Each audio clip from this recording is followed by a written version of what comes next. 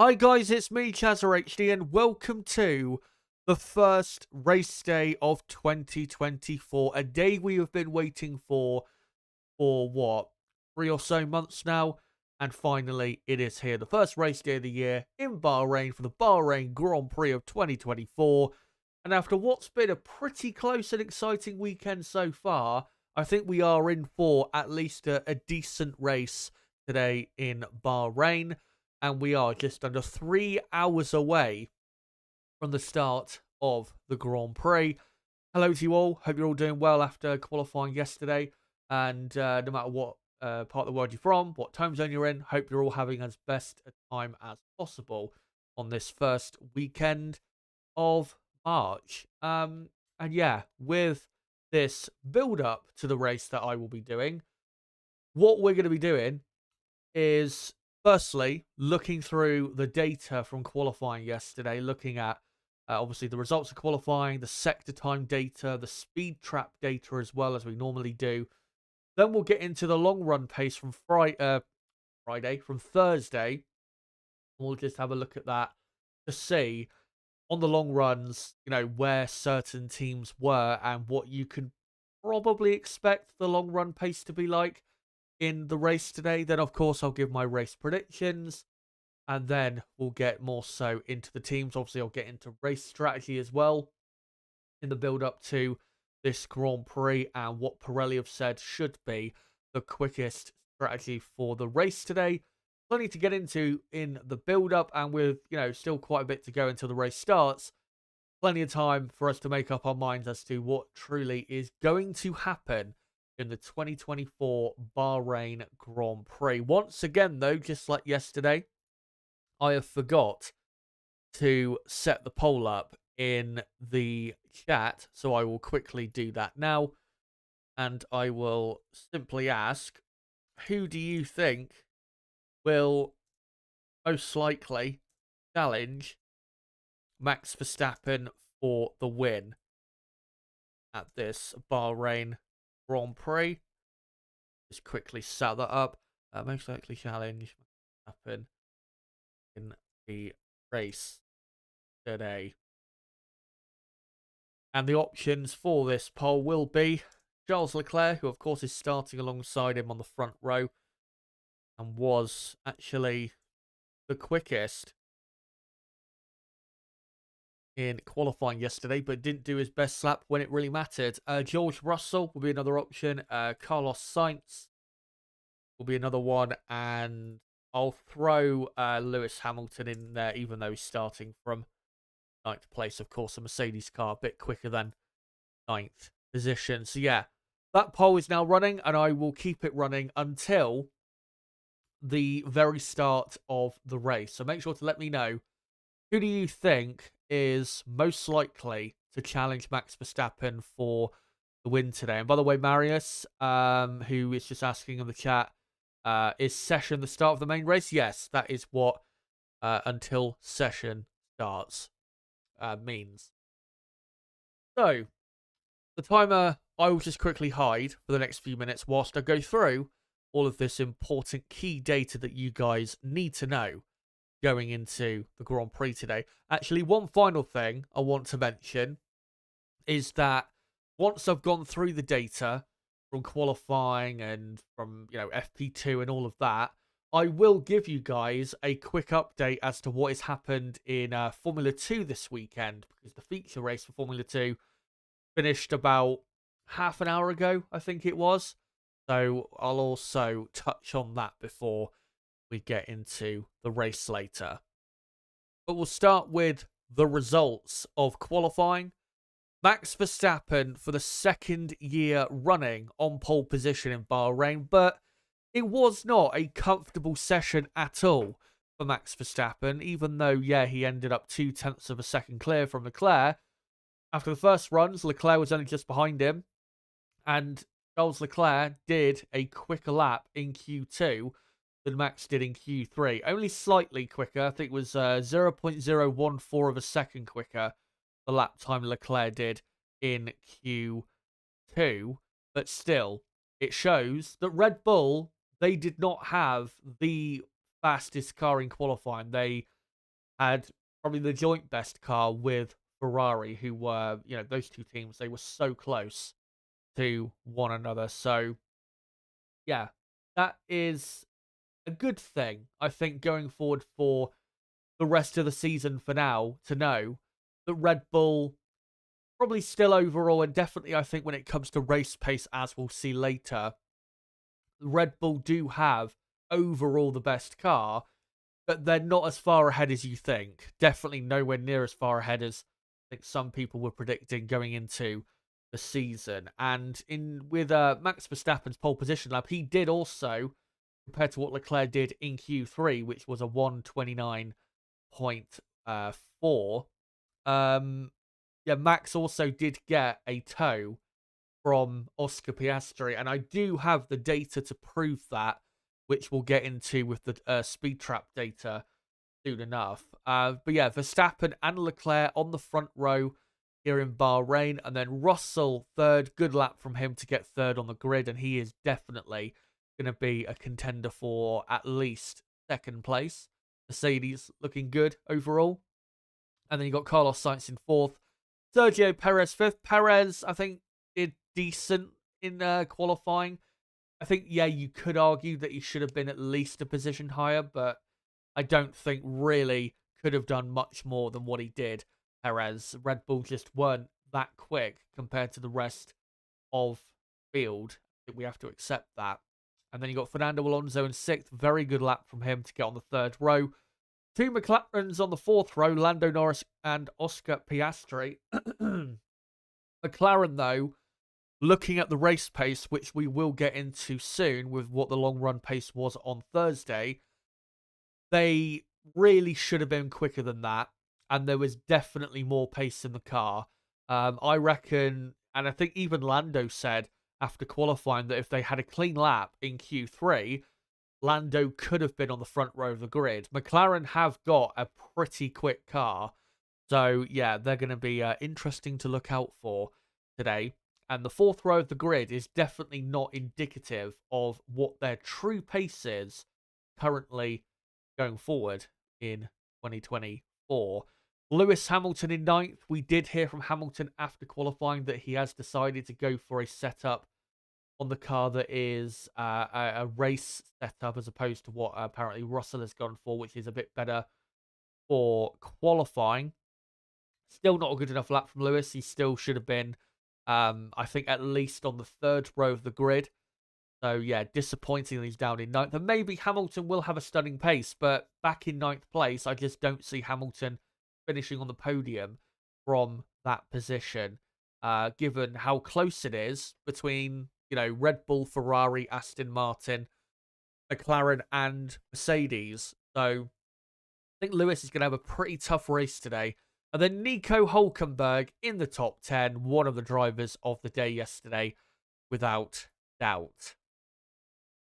And then the bottom half of the order, Yuki Tsunoda in 11th, did pretty well because I don't think the Racing Bulls car was actually that quick yesterday. And I don't think overall on pure pace is quick enough to be a top 10 runner this weekend. So, yeah, very impressive lap from Tsunoda and less than a second away from pole position in Q2. Lance Stroll in 12th. Zero surprise about his performance. Alex Albon 13th.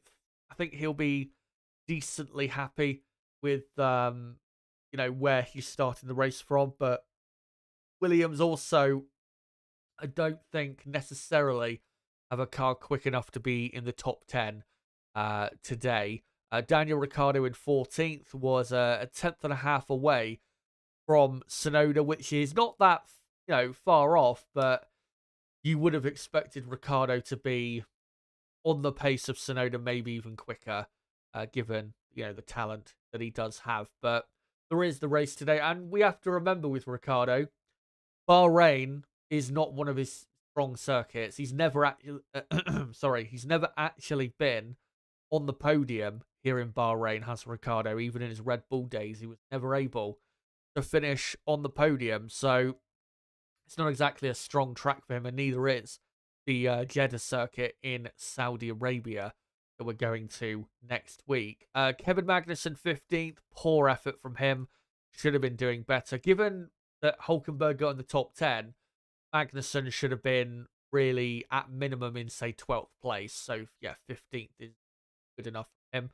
And then knocked out in Q1 was Valtteri Bottas in 16th, Zhou Guanyu in 17th. A bit miffed I am as to Sauber's lack of pace. Yeah, it just doesn't really make a lot of sense to me. They just don't seem to have, in any of the sectors, any parts of the track here in Bahrain, they just don't seem to have good pace. So yeah, it's hard to explain really why they are, so slow and one of the slowest teams this weekend. But only a thousandth of a second covering those two drivers. So good to see them, those two drivers competitive with one another. Logan Sargent 18th, poor effort. 5.5 tenths slower than his teammate. That is unacceptable. We saw it so many times last year, and he did it once again, just getting nowhere near his teammate. And he should have been, Logan, at least in 15th place, given, how close Ricciardo was to Albon. He should have been at least in 15th place. So to be 18th on the grid and that far back on lap time is, simply not good enough. And then the two Alpines, 19th and 20th. A works team in the first Grand Prix of the season locking out the back row of the grid. Has that ever happened before? A works team locking out the back row of the grid at a first Grand Prix of a year? Not sure it has. If it has, then it was got to be a pretty long time ago. Yeah, incredibly poor. I mean, they're not that far off the teams ahead of them. I mean, they were only a tenth or so away from Sauber. And yeah, the other teams are not, a million miles away from them. They're not like the Williams of 2019 or anything, or the Haas of 2021, but they do have, consistently, I would say, the worst car. So yeah, Alpine in a very bad state going into this 2024 season. So, those are the results of qualifying. Let's now get into the sector time data to understand where certain teams were quick, and also to understand with certain teams where their strengths may lie. Because, of course, here in Bahrain, the first sector and the third sector is really about your straight line speed, but the middle sector is a lot more about your aerodynamic grip. So, let's get into it. So, in Sector 1, it obviously has two DRS zones. Red Bull, very quick through there. Max Verstappen, a tenth and a half quicker than the Aston Martin of Stroll. I do wonder if Stroll had a bit of a slipstream on that sector that he did. But if he didn't, then that's very impressive from Aston Martin being that quick in the first sector. Charles Leclerc, of course, did not do the greatest first sector, as you can see. Quarter of a second away. I think that is a bit to do with Ferrari, probably not maximizing their car through that part of the track, but also the Red Bull being just so incredibly efficient at high speed. And then you've got Mercedes just behind in fourth. Not too bad from them. Maybe you could argue should be a bit better considering Lance Stroll in the Aston Martin is a tenth and a half quicker, but it's not too bad for me. Good pace for the Racing Bulls in the first sector. Decent from the Haas. The McLaren is okay at best.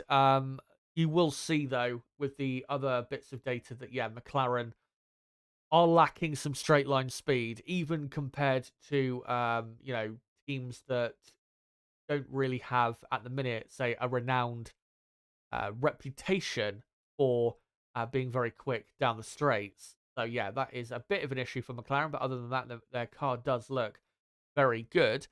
Williams, I got to say, bit surprising. They're only the 8th best team in Sector 1. I would have expected them to be at least half a tenth better off in this part of the track. And then Sauber, no idea why they're so slow.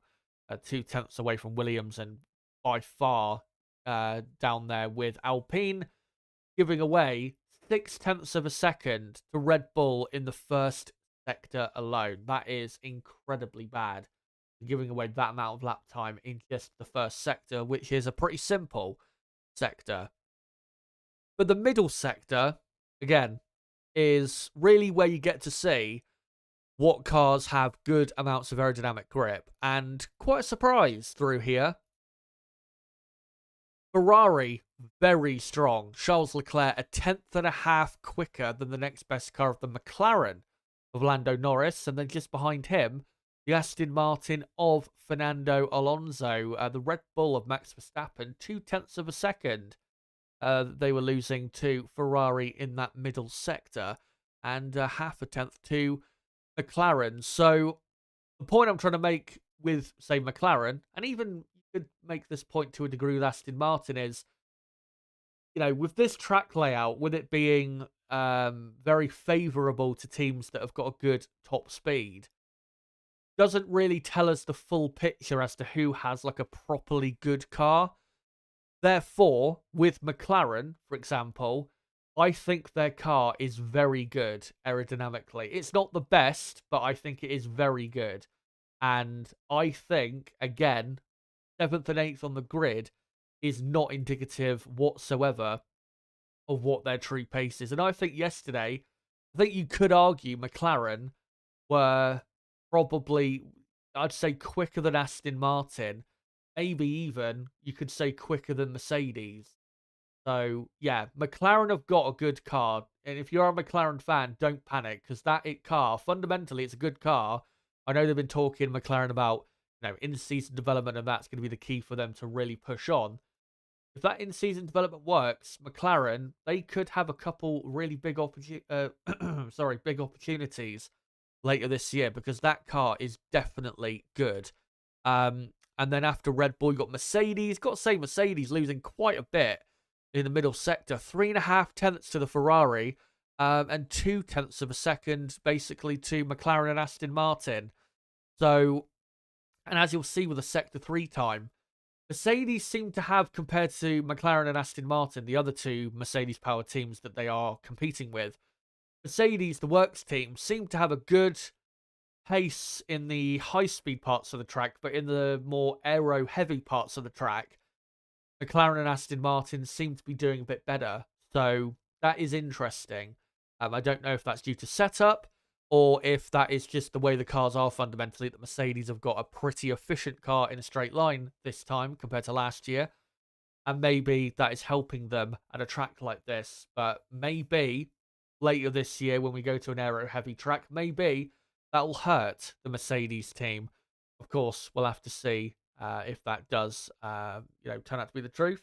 And we'll have to see, of course, how in-season development affects this going forward. Haas, then, 6th best. Very impressive performance from Haas. They have been the best midfield team this weekend. Zero doubt about that. Very, very impressed with them. Yuki Tsunoda in 7th. I think you probably would have expected a bit of a better pace from Racing Bulls in this middle sector. Probably a 0.2 of a second better would have been, I think, good for them. And that would have, I think they would have been happy with that, given how they were looking in testing. Williams, no real surprise about their pace. Alpine, closer to the teams ahead of them. So we do have an idea with Alpine as to their weaknesses and how much they're affecting them. So, at high speed, of course, their power unit really is hurting them still, like it was last year and the year before. But they are a bit closer in aero terms to the other midfield teams than maybe was thought after, pre-season testing. So, yeah, the car is bad. Don't get me wrong. I'm not saying that their car, is a lot better aerodynamically than maybe we thought. It's still bad, but it's not quite as bad as maybe some people were expecting through the corners. And I don't think they're going to be lining up back row of the grid, at every Grand Prix this season. I don't think they're quite that bad. And of course, once we get to some development this season, you would expect them to, improve by 2 to 3 tenths of a second going forward.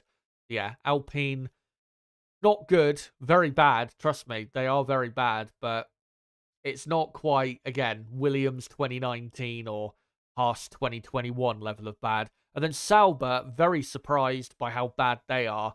2/10 slower than Williams, way behind the other Ferrari-powered team of Haas. So, yeah, Sauber either have got the setup wrong or their car is really poor. We'll have to see next week if it is just a really poor car. Because, of course, in Saudi Arabia, with that first sector we've got in Saudi, aero is quite important there. So we'll see whether this does continue for Sauber in next week's Grand Prix at the Jeddah circuit. And then the final sector, which is flat out except for 2 corners. Leclerc and Russell in the Ferrari and Mercedes respectively on the same pace, basically. McLaren about a 10th back. And once again, you can see McLaren lacking a bit of top speed compared to Mercedes, and that is costing them. Not massively, but enough over the lap. Aston Martin basically on the same pace. Red Bull literally on the same pace as Aston Martin. Haas just behind. Williams again. Would have expected them to be quicker, but they're not. So yeah, I'm not quite sure what's going on there at Williams. Maybe their car is a bit more draggy this year. Maybe they put a bit more downforce on the setup for this weekend. I don't know, but I would have expected a bit more pace in the first and final sector with it being so flat out, especially when you consider their top speed in the speed traps, which we'll get to in a moment. Racing Bulls, not that great, but not really a surprise. Once again, Sauber, very poor. Over quarter of a second slower than the other Ferrari-powered team of Haas. Yeah, that is quite bad. And then Alpine at the back, no real surprise about that. So if we go back to the top 10 results in qualifying. And by the way, Herman, this is the actual race today, not the sprint race. I know it's on a Saturday, but that is because of Ramadan, and next weekend's Grand Prix will be on a Saturday as well. So no, it is not a sprint race. It is the real Grand Prix today. I just want to go through quickly what I think the pecking order was in qualifying yesterday. And, we'll try and keep track of how it evolves during the year. So Red Bull and Ferrari, I think, were on the same pace in qualifying. I don't think people would disagree too much with that. And then I would say McLaren, I think, had the third best car in qualifying yesterday. When you consider that middle sector and how they were compared to Mercedes in the other 2 sectors, I think overall McLaren had a better car. But again, Lando just didn't do a clean enough lap in Q3. So McLaren's car is good, and McLaren fans, it is a good car. Don't worried about where you are on the grid. Yeah, McLaren, I'd say, were third. Mercedes, I'd go fourth. Aston Martin, fifth.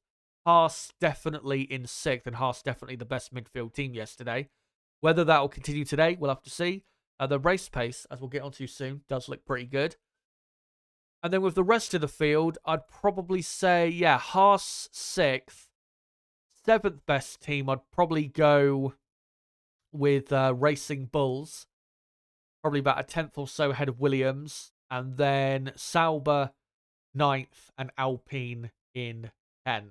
And yeah, we'll see how that evolves over the coming weeks. As, of course, next weekend a race in Saudi Arabia. And then 2 weeks after that, we are at the very high-speed, very fast, free-flowing Melbourne Albert Park circuit in Australia. So, yeah, we'll see if that continues like that going forward. But let me get on to the speed trap data from qualifying. And this data, by the way, is from the speed trap that is located at the end of the pit straight, the highest speed point of the circuit.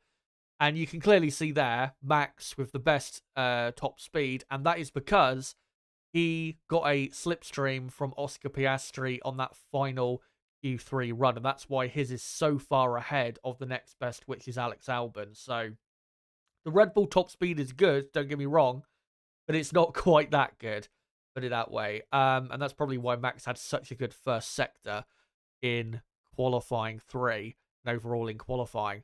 Williams, no surprise that they have a very good top speed.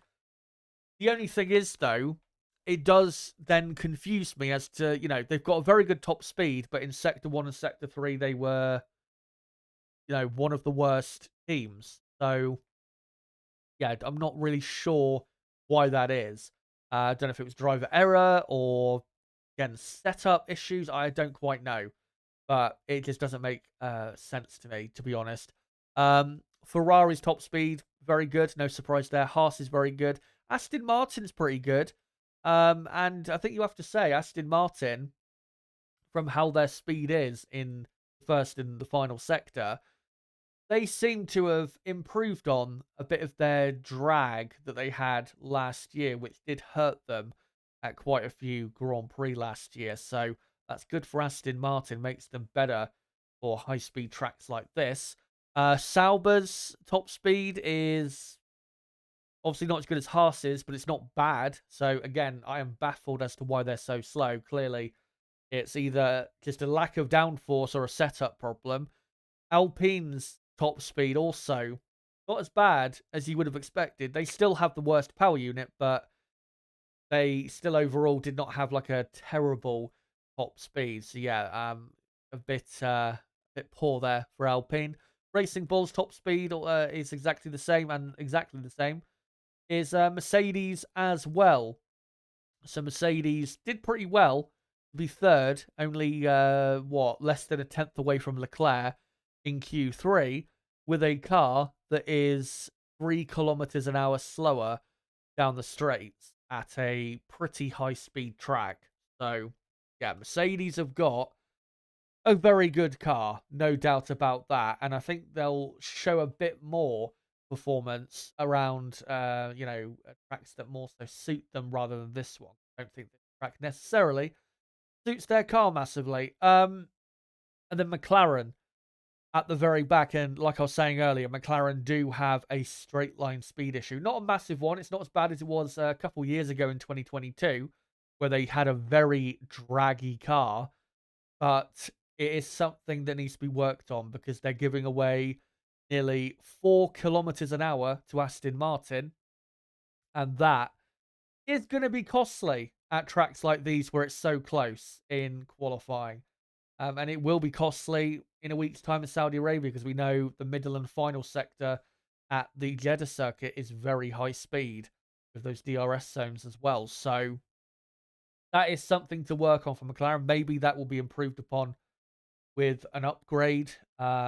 It's just a case, I think, of aerodynamic efficiency in terms of drag they've got on that car. But watch out for the Red Bulls, the Williamses, the Ferrari powered teams, really, for for overtaking in this Grand Prix today. And remember, from 2024 on, and who knows how long they'll keep this for, but a new rule has been brought in, something that was trialed last year. DRS for the Grand Prix will be enabled after only one lap. Of course, last year and the years before, you remember, it would be 2 laps without DRS, and then we would have DRS enabled. But this year, it's only 1 lap, and then DRS will be enabled. So it's going to be interesting to see how that affects the racing and how that changes the course of the race with DRS coming in a lap earlier. Because of course, for the leader, let's say Max Verstappen is the leader on lap 1, if he can't build enough of a lead on that first lap, then Leclerc is going to be able, at least for a few laps, to stick with him because the Ferrari top speed is very good. The Red Bull one, as I've explained, is with Verstappen. The reason it's so high because he got a slipstream in 3. So it'll be very intriguing to see what Verstappen is like on that first lap if he is in the lead and how hard he pushes. I'm guessing his engineer and the team will be telling him, you need to really get on with it on that first lap if you're in the lead, because they don't want to be, fighting around with the cars behind them. So let's go on to now the long runs from Thursday. These are the long runs from practice 2.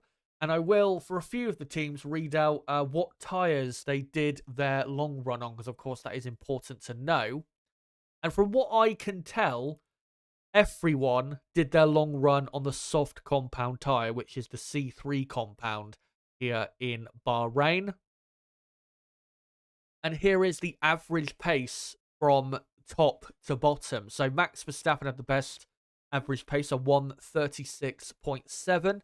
Oscar Piastri, though, very impressive speed, only a tenth of a second per lap off. And I think it was over like a 10 or 11 lap stint. The McLaren, they have got a good car, and this is just further evidence that that car is very good. And again, 7th and 8th is not indicative of what their real pace is. So watch out for McLaren today. I think they're going to be the team for me that I am watching out for the most, because I think they've definitely got the ability to move up in the race today. So yeah, watch out for them. Mercedes, about a third of a second off the Red Bull per lap, which is about what we expected, I think, coming into today. Ferrari's race pace is not bad, but it's not, I wouldn't say it's good. They're about the same as Mercedes, only a tenth off and 0.4 of a second per lap slower than Red Bull. So even if Leclerc gets into the lead on lap 1, I don't think he's going to maintain it, because I just don't think the Ferrari car is fast enough to stay ahead of the Red Bull. 0.4 of a second per lap is losing too much to really stay ahead of another car. Aston Martin's long runs are decent. They're right in there with Ferrari and Mercedes, just not quite as quick. 0.4 of a second though per lap slower they were on the long runs compared to McLaren. So Alonso and, well, Aston Martin, I think I'm going to have to rely on Fernando Alonso's brilliance for them to get a good result today, because I just don't think they've quite got enough of a car to be top 5 today. And I think Alonso did very well to be 6th on the grid for the race today. So if Alonso can finish, basically where he's starting, or even in the top 7, I think that would be a decent result for Aston Martin around a track that, again, is not going to suit them as much as lots of other tracks in 2024. So, yeah, watch out for McLaren especially. They are going to be really the team to look out for on when we get into the real long runs in the race, because I think they've got a very nicely balanced car, and clearly they are pretty happy with the car going forward, because Lando sounded pretty happy with the car despite not having the cleanest of final Q3s. Haas's long runs look pretty good. They're the same as Sauber's. Whether that will actually be the case in the race, we'll have to see, because we've seen this before, haven't we, where Haas, have had maybe not too bad long run pace on a Friday practice, Thursday practice, whatever it may be. And then when the races come around, they've been really slow. Of course, in practice on Thursday and in testing, they did lots of work on heavy fuel to try and find a way of managing their tyres and solve the issue, really. And maybe they have, maybe they haven't. Honestly, I hope they have, because I am sick to death, and I was so sick to death of it last year, having to sit here and say, oh, well, Haas, great qualifying, but you're going to be absolutely nowhere tomorrow. And it would happen every single time. And it was so boring. And if you actually look at Haas last year, if they were as quick in the race last year as they were in qualifying, Haas would have had some really good races last year, but they just couldn't manage their tyres. So I really hope that they can manage the tyres today and take points finish. That would be a brilliant first Grand Prix of the season and give this team hope going forward. We'll keep a very keen eye on them. Sauber, 7th best team. Clearly have got better race pace, but it's not going to matter too much. Back in 16th and 17th on the grid. Williams' race pace is really as expected. Alpine's is not great. And then Racing Bull's a bit surprising that their race pace was quite poor. And yeah, their tire wear, their lap time drop off on the long runs on Thursday were quite bad. So Racing Bulls don't seem to have quite enough of a car to be, say, competitive enough for a points finish. So I wouldn't be expecting too much from them. I think also, though, with them, kind of similar to Aston Martin, I don't think this track is going to be, that well suiting for the characteristics of their car. So that is the long run pace. We'll see if it does translate on track in about 2.5 hours' time. By the way, if you're wondering, we've got about, 2 hours and 25 minutes to go until the race starts. Let me now get into my final predictions for the race. This is my top 10 prediction. Let's see how correct I'll be. So, Max Verstappen, no surprise, I think he will win the Grand Prix by about 17 seconds from Charles Leclerc in second, who I think will just about hold off George Russell. And the key for Leclerc will be the straight line speed advantage that Ferrari have. And that will be very important, I think, in keeping Leclerc ahead of Russell. Yeah, I think Verstappen will win from Leclerc second, Russell third. Perez will finish just behind in fourth. Lando Norris will go up to fifth. And then it will be very close from sixth down to ninth between Alonso sixth, Carlos Sainz in seventh. Lewis Hamilton, I think, will only make up one position. I really think qualifying yesterday was very costly for him, and I think he is going to struggle today again because of how competitive the other cars are and how close they are on performance to the Mercedes. So yeah, Hamilton, I am going eighth, but I think if Lewis can somehow find his way past Carlos Sainz, if this battle in this way does occur, then I absolutely can see him finishing in sixth ahead of Alonso in the Aston Martin. Oscar Piastri, I think, will finish in P9, just behind. But again, Piastri easily could finish in a sixth or seventh. It really depends on how well he's able to handle, the traffic, or not the traffic, but how well he's able to follow the car ahead and how well he's able to get opportunities to overtake. McLaren, of course, again, not very quick in a straight line, so it is going to be obviously more difficult for him to overtake than it will be for someone like Carlos Sainz, Sergio Perez, Charles Leclerc, drivers like that. And then in P10, purely because the car should be good enough to put him in the points, Lance Stroll in 10th, and I think he'll be miles behind that top 9. But we'll see if Stroll actually delivers what he should in that car. But yeah, that's my predictions, guys. Let me know your predictions for the race in the live chat, and I'll get to them over the course of the next couple hours. But before I do, just want to update you guys as to the upcoming schedule on the channel. And here are my next 2 live streams on the channel. So, of course, I'm going to be live today for the race and live for quite a while. But then my next stream won't be until Wednesday night, where I'll be doing at 7 p.m. UK time a preview for the Saudi Arabian Grand Prix weekend. And then next Friday, live at 3:30 p.m. UK time. That's an hour and a half before qualifying for the Saudi Arabian Grand Prix, where we're going to do exactly what we did yesterday. Build up to qualifying, watch along the session, and then a reaction quickly afterwards. And then, of course, next Saturday, I'll be live for the race. And I believe I am going live, if I checked the schedule earlier, I believe I am correct in saying that I'll be going live 2.5 hours before the race starts at 2:30 p.m. UK time. The race starting at 5 p.m. here in the UK. And then, yeah, it'll be 2.5 hour build up.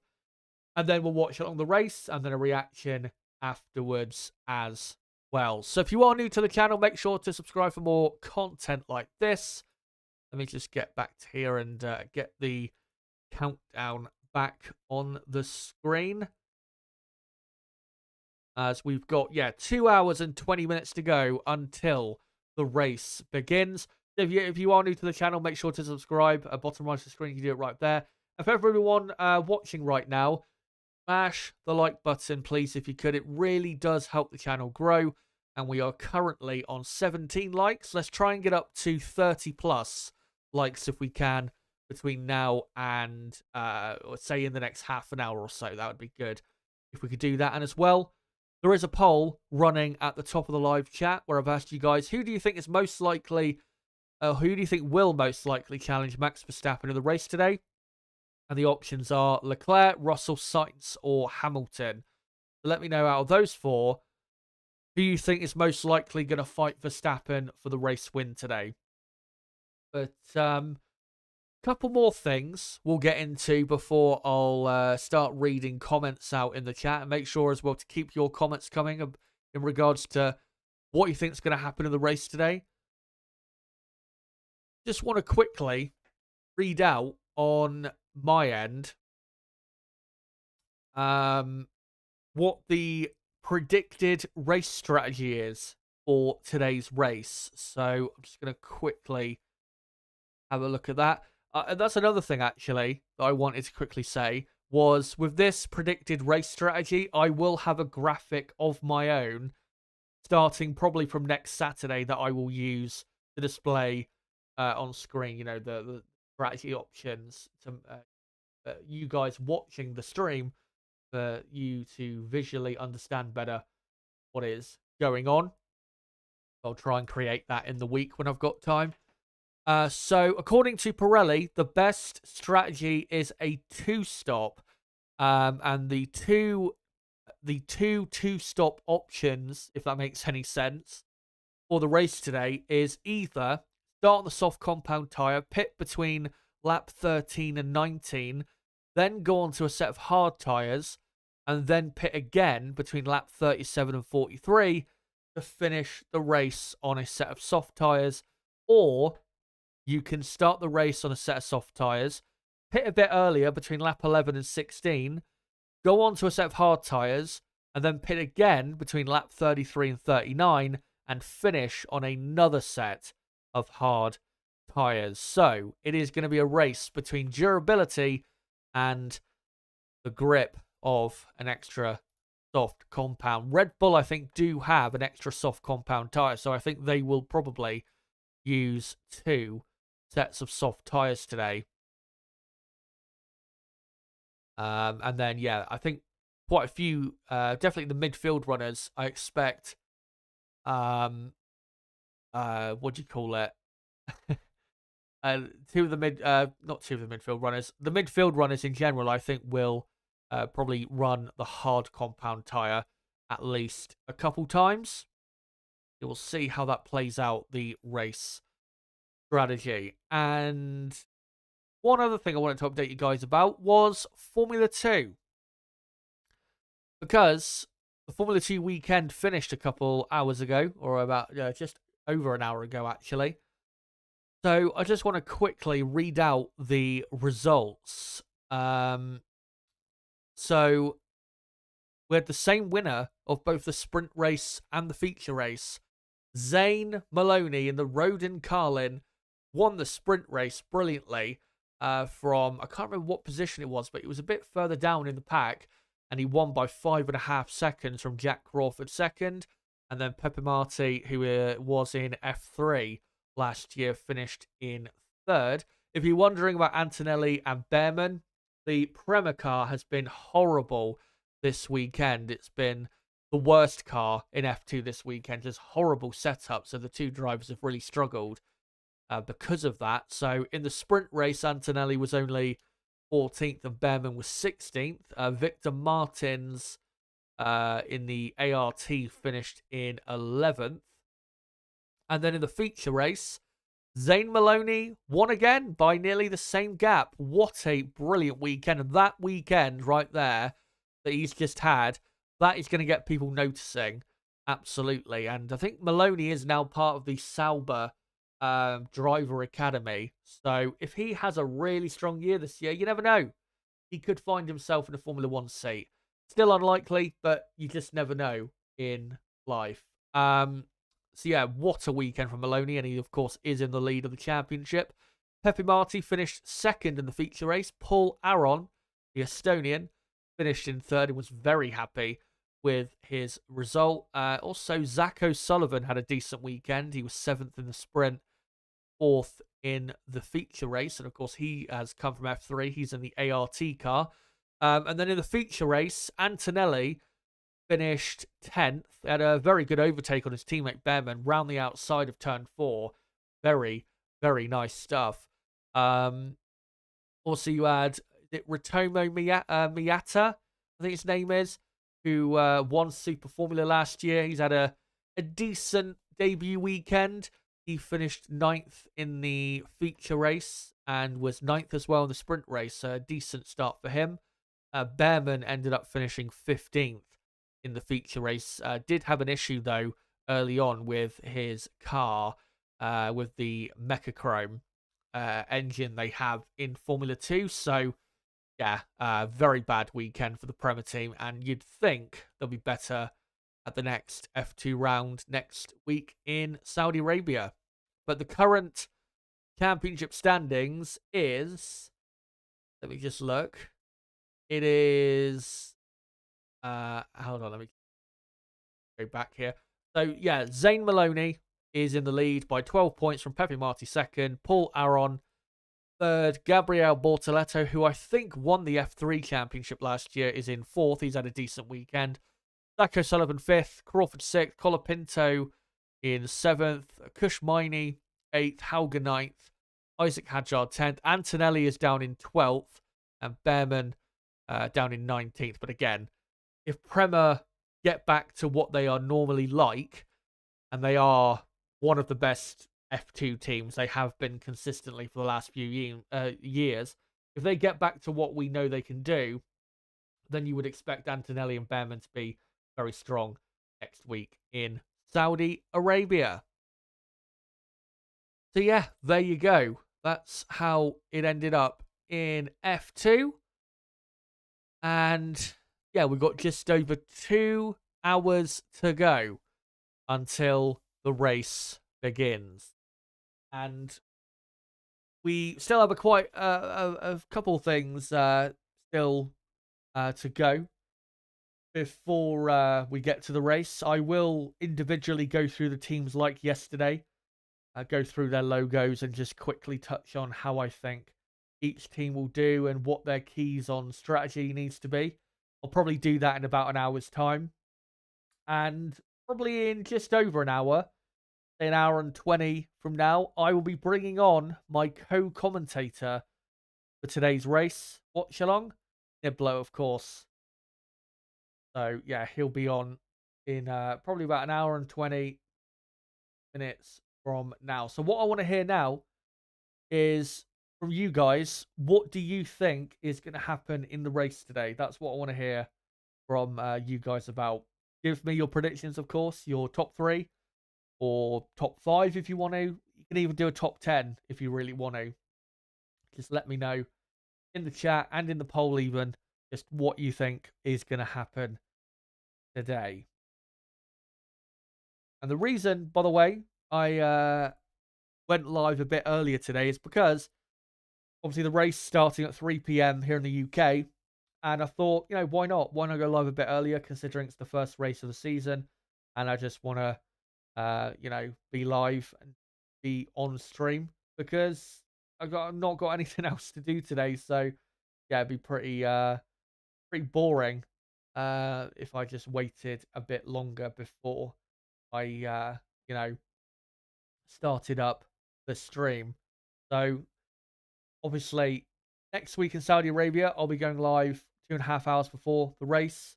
And then probably when we get to the early morning races of Melbourne, Suzuka, and Shanghai, I'll probably cut down the how long we're live for before the race. Because, of course, early morning race, a lot of people are going to be struggling to get up for those. But once we get back to the European races, then I'll probably or just revise it in terms of how long I am live for. But yeah, let's for the next, I don't know, 45 minutes, Also, let's go through your comments in the chat and make sure to keep them coming. Let me know what you think is going to happen in today's 2024 Bahrain Grand Prix. So let's see what you guys are saying. Hello to all of you. The morning from Miami says Red Surf Boy. Hello from Sydney says Marius. Yeah, hope you're all having a good day. Phone box chicken says Williams have been disappointing. Hopefully the car is easier to upgrade over the season. I wouldn't say disappointing is the right term for them. It feels to me like they're about where they were this time last year. Then they don't have the worst car.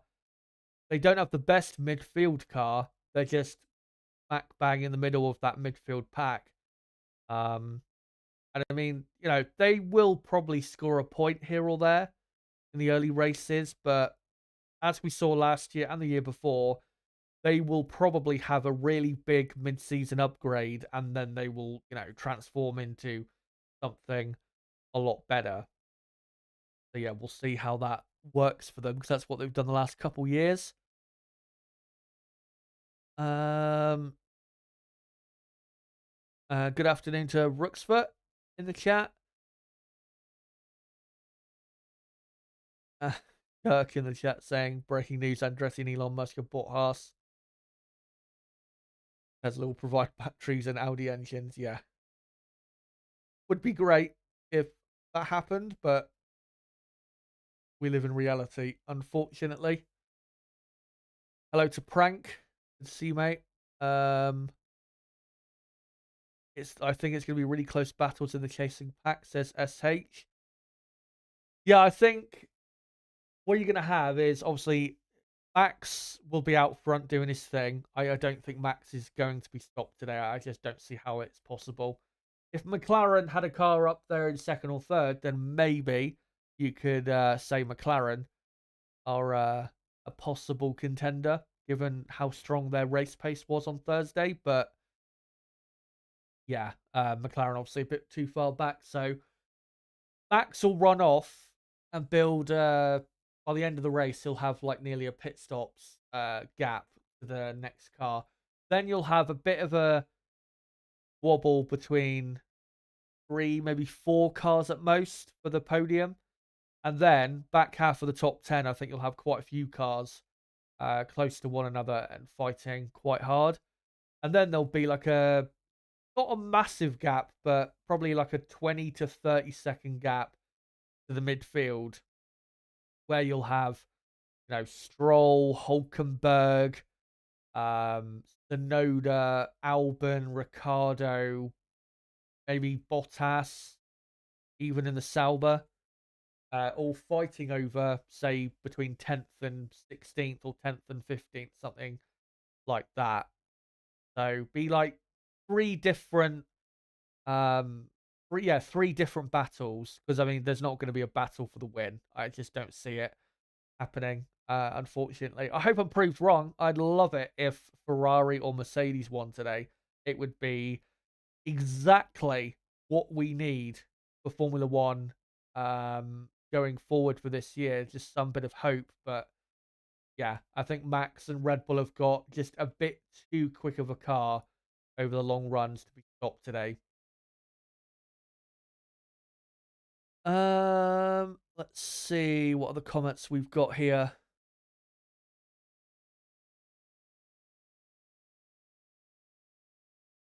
Silverback says F2 was amazing yesterday. I'll go back and watch the race later. F2 tends to be a better race.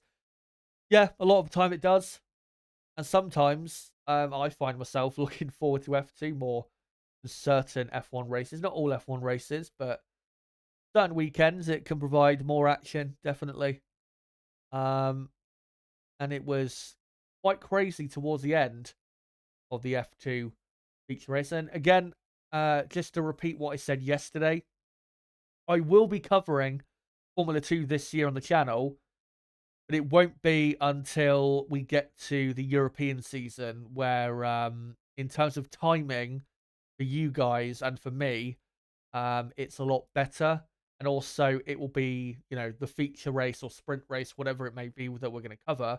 It will be, on what do you call it? It'll be on a Saturday or a Sunday rather than a, Friday to Saturday, which is not as good considering, some of us have got stuff to do on a Friday. So, yeah, once we get to the European season, which I think the first race of the European season in F2 is Imola. So from then on, we'll start covering Formula 2, and I think we'll be. I think we've had one round of the championship this weekend, and then there's two more in Saudi Arabia and Melbourne, and then I think Imola is round 4 of the championship. I think it is. Let me just check whether that is true, because I never know. They could be racing in Miami. So let me just check that. And yeah, so Imola is round 4, 17th to the 19th of May. So yeah, that'll be when we start covering F2, and then we'll be covering F2 from then until probably the very end of the season, as they'll be racing in Imola, Monaco, Barcelona, Austria, Silverstone, Budapest, Spa, Monza, Baku, Qatar, and Abu Dhabi. Frank Triggs says Red Bull one stop, soft to medium would demoralize the entire field. I don't think they're going to do that. I don't think they've got quite enough pace to do that and be comfortable in pulling it off.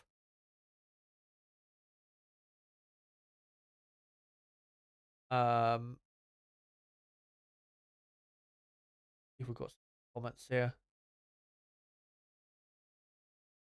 SH saying Marty and Aaron had a great weekend. Marty back-to-back podiums. Yeah, Pepe Marty was signed up to the Red Bull Driver Academy in it's September of last year, I think it was. He had an impressive F3 season. He didn't win the championship, but it was impressive. And yeah, he's had a very good start to the season. And we have to remember with F2, Antonelli, Behrman, and Martins really are the three drivers that have got the pressure on them. The drivers like Marty, Maloney,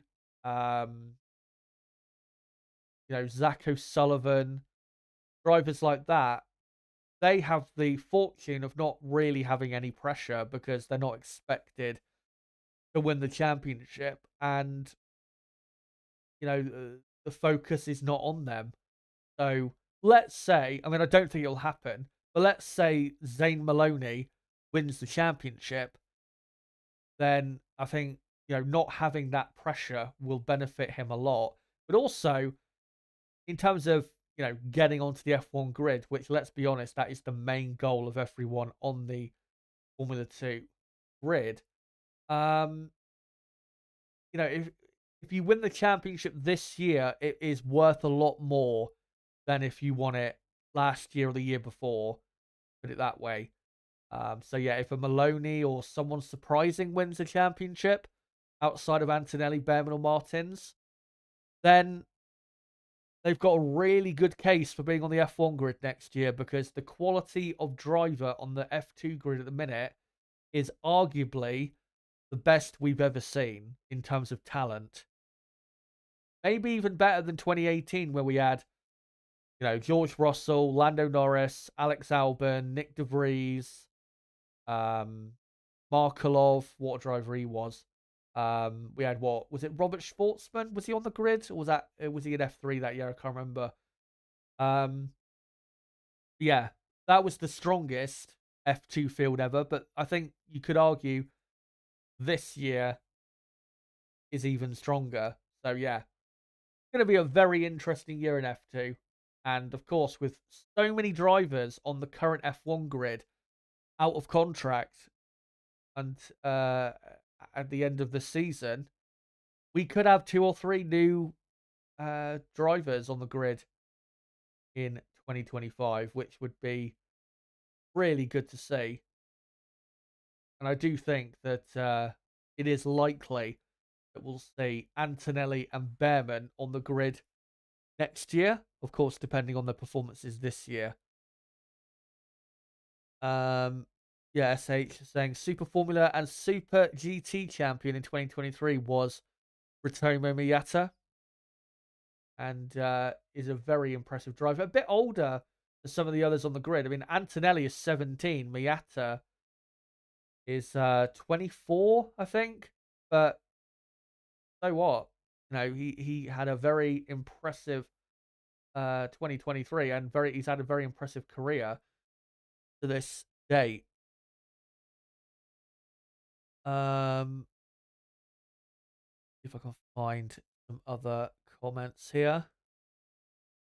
Prank says Verstappen, Leclerc, Sainz for the top three. Silverback says Max, Carlos, Ham, Sergio, Lando, Fernando. A lot of those in the bottom. Hamilton finishing third. That would be that's going to take some amazing drive if that, if that was to happen. And like I said, I think he has quite severely compromised his Grand Prix weekend by qualifying in ninth. Even though he's gone for a race setup, I think he has compromised himself quite a bit. Ocon 5-second time penalty cursed happen again, maybe. Give him something to do today. If if Alpine are truly that bad.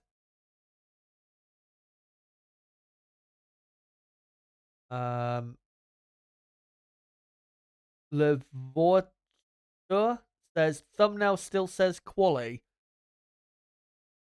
I don't think it does. If anyone else can check, that would be great. Oh no, it does. Why? I swear to God. Yeah, on my end it says the race on my YouTube dashboard, but I've just checked on the homepage and it says qualifying. Why? That makes no sense.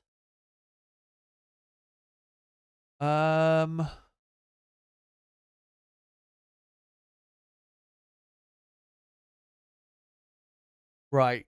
So I've just uploaded it again and saved it. So yeah, if anyone can check, please, on the homepage, that would be great. It shouldn't say that, and like I said, I'd already uploaded it to what the correct one was. Yeah, I don't know why it's saying qualifying live. That does not make any sense. Because on my end, on the YouTube dashboard, it says that the thumbnail is the race live with the text, but for some reason on the homepage it says qualifying live. Why is that? Oh, now something has gone wrong. This is brilliant. Exactly what I fucking needed. Oh, why is this happening?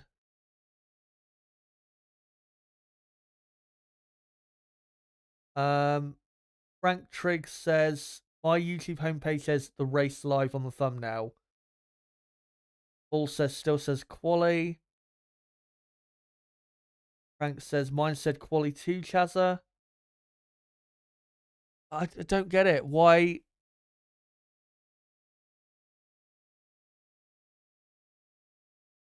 Hold on a minute. Let me fucking sort this out. Because I'm not going to obviously get anyone watching if it says qualifying live. But yeah, if anyone can just check, keep checking.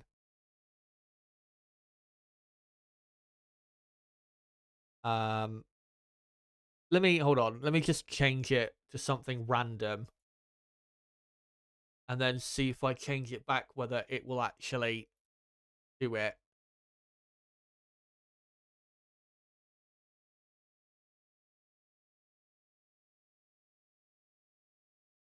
Now it's changed. But it's still not on my end.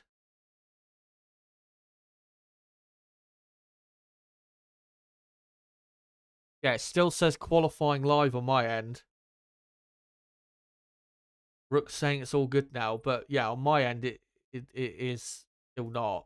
So that's what I mean. If it's good for you, it might not be good for others.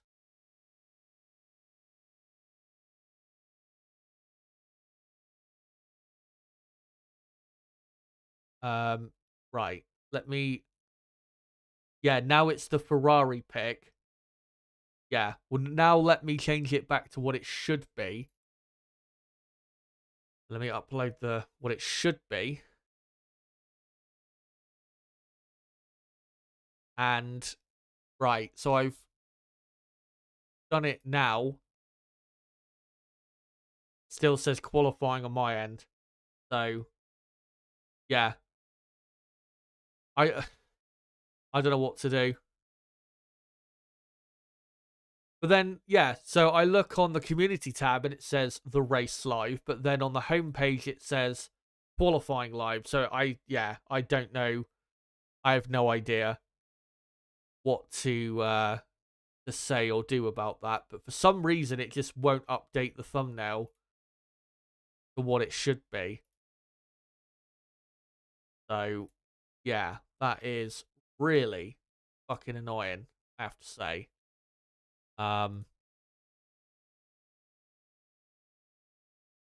Actually, let me just quickly do something else. I'll just remove the video from the homepage and then put it back up again.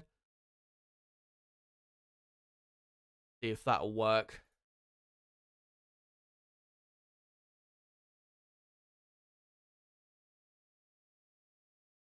Right, I think that's working now.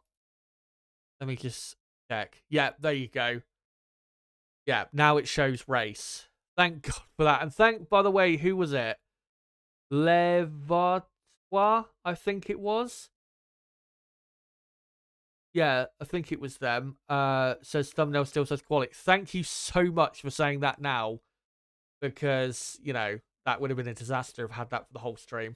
Yeah, thank you very much for pointing that out. Like I said, I had uploaded the right thumbnail, but sometimes YouTube, we know from being on it so often, sometimes it doesn't update properly. Sometimes it glitches out.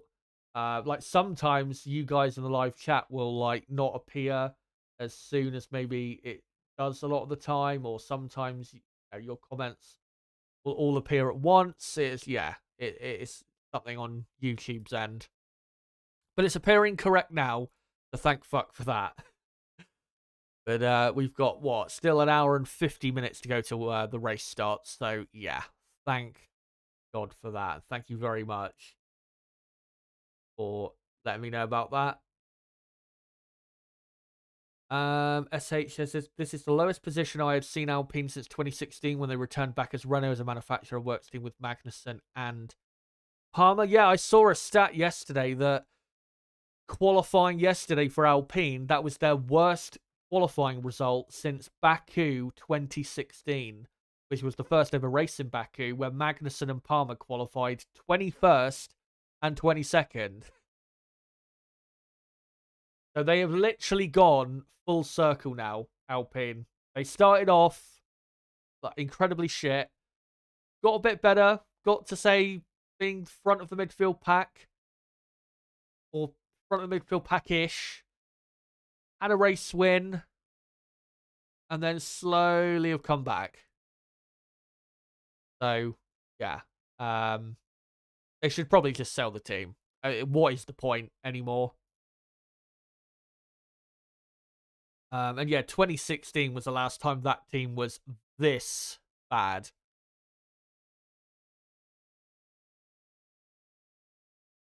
Enor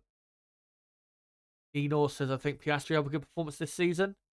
He didn't have a great qualifying. He was quite far off Norris a lot of the time. Norris was definitely quicker. But to be only just a position behind in the end is not too bad for him. I mean, I don't think McLaren are going to be on the podium. I don't think they're that, quite that quick. But if Piastri can finish in the top 6, I think for him personally, that would be a good result to start the year. Um,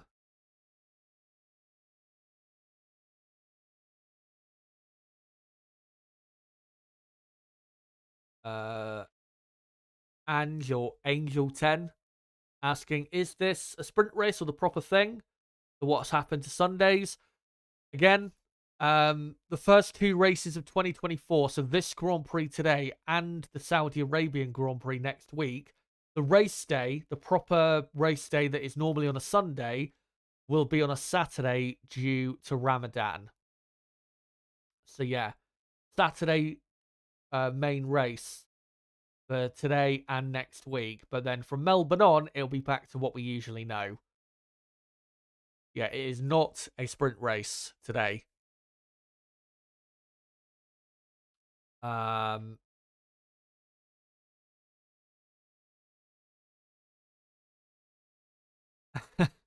Silverback saying Le Vortois ont la parole.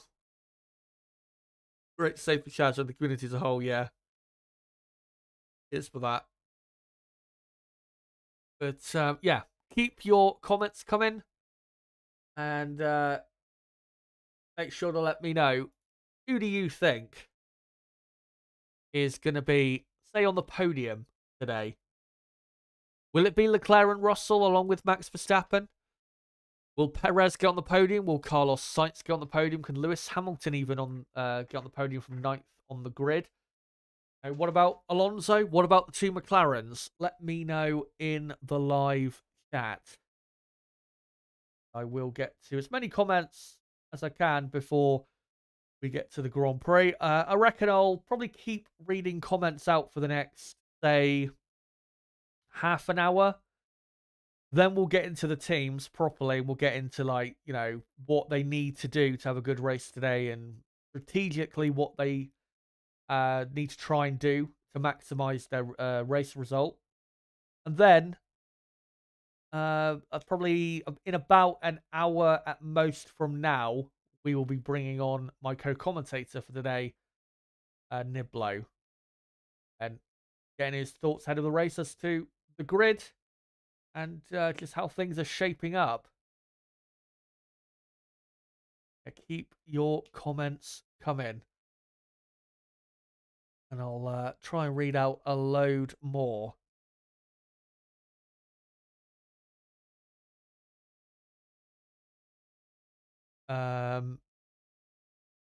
Nino says, I think Verstappen, either Sainz or Russell, then Norris. And a couple of people say that they don't think Leclerc will be on the podium, which is interesting. But Astro Stevo, good to see you, mate. Says, I'm hoping Leclerc, Hamilton, Piastri for the podium. Henkem says Verstappen P1, Leclerc P2, and Carlos Sainz in P3.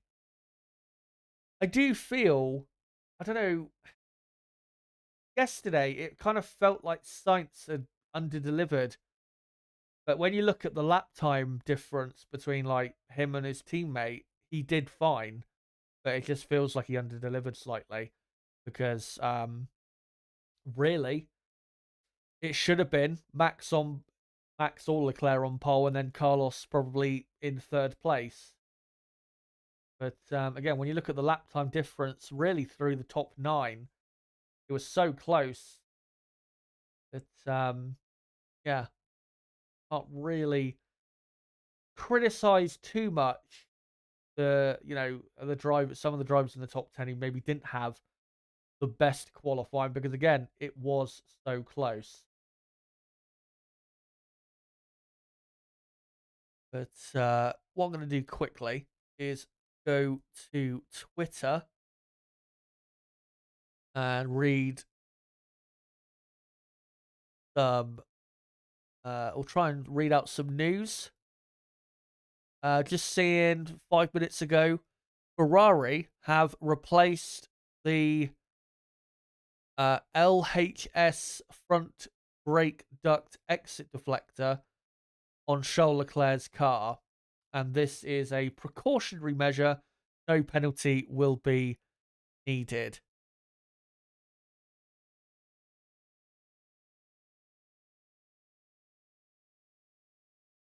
And I'll see if I can see anything else. I did actually, what was it? I saw before qualifying, and I probably should have mentioned this yesterday, that Lando Norris, I think, had to take on 2 new parts for his power unit. I think one of them was a new ICE, and I think one of the other ones was a control electronics. So clearly some sort of issue on Thursday. That might explain why Lando did not have a good Thursday and was much better yesterday.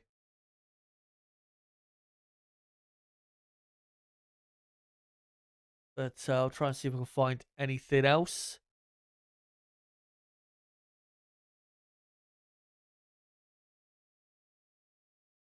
And I don't think I can see any other news. Red Bull have got an extra set of, a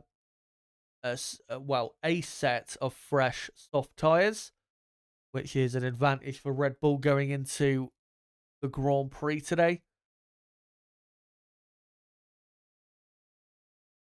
Just trying to see if there's anything else.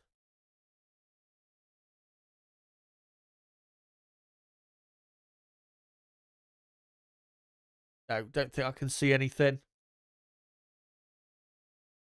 Frank says Chazza is brave going on to Twitter F1. It's a bad place, but it's if you follow certain people, then you can get pretty well sheltered from the worst of it. If you follow certain people though that are like really the worst in the community, then yeah, you're gonna see some stuff that is so bad and so toxic. And a lot of F1 Twitter is incredibly just toxic and jobless as well. Let's not forget that, because to be online that much, that terminally online, and be constantly bickering about F1 stuff, you have to be unemployed. There is no way you can do that and be employed. And if you do that and you are employed, then you're even bigger loser. Mercedes also, I'm seeing here, have made some changes to their 2 cars. For Russell, the RHS forward wheel deflector, and for Hamilton, the LHS rear brake drum and the RHS front inner brake drum has been replaced / changed from part firmware. But again, no penalty for that as per the regulations.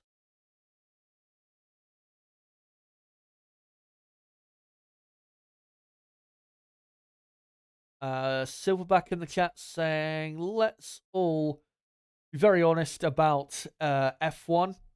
The best races are in the midfield, with the exception of a few years. Front runners are not really racing, they are driving.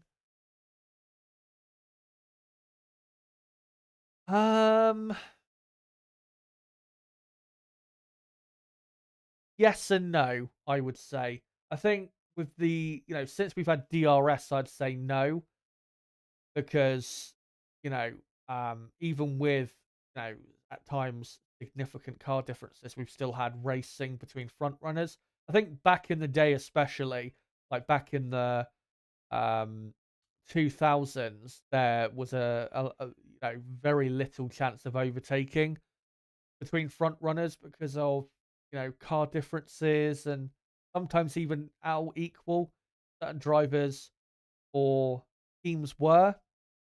But I would say that's less the case now. I mean, if you look at last year, yeah, Max won so many races, and Red Bull won every race but one.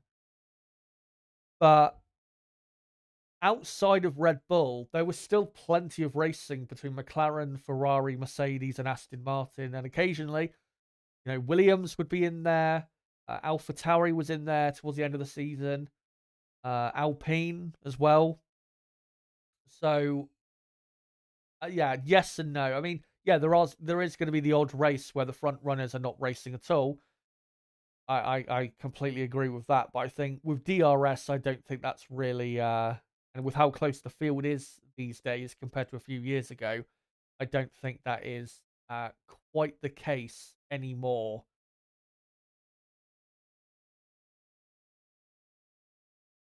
Astro Stevo asking session him equals a race, right? Yep. I mean, the race is still technically a session. So, yeah, that's why I've called it session, just so that I don't have to change it for every single, whether it's practice or qualifying or the race. Yeah, we are an hour and just under an hour and 40 minutes away from the start of the Formula One season. And have a look at a few other comments here.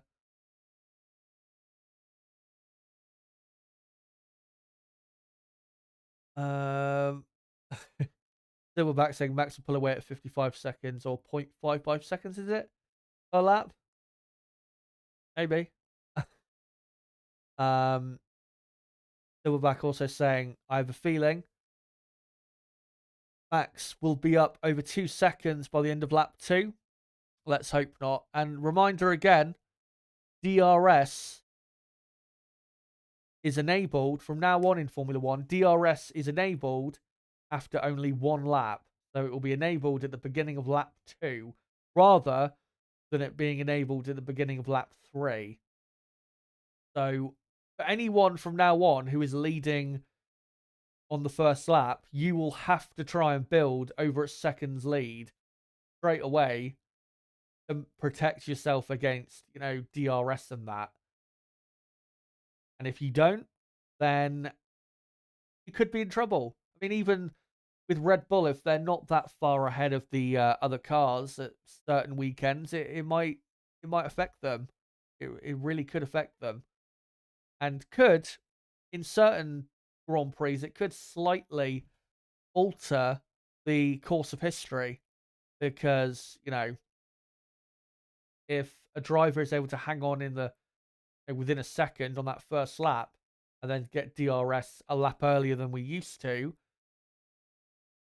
it could make the difference. Even if it's a very small difference, it can still make a difference. So we will see what effect that has. Chaz says, Hankem, Ferrari solved their tyre degradation. Has Haas bought Ferrari's drivetrain and maybe solved theirs as well?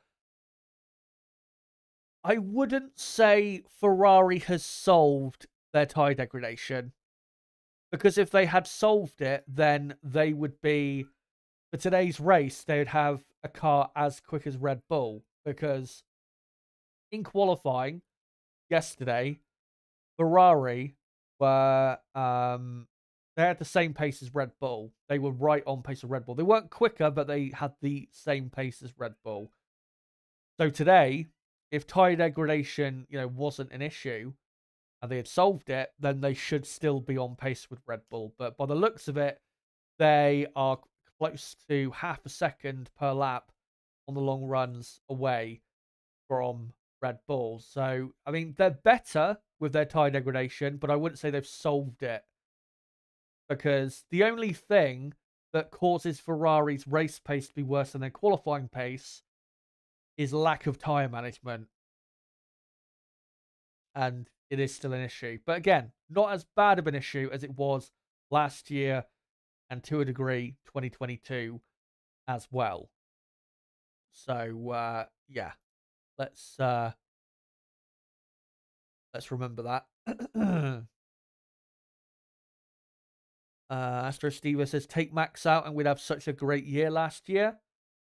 Yeah, we would. We would have been a really great season last season if there was no Max.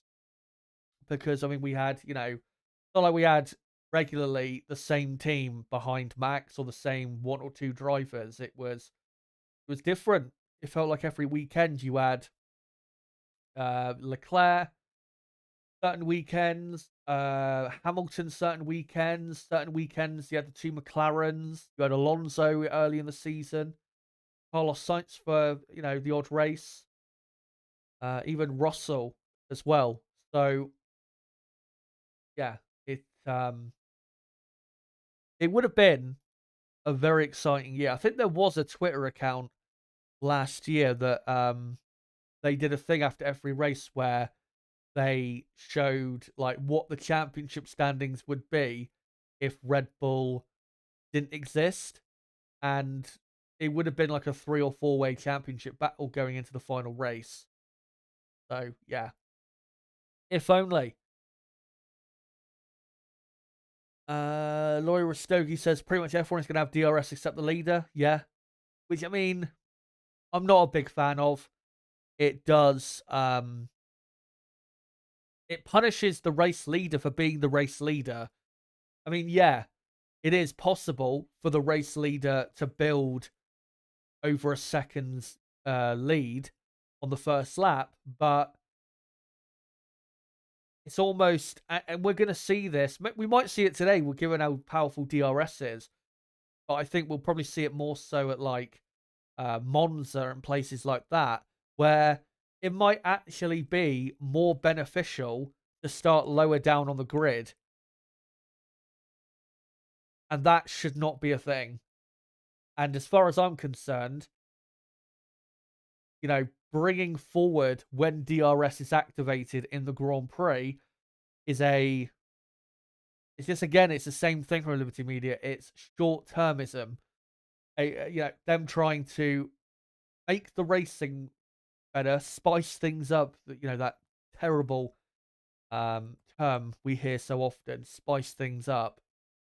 They're trying to do that with something that is only going to be a short-term fix, when what we should be looking for is long-term solutions to making Formula One great. That's what the goal should be. Again, Liberty Media, they always go for the short-term stuff that doesn't really make a difference in a significant way. Kind of like, I remember the new regulations I remember we had in 2019. Very good example that is of, short-termism. They just changed the regulations for the sake of it to try and spice things up, make the racing more entertaining, make it easier to overtake, and it did nothing. Literally, we could have had the same cars from 2018 to 2019, and I don't think there would have been a difference, really, with the cars.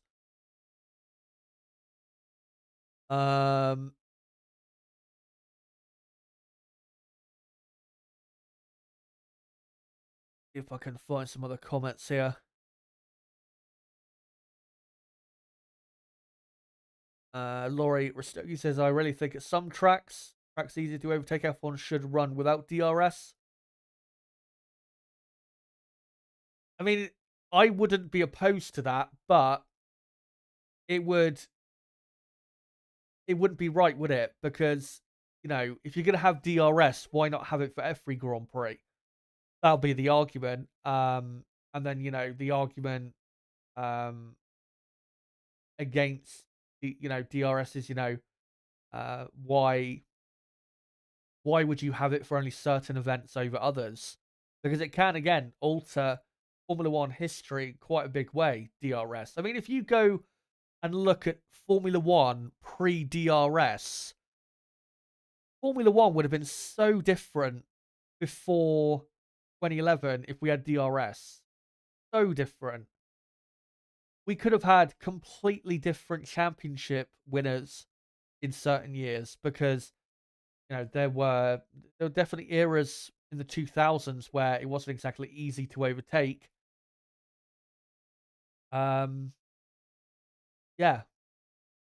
So yeah, I as I've said before, I'm not a fan of DRS. If you're gonna have it, I would cut it down to honestly, I'd only cut it down to probably one DRS zone for the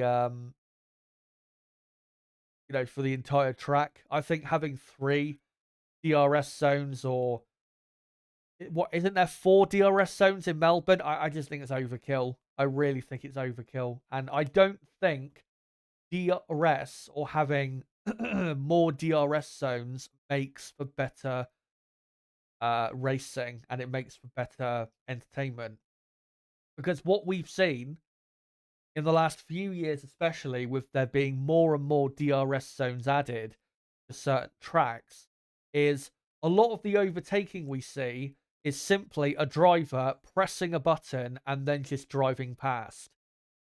That's not overtaking like what we really want, is it? The overtaking we want is where you get alongside someone going into a corner and then you have to get the job done with, braking and just about, nicking in front of the other driver. We don't want to see, we see it at Spa a lot where a driver will just, press the DRS button and just fly past and it won't even be a fight. That is why I hate DRS, because that is not what we want. I want, and I think the majority of F1 fans, we want battles. We don't want just simple overtakes. We want battles. And I think having just one DRS zone as opposed to 3 or 4 at certain tracks would allow us to have battles as opposed to just, overtakes. When again, the majority of them are just button pressing overtakes. The driver doesn't have to do anything other than press a button. Therefore, the driver's skill is extremely limited in that aspect.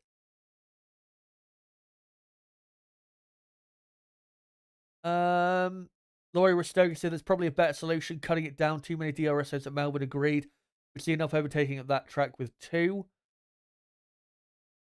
Well, maybe not enough overtaking, but again, I would much rather see a battle for like a 20, 30 laps, even if there's not like a ton of side-by-side action. If it was a proper battle where the drivers had to make the difference rather than the button on the steering wheel making the difference, then that I would take that over just, again, button pressing, just driving past without any effort. That is not racing. I don't care what anyone says, it's not racing. It's not why we love Formula One. Michael Gott says, trouble is the cars are too over-engineered, so pure overtaking is not possible without it. I disagree. I disagree. The cars are, these cars are not, I think we've talked about this before. The drivers are not able to influence what goes on with the car as much as they were able to, say, 20 years ago or 25 years ago. That is true. But in terms of overtaking, I think DRS, again, having 3 or 4 DRS zones or whatever, it ruins it. I think, good example, actually, is the Hamilton-Rosberg battle in Bahrain in 2014. Obviously, same track. For that Grand Prix, I think there was only 2 DRS zones. One down the pit straight that was shorter than the one we have down the pit straight now. And then there was a DRS zone between turn 10 and 11.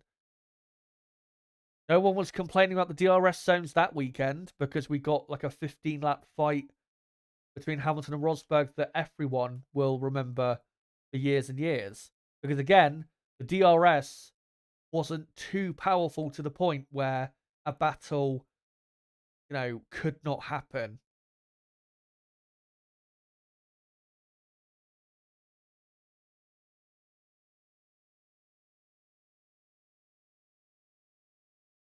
Right, I think what I'm going to do is read out a few more comments, and then we will get on to the teams, and I'll start to get into what they need to do in today's race to have a good one. So yeah, let me go through a few more comments, and then we'll get into the build-up a bit more.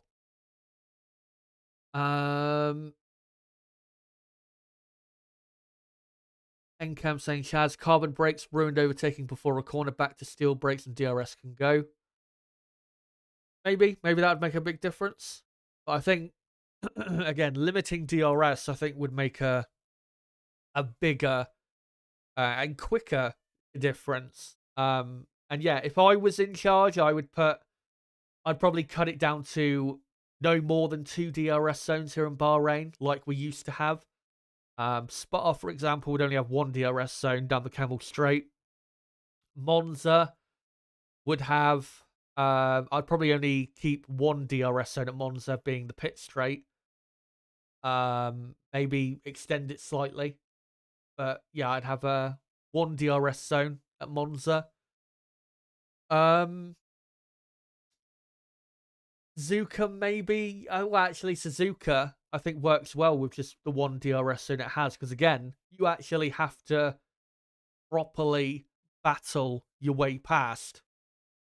You can't just rely on a million DRS zones around that track.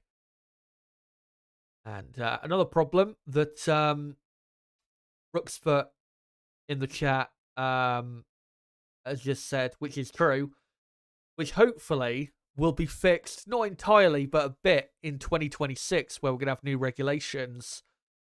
The cars are currently too big. They weigh too much, they're too wide, and it is just a lot harder to overtake in these cars. In terms of not the dirty air, but just when you go side by side, there's more, it's a higher chance of contact.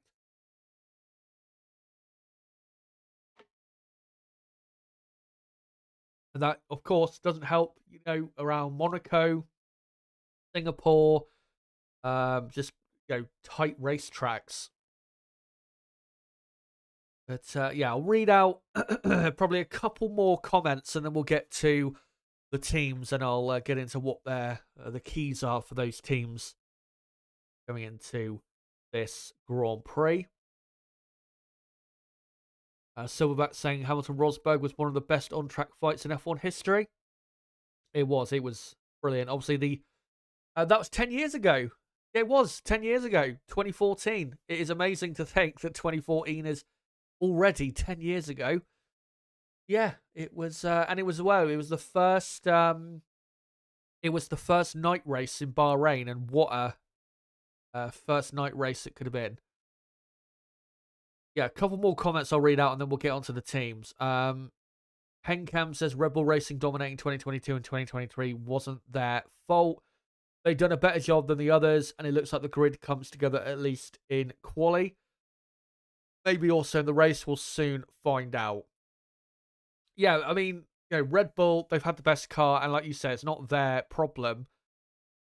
I think the regulations have worked mostly. There is still some issues with them. For example, with the cost cap and the wind tunnel restrictions, I think there are, maybe you could argue, a couple issues with those in terms of being able to, cut down the deficit to a Red Bull during the course of a season. I mean, again, you can argue it, but I personally think it works fine, mostly. And I think McLaren and Aston Martin in the last couple of years have proven what you can do with the cost cap and the wind tunnel restrictions, that with the really big teams, Red Bull, Ferrari, Mercedes, with those teams not getting too far away because of the restrictions on those teams, if you have like one or a few, upgrades that really work well, you can make that proper jump up. When, if we, in terms of like wind tunnel restrictions, if there was none, like there was a few years ago, then when McLaren made those upgrades mid-season last year, it would have improved their car, but they wouldn't have been front runners because Red Bull, Ferrari, and Mercedes would have run away so quickly. So I think the regulations, again, mostly have worked out fine. It's just, Red Bull are winning so many races and us, are just a little too dominant. But, if Ferrari and Mercedes, if they can close the gap over like the long runs by 2 to 3 tenths of a second, then it's game on. It really, sorry, it really, really is.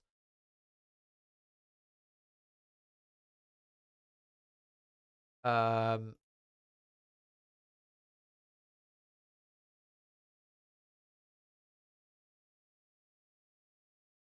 see. Right, I'll read out this final comment from Astro Stevo, and then we'll get on to the teams. Red Bull Racing says domination would be bearable if there was a genuine rival for Max who actually raced and challenged him, unlike Perez. I think Max needs a Rosberg or Prost type teammate. I mean, yeah, that'd be great, but we know we're never going to get that, unfortunately. I mean, Max did kind of have that with Ricciardo, but Ricciardo decided to leave. And, I think was right to try and leave and try and find his own way, or find a team that was going to back him 100%. But unfortunately, even though he did find that team in Renault, they didn't provide him with a car good enough to fight with the front runners. So yeah, he did have that, but yeah, it was it obviously fell away. And then since Ricardo's left, he's had Gasly for half a season, Albon for a year and a half, and then he's had Perez now for 3 years. All of them have not been able to get anywhere near Max Verstappen. But let me get rid of that countdown, and let's go team by team, and then we go through the teams and what they need to do today to get the results that are needed from this Bahrain Grand Prix. So for Red Bull, Max Verstappen, the key for him is just keep out of trouble on the first lap and make sure he builds, if he can, over a second's lead on lap 1 to avoid DRS becoming an issue with cars behind him. If he can do that, then he should win comfortably. The car is the best out there, and he obviously is the best driver in the world. So if he keeps out of trouble like he did last year in this Grand Prix, he should be absolutely fine. Sergio Perez in 5th. If there is a bit of battling with Leclerc, Russell, Sainz over 2nd, 3rd, and 4th, I think what might be best for Perez is obviously keeping out of trouble at the start, but I think what might be best on the strategy is for him to run a bit longer and have fresher tyres for later in the race. Of course, Red Bull, with both cars, have a fresh set of soft tyres, I believe, so that will help them massively. Especially in, say, the second half of the race, but definitely the final third, I reckon, of the Grand Prix. So yeah, watch out for Perez. I think he might go a bit longer, maybe pitting instead of like lap 14, he might pit at, lap 17, 18, something like that, just to improve his chances later on. And that might be something worth going for if he's not really up with, Leclerc, Russell, and drivers like that. But Red Bull should win today. They've got the best car. We'll see if that does indeed happen. Ferrari, Charles Leclerc in 2nd, Carlos Sainz in 4th. Slightly better qualifying than what they had of this track last year. For Leclerc, obviously at the start, if he can get into the lead, that would be great. He's not going to win today, though, because the Ferrari car just does not have the pace to win this Bahrain Grand Prix. I mean, Ferrari are going to need Max and Red Bull to have like a serious issue for them to win this Grand Prix today. So the aim has got to be 2nd place. And the key for Ferrari is not pitting too early to combat the drivers behind them like Russell, Perez, McLaren's, Hamilton. But what they really need to do is keep track position, because with the straight line speed the Ferrari car has, if they cannot pit too early compared to, say, Russell behind them, then I think they should be able, even though they haven't got like a great pace over the long runs, they should be able to maintain themselves just about in second. For Carlos Sainz, I think Ferrari are probably going to have to try and be a bit more aggressive with him, try and fight Russell and also fend off Sergio Perez. So do watch out for Sainz. I think we could see Carlos going for an early pit stop, say lap 12, lap 13, for his first pit stop. And may even, if he needs to protect himself against Sergio Perez or maybe even undercut past George Russell, maybe we'll see him hit before his teammates. So yeah, I think Ferrari, the key is, again, not pitting too early, also not pitting too late, and getting it really just right on strategy. Because if they don't, then I think they are really going to suffer more than other teams if they don't, if other teams like McLaren or Mercedes, if they don't get it right on strategy, I don't think they'll suffer quite as bad as Ferrari, who still have a deficit over long runs. Mercedes, their pace on the long runs is good. It's not amazing, but it is good. It's good enough to have them on the podium today, given their track position. George Russell in third. He is going to be very close to Leclerc, I think, throughout the Grand Prix, as long as he doesn't have a bad start or anything. And I think with Russell, the key is to, firstly, in the first stint, keep up with Charles Leclerc. And then, if there is a decent gap behind him, and he's not having to worry about any cars behind him, then I think Mercedes need to be aggressive and try an undercut. We know the undercut here in Bahrain works. We saw a couple of years ago with Max Verstappen, him gain like 3 or 4 seconds on Leclerc just from pitting a lap before. So we know it works here in Bahrain. And if they can pull that off, then I think that could put Russell into second. And if he does then get up into second, he should have the pace then to pull away, because the Mercedes car over the race runs looks better than the Ferrari. So that is the key, I think, for Russell and Mercedes trying to undercut their way past Leclerc. For Lewis Hamilton in ninth, I have a feeling, and the reason I have a feeling on this certain thing is because Mercedes have done it before. I have a feeling that Mercedes are going to split strategy with their tyre choice on the grid. Because, again, they've done it before, and I think with Hamilton down in ninth, even though he's gone for a race setup, I think he does need to try something different to try and get after the cars ahead.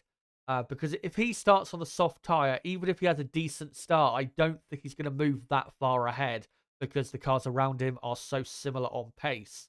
So what I would do, maybe Mercedes will try it, is start him on the hard compound tyre, which is the more durable tyre that will be most likely used for the race today. Start him on that, and then try and get him at least 20 laps into the race. See, if there's a good enough gap to draw him back into, and if there is, then go for another pit stop, and then probably whack on another set of hard tyres to do another long stint, and then try in doing that and make sure that Hamilton has good, fresh, soft tyres for the final stint of the race, where he can then be very aggressive and get after the cars ahead.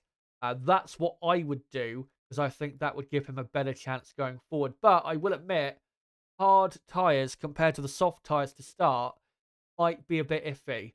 So they might decide against that purely because it might take a bit too long to get the hard tyres up to temperature and working properly, so that Hamilton can, make some good progress. But Lewis is a bit compromised anyway in P9. So it's going to be a difficult race for him, but I think Mercedes, as I showed earlier, and I'll show again, I think they will get on the podium. McLaren, 7th and 8th, as I said earlier. That is not indicative of how quick their car really is. Lando Norris felt as though he could have been up in the top 2 or 3. We had a clean lap yesterday.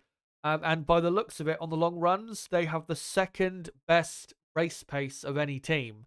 Only a tenth or so per lap slower than they were compared to Max Verstappen in the Red Bull. So obviously having a good start would be great.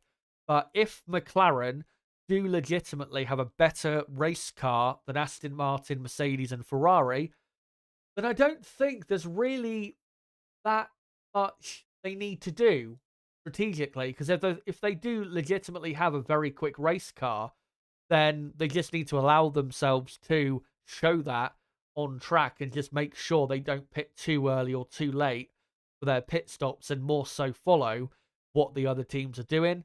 Lando Norris, of course, has had some decent races here in the past, so watch out for him. Oscar Piastri never really had a race here last year.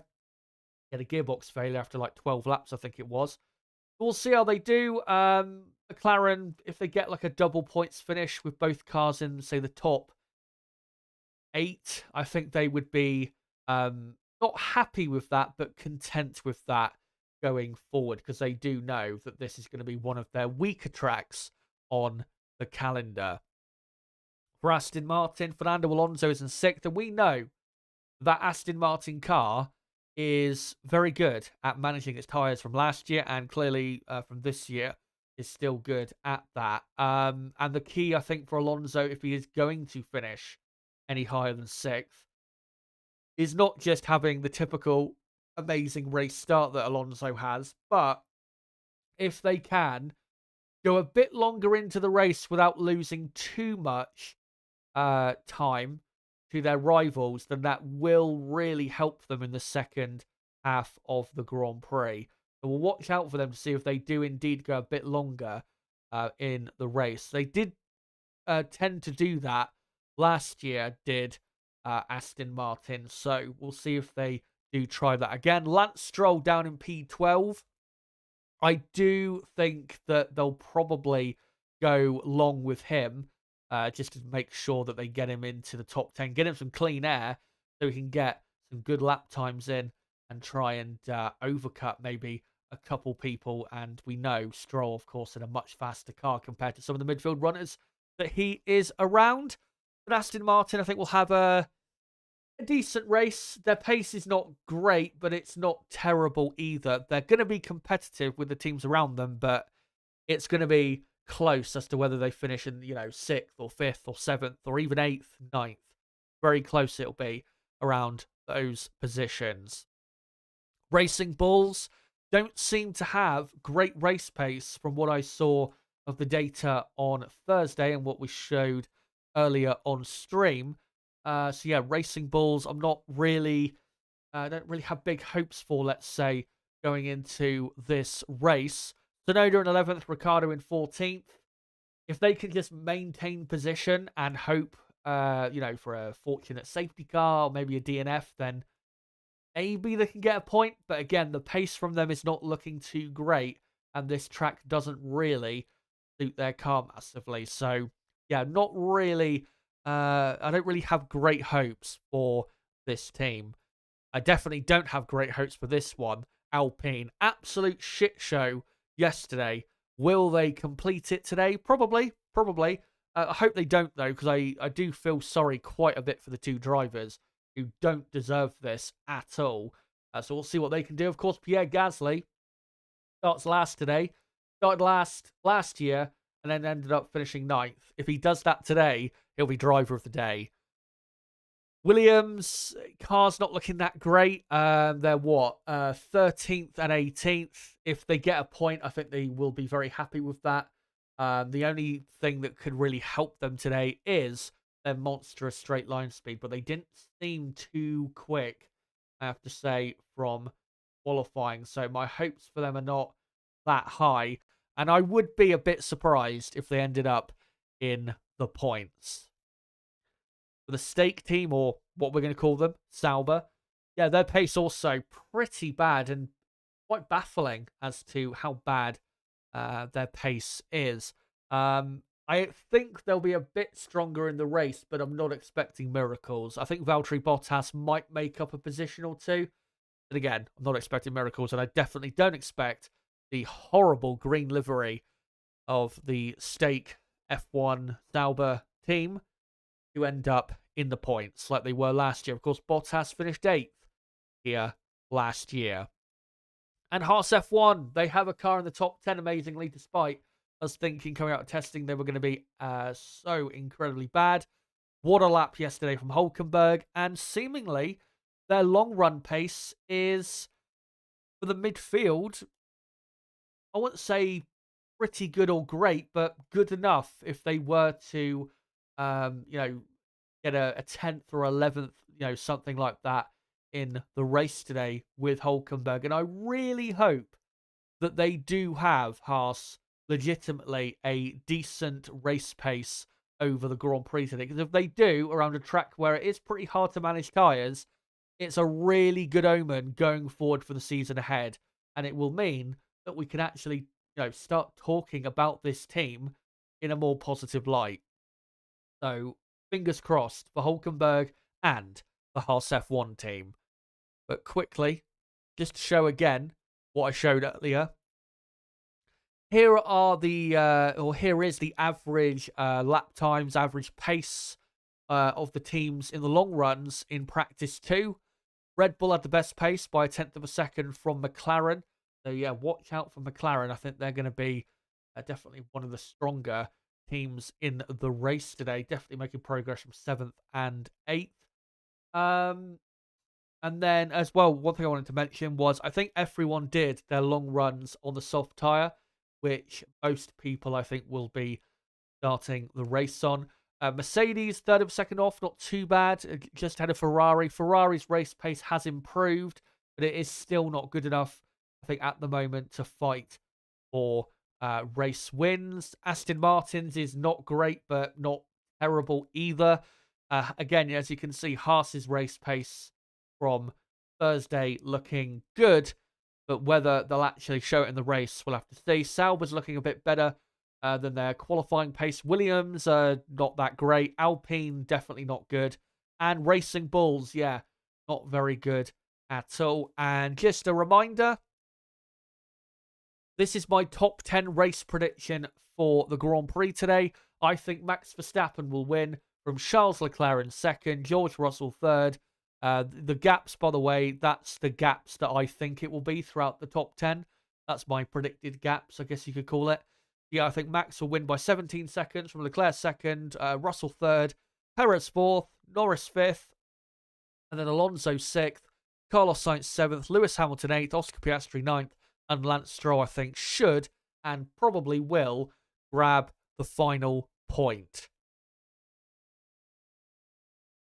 But let me now get the timer back on the screen. And actually, let me just, hold on. Do it for the correct minute. There you go. We have just over 1 hour to go until the beginning of the 2024 season. And for everyone watching right now, if you haven't hit the like button yet, make sure to do so. We're on 93 likes. Let's try and get up to 100 if we can in the next few minutes. That would be great if we could do that. And of course, if you are new to the channel, make sure to subscribe for more content like this, because we do qualifying and race watch-alongs for every Grand Prix, and we will be doing so in 2024. Of course, next week is the Saudi Arabian Grand Prix, and I'll be doing next week a weekend preview on Wednesday for Saudi Arabia, and then on Friday for qualifying, I'll be doing the qualifying watch-along, and then this time next week, I'll be doing the race watch-along for the Saudi Arabian Grand Prix. But I think I'll probably read out some more comments for the next 10 to 15 minutes, and then I will bring Nib on.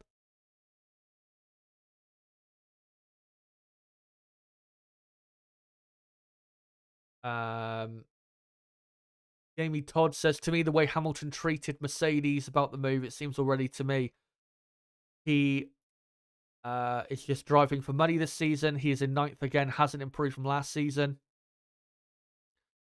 I mean, maybe, yeah, he's not too bothered about this year because he knows that the Mercedes car is not going to be a title-winning car.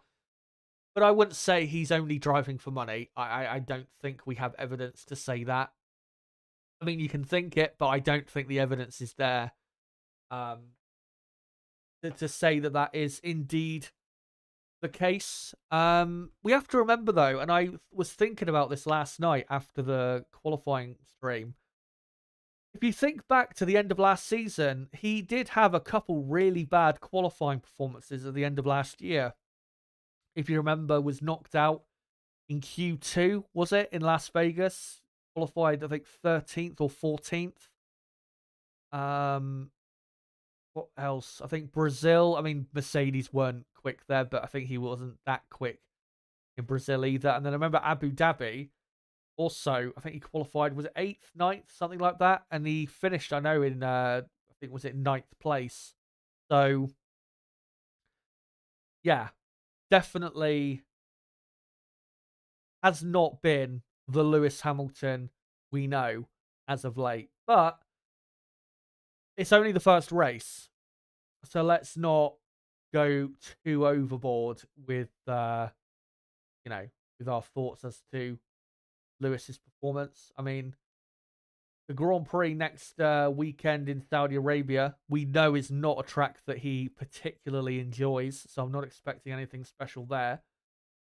But once we get to tracks that he is known for being quick around, Melbourne, Suzuka, Shanghai, that are coming up soon.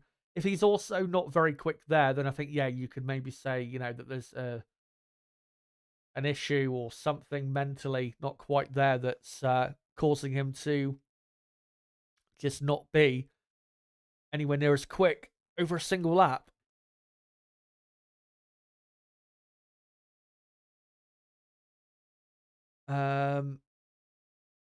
Let's see if I can find some other comments here.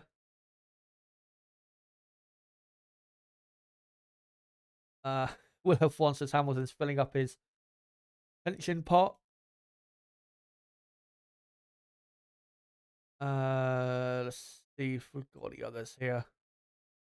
We just scroll up. Astra Stevo says, I reckon Piastri will be a lot closer to Norris than that, Chazza. I mean, I had, Norris in 5th and Piastri in 9th, but if you look at the time on track that I predicted, I think it was only like a 7-second difference. So it's going to be close through that pack. The reason I've got Norris finishing that, a few positions ahead, though, is because Lando yesterday was a lot quicker than Oscar through most of qualifying, and I think Lando will have a bit more pace than Oscar in the race today. But I am looking forward to seeing what Oscar does next week in Saudi Arabia, a track that he loves. Roll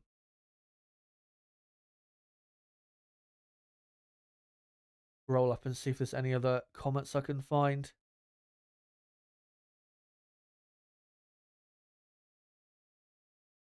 Count Blah, good to see you, mate. And by the way, we're on 100 likes, so thank you guys so much for that. Count Blah says Lewis and George have this split, and they do have a new car. I think Merc are using the two setups for data collection. They are using two different setups, but it's not for data collection. Hamilton explained it yesterday that his race pace on Thursday was not very good, so he went a different way on setup to where Russell went, and the setup that Russell has was better for qualifying than what Lewis had, and that's why Lewis ended up a quarter of a second down on Russell. So, yeah. I mean, maybe Hamilton will be super quick today and finish on the podium. That would be incredible if he did, but we have to see. But I personally think he has compromised his race today quite a bit by qualifying that far down.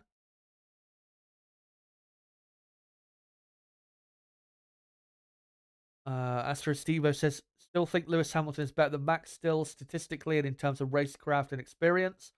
Lewis just doesn't have the car to deliver anymore. I mean, in experience, yeah, Lewis he's better in that aspect. Racecraft, yeah, I think you could argue that. And obviously, statistically, yeah, it favours Lewis. But obviously, Max is a lot younger. So let's see, where Max is at in a few years. But one thing in terms of the all-time records, one thing, or not all-time records, but how we view Hamilton and Verstappen all-time, one thing that does favour Lewis Hamilton right now is his championships. Certainly his first 4 championships are way more impressive than what Max has had. Assuming, of course, Max wins the championship this year. Because Lewis, in 2008, I don't think Lewis was the best driver, but he did have, a lot of competition that year. 2014, had a very competitive teammate in Rosberg. Made a great comeback in that championship to get the job done. 2015 was arguably Lewis's best season as a driver, given how good his teammate was.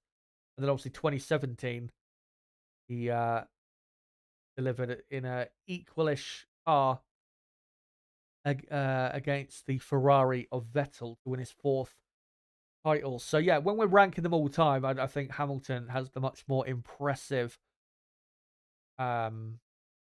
record when you add in the context. But Verstappen, I mean, if we look at Hamilton, he's coming to the end of his career, not like the end, but he's nearing it most likely. Max Verstappen, I know he said he might retire at the end of his contract in 2028. I don't think he will, because I don't see what else he'll have that will fill that void. He did retire. I know he has that like esports racing thing, and I've heard people say, "Oh, maybe he'll set up his own racing team." I don't think he wants to do that. At least being the how old he is, I think he'll want to. If he wants to do that, I think he'd probably want to wait a bit longer to do that. And I think if the records in terms of championships are there to be broken by 2028, then I think he'll want to stay on. Yeah, the point I'm trying to make is Max Verstappen is probably what? He might not even be halfway through his F1 career at this point. So we need to wait still a bit with Verstappen.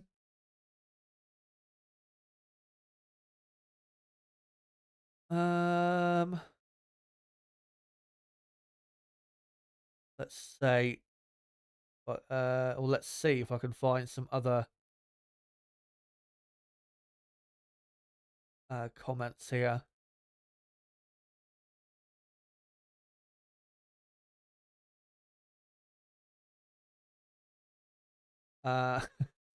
Silverback says, remember a few years ago when I flipped out first race to deal with all the questions of do you show the race? Lol, fucking lost it.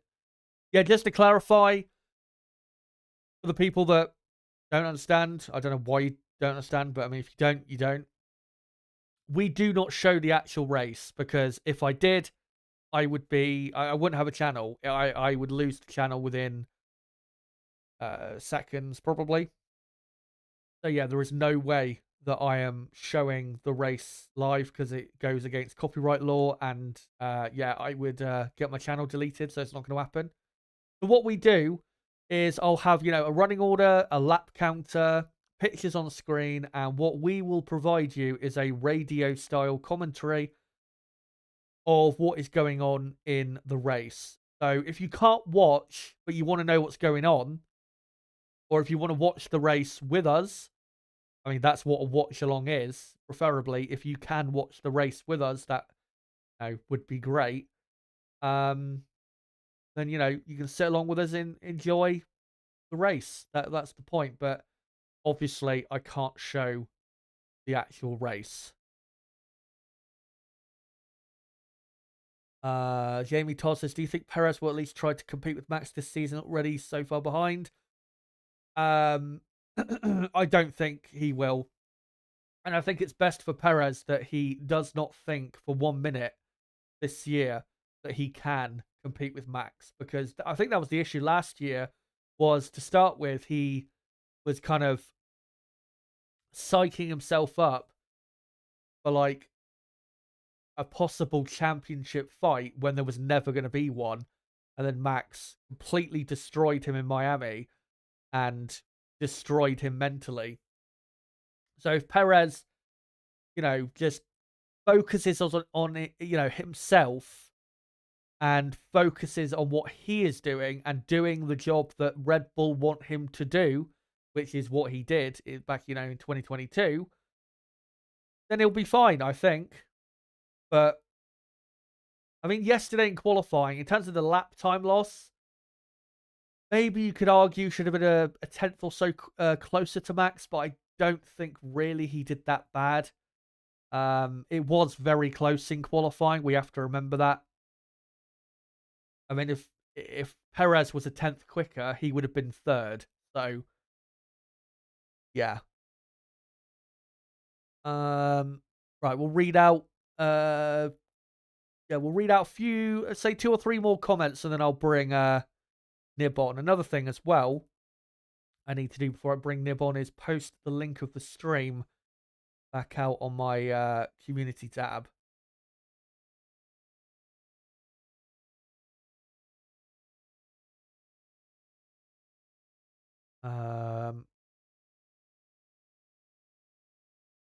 Silverback says you have to look at how many championships a driver wins in different generation of cars. Kimi won in all generation of cars he was in. Hamilton was not or has not. But that, that's not necessarily Lewis's fault because, Kimi raced in Formula One for about 20 years. Hamilton has not been in Formula One for 20 years, but if he stays around long enough, he will. I wouldn't say that's necessarily the best way of determining greatness. As far as I'm concerned, I know people will, people will bring up the argument of, oh, well, when comparing, say, your Hamilton to a Senna or Schumacher, they'll say, oh, but the cars were so different back then, you can't compare them. I don't think that's the case because fundamentally, racing cars, the fundamentals of driving a racing car quickly are pretty much the same in terms of car control, throttle control, how late you brake, how stable a driver you are beyond the wheel. Do you, do you lose your head quickly? Are you mistake prone? Those fundamentals still, were still stuff that drivers had to be great at 30, 40, 50 years ago, which is why I think if you put Hamilton and Verstappen in cars from the 80s or the 90s, I think they would still be maybe not exactly just as great, but they would still be great drivers. They wouldn't be, midfield level drivers or anything, like some people like to pretend. I just, completely disagree with that notion.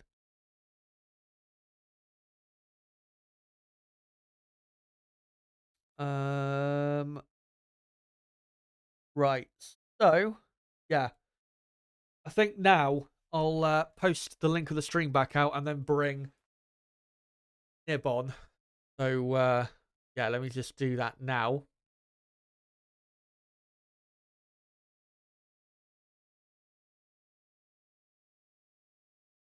And I'll just post this link out and then bring him on and get his thoughts ahead of this race. I'm joining us here to Watchalong for Bahrain GP.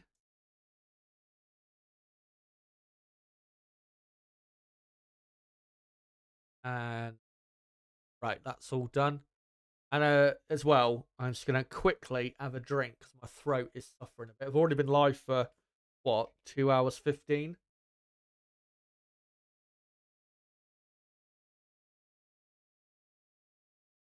I've got to keep the vocal cords going. Yeah, we'll just bring him on a sec. Hold on. Just got to adjust a couple things quickly. So just give me few seconds here.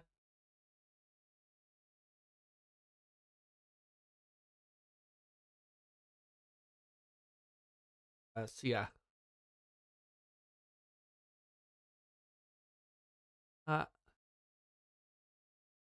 hopefully there'll be no issues bringing them on like there was to start with last week. Right.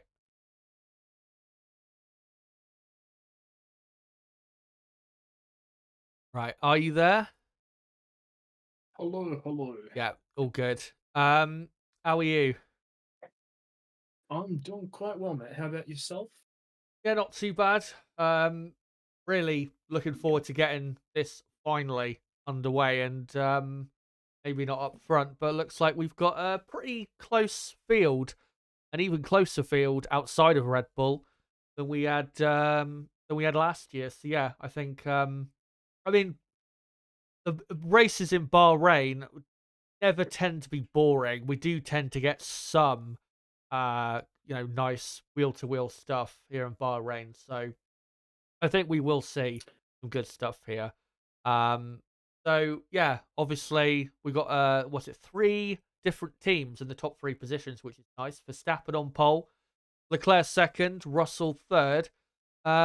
Yesterday with qualifying, what did you think of Red Bull? They weren't really quicker than Ferrari. They were basically on the same pace, and in the end, it was not quite that easy for Red Bull to get pole position. Do you think the teams legitimately are closer to Red Bull, or do you think this is just, a one-off for this weekend? Um, yeah, first of all, I just want to say, ever since, of course, they've made this a night race, I remember that first race which I had in 2014, Yeah. that was absolutely bonkers. Ever since they've really made it a night race, it's been very, very good, hasn't it? So yeah, I mean, always sort of look forward to a Bahrain Grand Prix as Brundle is up to no good on the on the grid, looking at Aston Martin stuff. Um, but yeah, with Red Bull, I've sort of expected the gap to not be all that much. I don't think Bahrain in quali one pace probably is like the best track for Red Bull. Yeah. Especially because it's just quite rear limited. I think a track where there's going to be a little bit more tire wear over the course of the lap, things will be a little bit better for them. And of course, because it was quite cool, I think that also brought everything quite a bit closer. And I think it certainly helped McLaren. In particular, I think Zach Brown actually said that during the qualifying session. But I think at other Grand Prix, the gap in quali might be a little bit bigger. But I mean, Leclerc is a ridiculous qualifier, so he's certainly going to be very capable at any racetrack of getting it very close to Max.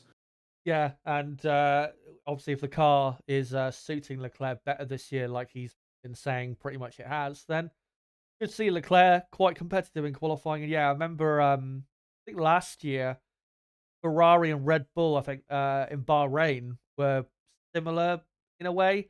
They weren't. There wasn't like a that big of a gap between the two, but obviously in the race it then grew massively. And Red Bull as well, as Nib saying, I think there will probably be other tracks that will suit them better. I remember last year Barcelona was one that really suited their car well. But we've got Verstappen obviously on pole. He should, you'd think, with the tire wear that Red Bull have and the pace they've got, they should win the race comfortably. But outside of Max, we've got a very interesting fight from second all the way down to ninth place with Leclerc, Russell, Sainz, Perez, Alonso, Norris, Piastri, Hamilton. Do you think any of those drivers could finish on the podium, or do you think there's only maybe three or four of them that can actually get it? To be honest, I think you've just listed about half the field. So, um, I don't know. I don't know if you mentioned it, but I think Norris is very capable of being able to finish on the podium today. Yeah. I mean, McLaren, I think started their race runs a little bit of a different time to everyone because they wanted to get some more shorter running in. So I think their race runs is a slightly misrepresentative from FP2. But I mean, McLaren in the race. Damn you, Will. I've been waiting for that the whole weekend. But yeah, I think Norris can is capable of getting on the podium. I mean, I think Alonso as well. I mean, Alonso really had a great qualifying lap. I mean, he was. I think only really lost time in the first and last sector. His middle sector was awesome. He went purple in the middle sector, actually, didn't he? At the So time, yeah. yeah, so I mean, Alonso's lap was great. I mean, imagine if he had another set of soft tires, that would have been quite handy. But yeah, I mean, I behind Verstappen, I mean, it's going to be so close and so tight. It's really tough to predict. It just sort of also depends how these cars sort of behave behind each other. Because I mean, obviously, we've had all the running in the world around here at this track. I mean, the teams know what their race pace is, but now it just comes to how they're able to follow. Um, and obviously their tyre wear then behind following cars, really. Yeah, and with also this Grand Prix, and well, starting from now, as I mentioned earlier, DRS is activated after only one lap now, so that is really going to make things interesting, really from the start all the way, going through. Because what we would normally see before, when we would have it activated after two laps, is a couple of the front running teams would build like a good gap to cars behind them, and then it would, they would all kind of like build 1.5 to 2 second gaps between them. But I don't think necessarily that is going to happen now, especially here where, I mean, it is so easy to overtake here. So I think we are going to They see. should have done that many years ago. I don't. Nah, I'm saying that because after every single race from since they introduced it from 2011 to the end of 2013, Vettel had a 1 second gap by the end of the second lap every single bloody race. So it quite annoyed me at the time. So that's purely why I'm saying that. With Max though, do you think it's possible for him to build a second lead? Because I mean, it's pretty hard to do. I know, obviously, Red Bull, they will try to, they'll have him turn all the settings up to try and push as hard as they can to build that gap. But is it really possible with how close the field is to be like over a second clear that quick?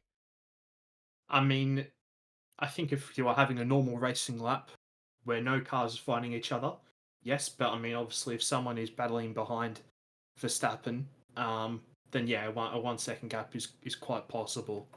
All it takes is for someone is for Leclerc and Russell to go side by side at turn one, and then again at turn four, uh, and then yeah, then he can build a second lead. Yeah, we'll have to see how it shakes out. I'm sure there will be certain races, not just this year, but from now on, where having DRS enabled that quickly will really hamper the lead car. Monza, for example, I think it'll be quite interesting there.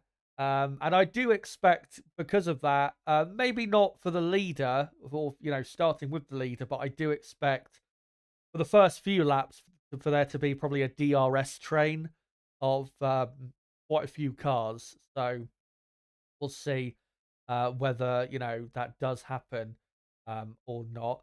And yeah, as you were saying earlier with Lando Norris and McLaren, yeah, I think McLaren, they've got the pace for the podium. I'm just not sure whether they've got enough straight line speed to overtake enough cars in the race today, which is my concern. But they've definitely got the speed in clear air. There's no doubt about that. Norris did say after his quali lap yesterday that he probably could have been second or third if he had a clean lap, and he was only, it was only like 0.2 of a second away from the front row. So McLaren definitely have got front running pace. There is no doubt about that. They are not like a midfield team or anything. I know maybe some people were concerned about coming out of testing. And what else?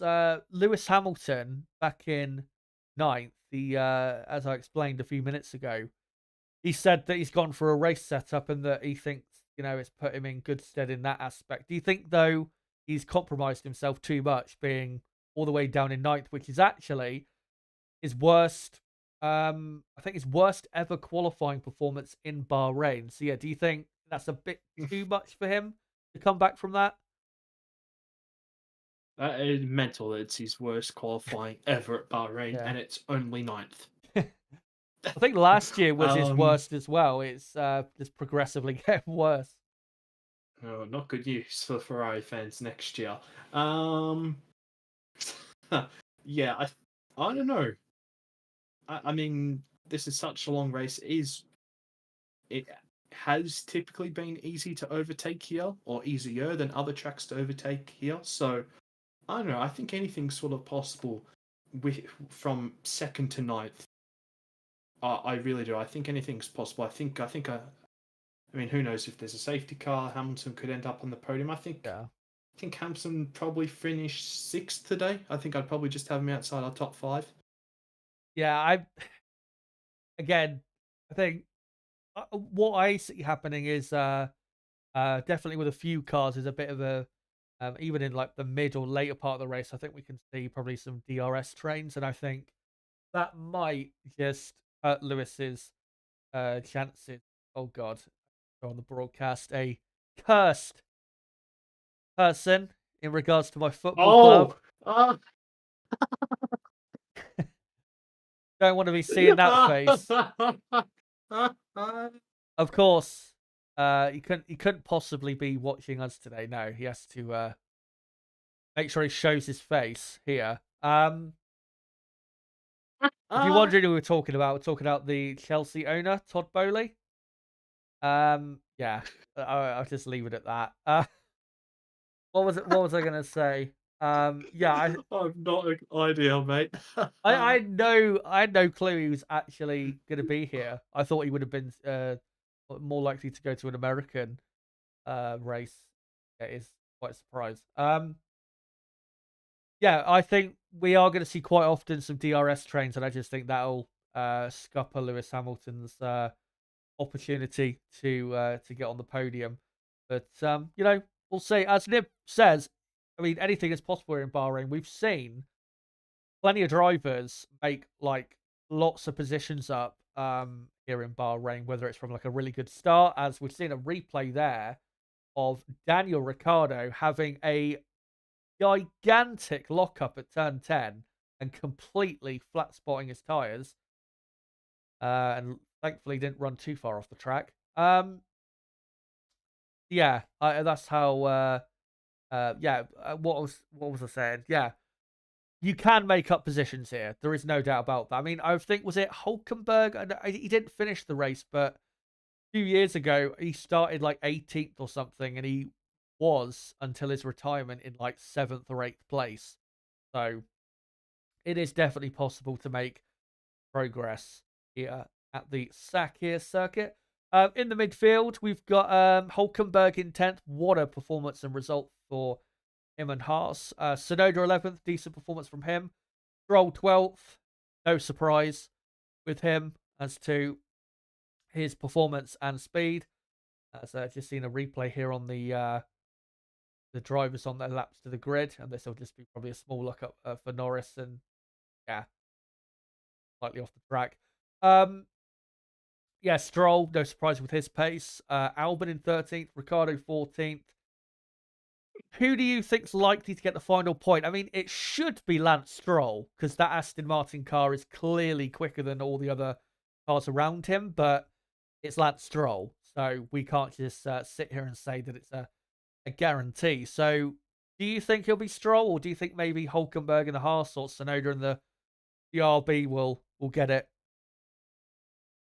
um, I'm going to go for Albon. To be honest, I think Albon just might pull out one of those races where he's just able to sneak into the points. I mean, I think it's safe to say that the Williams is a much better, well-rounded car than this time last year.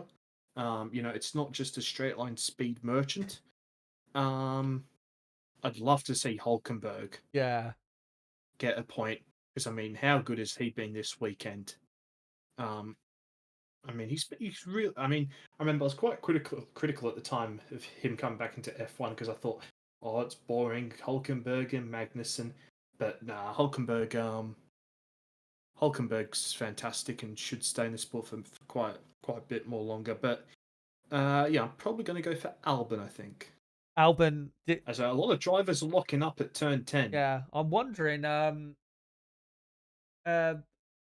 has been the case at certain points of the weekend, and it might be today that it's been a bit colder this weekend than I think maybe they expected, or a bit colder than just what they're used to. I know on Thursday it was not very warm when the sun went down, and that might just be an issue for some of the It's currently drivers. 19 degrees there, Chaz. So it's actually the same as what it was here today.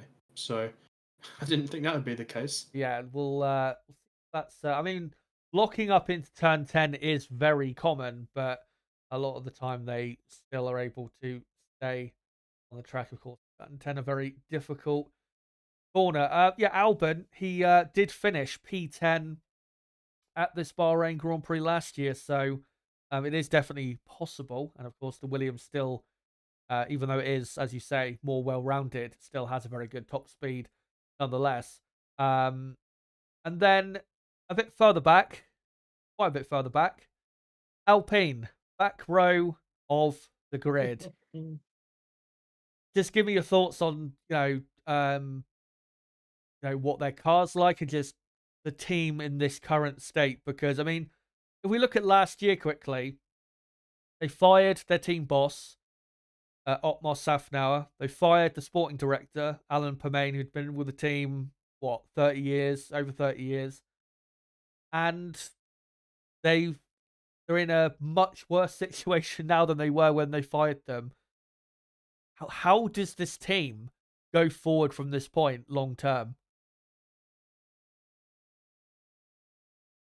Well, I mean, we've had lots of threats and rumors in the past about them pulling out, and I mean, if they have a year where they're literally last, do they leave the sport? If they I if they mean, decided to, it's it's you wouldn't be surprised, would you? Or you wouldn't really argue against it if they decided to. no, and I mean, as we talked about privately, I mean, the amount of money that they've spent in this sport to just be completely and utterly mid for the entire time that they've been back in here, and then for them to be last is is just so disappointing. I mean, obviously they had the great year, the COVID year with Daniel Ricciardo, but since then it's just been massively downhill. Um, I don't overly rate Ocon and Gasly that highly, but they're two very solid drivers. Yeah. Um, and for them to be last is quite disappointing, really, for those two drivers. Um, we sort of thought after testing that it could be a possibility that they'd at least be eighth, probably. But yeah, they're last. It's just it's just remarkable, and I mean, I think we saw at the launch once we saw how much carbon fiber was on the car. No paint. We knew they were in trouble. And yeah, it turned out to very much be the point. How are we in the third year of these regulations, and you've got like basically no paint on the car? It's remarkable, really. Yeah, and as well, if you look at the driver expressions at the the car reveal event, yeah, they clearly Oh knew yeah. then that it was going to be a troubling season. And yeah, a Renault. I think I saw this back in, I don't know if it was late 2019 or 2020, but already by then, from 2016 up to then, they'd already spent over $1 billion on their F1 team and had not really done that much with it at all. And then since then, obviously, they've spent quite a bit more. And I mean, yeah, as I said earlier, they've had the odd podium. Obviously, that win in Hungary, that was very, fortunate. And they've been, as I told you, I think a few days ago, the biggest waste of money as a team since Toyota. And I think you could arguably say an even bigger waste of money because Toyota were never the worst team on the grid. They were always like fifth, sixth best team, Toyota, like around that area. Alpine, you know, I mean, last year they were like, yeah, they had the odd race where they were like fifth, sixth, but they were more like seventh a lot of the time. Obviously, this year they've got the worst car. 2016, obviously, they started with a horrible car. And they've not really been, consistently competitive, even in the midfield every year. I remember, what was it, a couple years ago in 2021, they were lucky to finish in fifth because their car, they had a clearly slower car than obviously Red Bull, Mercedes, but also McLaren, Ferrari, and even AlphaTauri had a clearly faster car than them. But they ended up getting fifth because they had a more experienced driver lineup and a more experienced team rather than having a better car. But they should never have been in that position where they're fighting with AlphaTauri for fifth place in the championship. Yeah, just incredible. And as I said, you couldn't really argue against it if they decided to leave because what else is there for them to do? No matter how much money they throw at this team, it will not work. A bit like my football club. It doesn't matter how much money you throw in there, it will always be shit. Because the people running the show just don't have a clue what they're doing, and they're just not, good people in the roles that they are performing. And I think when you look at them firing Otmar Safnauer, they never really had a plan as to who they were going to replace him with. They replaced him with a temporary replacement in Bruno Famin, and then suddenly it was announced, he's our permanent team principal. There was no plan of, right, we're gonna go and try and hire a new long-term replacement. They just I think they just sacked Alan Permain and Safnauer expecting suddenly the team to improve when I don't think, and I even said at the time, I don't think they were really the issues in a major way with the team. I think it's more so back in France why they are where they are. So yeah, 19th and 20th on the grid. Ocon was actually 9th on the grid a year ago. And Ocon, obviously, and as Gasly? No, not Gasly. Ocon has obviously been on the podium here before for the same team, Renault, in the Sakhir Grand Prix in 2020. And then, 3.5 years later, is at the back of the grid. So, just shows you, as Nib says, since 2020, they've gone downhill. And I just don't see where they're going. I mean, maybe could say, 2026, maybe there's a chance to, move up the field. But are they really going to give up this year and next year to build a mid car for 2026? I mean, what's the point? So, yeah. So we've got 20 minutes only, or just over 20 minutes to go until the race begins. So what are you going for your top 5 then? Here we go. I should have actually thought about this a little bit more. I know. I've got. Okay. I think I've got this. I'm going to go for the Verstappen to win, followed by Leclerc in second. Going to go Norris in third, with Alonso fourth, and fifth Perez. Yeah. So what was it? Verstappen, Leclerc, Norris, Alonso, Perez. Yeah. Yeah. So I think mine earlier was Verstappen, Leclerc, Russell, Perez, and Norris. So yeah, we'll see. We'll see what happens. We'll see who ends up Also correct. Let me know in the chat, guys, with 20 minutes to go. What do you think is going to happen in this Bahrain Grand Prix coming up in about 20 minutes' time? And there is a poll running at the top of the live chat as well. I've asked you guys, who do you think is most likely to challenge Max Verstappen, if anyone can, in the race today? Your options are Charles Leclerc, George Russell, Carlos Sainz, and Lewis Hamilton. As I can see, Jeremy Clarkson and his wife, I believe, on the grid. Oh, a monster Clarkson's farm. Come on. And I'm sure he will be trying to stay far away from the Alpine cars. Didn't he invest in or something? Wasn't he part of some group or something? I thought he was. So, yeah. Yeah, I'm sure he'll want to be staying far away from them. He don't want to be seen advertising that, as he was on the grid last year in Bahrain as well. Was He was, yeah. Clarkson. Serragara says Verstappen, Norris, Russell, Alonso, Perez, their top 5. Let's see if I can find any other predictions or comments here. Prank says Alpine is if lowered expectations was a team. Henkem says Toyota had the trolley train.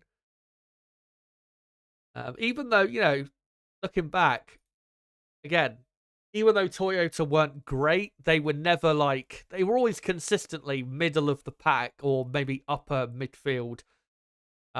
They were never the worst on the grid. I mean, in their last year of Formula One, they nearly won a race. There was a couple of races they nearly not very good, yeah. nearly won. So Toyota were better than this this Renault project that we've had since 2016.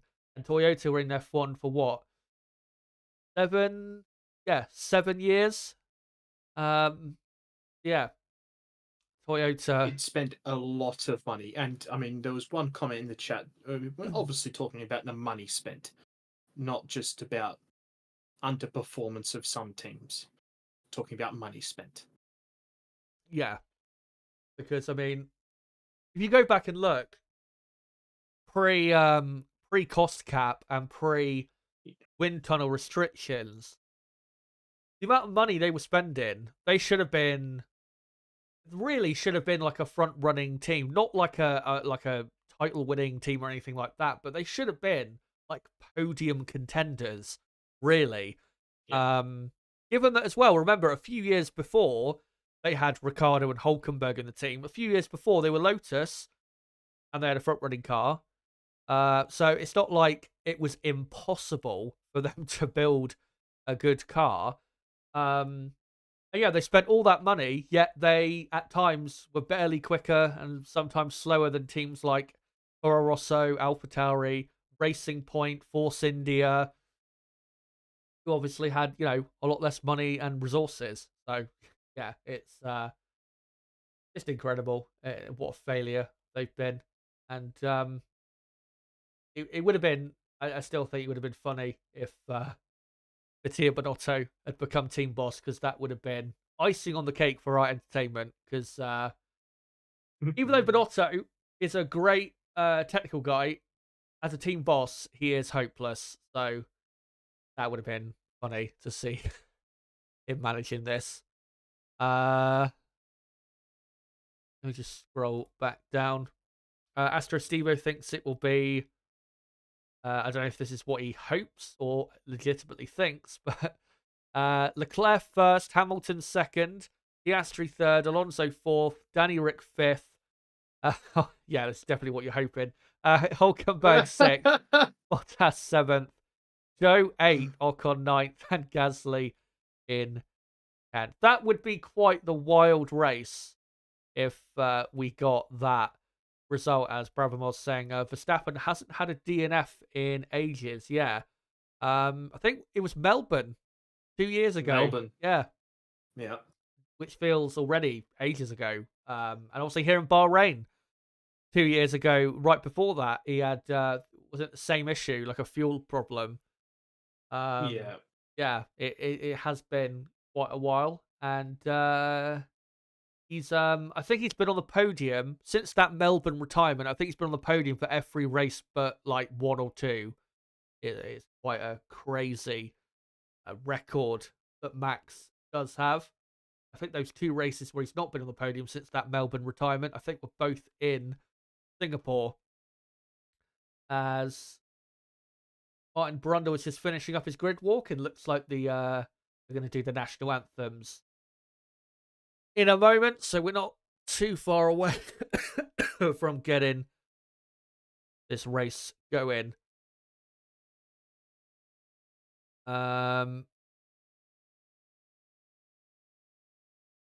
There regards says, I don't know, but Otto beat a better Mercedes than Vasseur lost to. Did he? I'm not sure about that. Yeah. And yeah, Astro Steve earlier saying bold prediction, emphasis on the first word.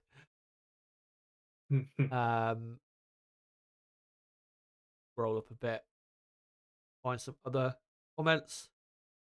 And yeah, Hank pointed out something that I actually found out, was it a week ago? That yeah, Good Steiner is commentating for RTL with his good friend Ralph Schumacher. And I say that because apparently I didn't know this, but they weren't quite friendly with each other when Gunther was team boss, and I think we're commentating with each other yesterday, and apparently the RTL main commentator was trying to stir something up between them, but I'm sure they're all fine now. Oh my God. I'm sorry, I've just seen a comment in the chat. What is it? I can't say it on the stream. Oh, right. Brooksfoot saying Max gets taken out by Leclerc and Russell on first activation in DRS. Hope that doesn't happen. And Brooks says Sainz, Perez, Norris, Alonso. Well, hello to Super Kev says, hi guys, didn't even know the race was today. What the hell? Yeah. It's a bit weird being on a Saturday, but only for today and next week. We'll be back to the usual Sunday in Melbourne in 3 weeks' time, as Lando Norris is just being interviewed shortly before the race. Let me just scroll up. Astro Stevo asking, reckon Alpine will be as bad in the race as they were in quali? I don't think they'll be as bad, but they won't be like, it won't be like better to the point where it's like noticeable. But yeah, it won't be quite as bad. If they can just hang on to the back of the pack, like, you know, hang on to the Saubers and just pull themselves along, that would be something. Their race, but I am curious to see, you know, how their pace is. On the long runs on Thursday, they were actually their pace was about the same as Williams and the Racing Bulls team, so it was not too bad compared to what we saw in qualifying yesterday, but it's still one of the worst pace out there. Silverback saying, yeah, Bottas needs to walk away from the sport. He was a great second driver until the mental mistakes happened, and then he fell apart. He doesn't make the mistakes as much in Alpha. I wouldn't say necessarily that. I wouldn't say necessarily Bottas, you know, needs to walk away from the sport. I mean, he is going to be leaving F1 probably in the next 3 years maximum. So 3 years. Yeah. I think it should be sooner than that, Chaz. And this is me talking about my fellow Australian here. What is it? No, I think with Sauber, obviously they're going to become Audi pretty soon. I think, I don't know, I can see them keeping hold of him, even if it's just for a year in 2026, because I mean he does have a lot of experience obviously with this team, and I don't see Zhou being at the team next year. So yeah, I think 3 years maximum, maybe 2. Yeah, One. no, I don't think he'll be quite that quick. As there is Gunsteiner on the grid, being interviewed by Simon Lazenby, as I'm sure he's happy that Hearts have got P10. And Go on. just quickly, if they don't have Porsche in that car next year, I will pull out my hair. Yeah. I I would be very surprised if next year they have the same lineup, because I don't see them, like, from 2025 into 2026. I don't see them going in with like a completely different lineup. I think they'll want to move into what that lineup is going to be in 2026. I think they'll want to have that mostly next year. So yeah, I think there will definitely be a different lineup at Sauber next year, but I think really it should be Pourchaire going into Zhou's seat, and then maybe they'll replace Bottas for 2026 with, like, I don't know, Hulkenberg or Sainz or someone like that. But Sainz and Porsche next season. yeah, well, I mean that'd be the best lineup, but obviously with it, German company, they'd probably want to try and get a German driver in there. So we'll see. I mean, there's obviously rumors that maybe Vettel will be tempted back. I don't think that's going to happen, but Yeah, no way. I mean, yeah, Sainz and Pourchaire as a driver lineup. I mean, that would be realistically one of the, if not the best driver lineup they could have to start off with Audi in 2026 in terms of quality. And I'm sure for marketing and all that shit, having a German driver in the car would be great, but if they're going to be a serious team, they need to make sure they've got the absolute best driver lineup rather than, having certain drivers in there for marketing purposes. Because if they're doing that, then it just shows that they're not a serious team if they're trying that stuff. Right, let me read out a few more comments. So, the Thai owners of Red Bull are on the grid. I've just seen a photo of them. Oh, right. Dinah hoping for the Alpine job interview in about 3 hours, says Prank. That'd be funny if they put him that team, but obviously it's not going to happen, but it'd be funny less. Astro Stevo says, writing Zhou off before the season even starts. I'd say give him a chance, but well, dunno. So, Anonymous, Zhou's last chance to show what he deserves a spot.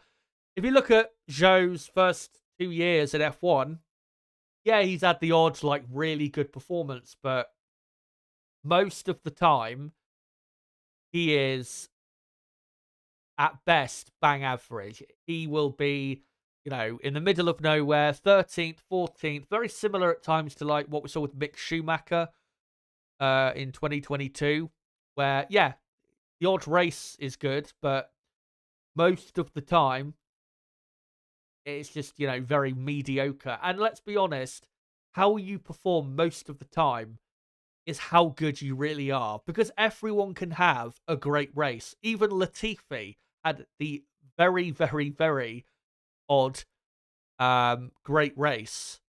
It's about what you can do consistently or most of the time. And Zhou, most of the time, is, again, at best, bang average, and I don't think really is good enough to be on the grid. I think there is definitely quite a few drivers better than him, and I don't think that, if he continues in that vein of form, I don't think he will be a Formula One driver for much longer after 2024. So, yeah.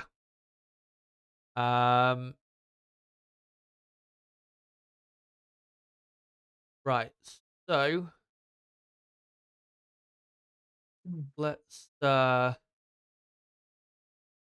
we find a couple more comments and then we'll get into this race, because we're just over 5 minutes away now. And Astro Steve earlier asking, is Zhou underrated, overrated? I think there are a couple people that do overrate him. I remember last year I was seeing people saying, "Oh, he's better than Bottas," even though he's never had a better head-to-head. Makes no sense whatsoever. Um, I think it's more so just people wanting him to be better than Bottas when he's not. Um, I don't think I could call him underrated. Again, I think there is a couple people that do overrate him, but I think in general, no one really rates him, to be honest. As Never have either. No, I mean, when he was in F2, I never thought, oh, I can't wait to see this guy in F1. Um, he was kind of like a, you know, Well, it was an afterthought, but behind Isla and Schumacher at the time. yeah, he didn't stand out as like a, as much as others around, the time he was in the series. He's obviously, he's a good racing driver, but he's just not quite Formula One level. I'm sure he'd be great in like WEC or something like that in the right team, but he's just not, it's not the level here in Formula One. And we have to remember the grid and the grid also in Formula Two right now is, in terms of talent, is insanely good. So, 10 years ago, Joe probably would have been good enough to be on the grid, but not now. They're just going through the F1 intro on screen. So I'm going to quickly finish up the poll in chat before we get into the start of this race. And I asked you guys a couple hours ago, who did you think will most likely challenge Max Verstappen in the race, if anyone could? 1,500 votes, and you guys voted 56% of the vote with Charles Leclerc, Lewis Hamilton second, Russell third, and Carlos Sainz in fourth. And yeah, I agree. Leclerc is the most likely to challenge Max if that is possible, but I don't think it will be. But by the way, I can see we've got quite a few people watching. If you haven't hit the like button yet, make sure to do so. We're on 170 likes. Let's try and get up to 200 likes if we can by, I don't know, in the next, say, 20 minutes or so. That'd be great if we could do so. But before we get into the first Grand Prix of the year, let's go through your starting grid for the first race of the season. I'll just hide this and get into it. So on the front row, it is Max Verstappen and Charles Leclerc. On the second row, George Russell and Carlos Sainz. And on the third row, Sergio Perez and Fernando Alonso. Of course, Perez and Alonso were on the podium last year. On the fourth row, it is an all-McLaren fourth row for Lando Norris and Oscar Piastri. McLaren have both cars in the top 10 for the first time here in Bahrain since 2021. And then completing the top 10, Lewis Hamilton with his worst ever qualifying performance in Bahrain, and Nico Hülkenberg starting exactly where he started from last year. Just outside the top 10, Yuki Tsunoda and Lance Stroll. Then in 13th and 14th, the two ex-Red Bull drivers, Alex Albon and Daniel Ricciardo. 15th and 16th, the two Scandinavians, Kevin Magnussen and Valtteri Bottas. Penultimate row, the definition of mid, Zhou Guanyu and Logan Sargent. And on the back row, the two Alpines of Esteban Ocon and Pierre Gasly. And yeah, we are just moments away, guys, from the very start of this race. And let me just quickly read out Super Chat from Turbo for $20. Cheers, mate. There's Merc power dormants today. Engines are getting turned up to 2,500 horsepower for the Merc. Red Bull Honda 500 will be a curb stomp this year. Hamilton P1, Norris P2, Alonso P3, and then Russell Piastri. Gloves are coming off this year. Cheers, mate, for the Super Chat. Yeah, it'll be a 57-lap race, and as I said earlier, DRS new for this year permanently. DRS will be enabled after just the first lap. And most people should be on, if not everyone, on the soft compound tyre, given how well it's performed this weekend. Yeah, from the data, everyone's starting on the soft tyre, at least what I've got in front of me. Right. Hopefully they'll confirm that on the broadcast in a moment as well. As we are just a few seconds away from the formation lap beginning. And the formation lap begins right now. As Verstappen and Leclerc does a bit of a practice start, pulling away. And another couple minutes and we'll be underway here in Bahrain. And yes, everyone is on the soft compound tyre. So, there you go. There's a tyre graphic. Everyone on soft. So, and according to Pirelli, they think the pit stops will come between probably between lap 10 and lap 20, basically, which is normally where we get pit stops. But in terms of who decides to go for a second set of soft tyres in the race, that will be interesting. Red Bull do have a fresh set of soft tyres. And of course, the drivers that missed out on Q3 will have fresh sets of soft tyres. So, it's going to be interesting, like I said, to see who goes for an extra set of softs and who goes for an extra set of hard tyres. As 2024 marks, as it says on the broadcast, the 20th anniversary of the Bahrain Grand Prix. The first Grand Prix in 2004 was a dominant Ferrari 1-2. Verstappen is coming through to the last few corners of the formation lap. Look on board with George Russell starting from third. Verstappen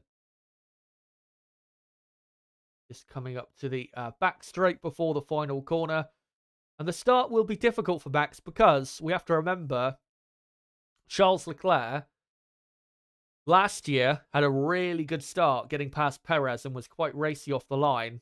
And I think the year before, obviously, Leclerc starting on pole was able to maintain it. So it's going to be a very good, interesting fight between the two at the front to start this race. As Max Verstappen is coming. He's on the pit straight now, and he's just coming down slowly to his pole position box, doing his final burnouts ahead of what he wants to be second consecutive win in Bahrain. And he lines up on pole, pointing the car dead straight. Sometimes he points the car towards his rival, but this time doesn't feel the need to do so, as we're on board with Lando Norris. Looking at Zach Brown. Very interesting to see what McLaren can do today, as the pretty much the top half of the field lined up in their positions. We're on board now with Daniel Ricciardo in the Racing Bulls car. We'll hope to improve from 14th. Now, almost all of them are lined up. Just the last couple cars now coming onto the grid for this Bahrain Grand Prix. The two Alpines just coming up now and lined up. Here we go, guys. 2024 about to begin finally, and the lights are on. It's 3, 4, 5 lights. And it's go in 2024. And Max Verstappen has got a pretty good start. Leclerc gets immediately into the slipstream. And Leclerc goes for the outside line. As Sergio Perez has had a brilliant start and is almost up to third place. But Russell pushes him out and keeps it. As the Aston Martin in the background, Lance Stroll, I think it is, has spun or been spun by someone. And it's down to the back. As Leclerc is second, Russell third, Perez fourth, Sainz fifth, Alonso sixth. The two McLaren side by side on the exit at turn 4. And I think that might be Piastri going around the outside of Norris. I'm not sure.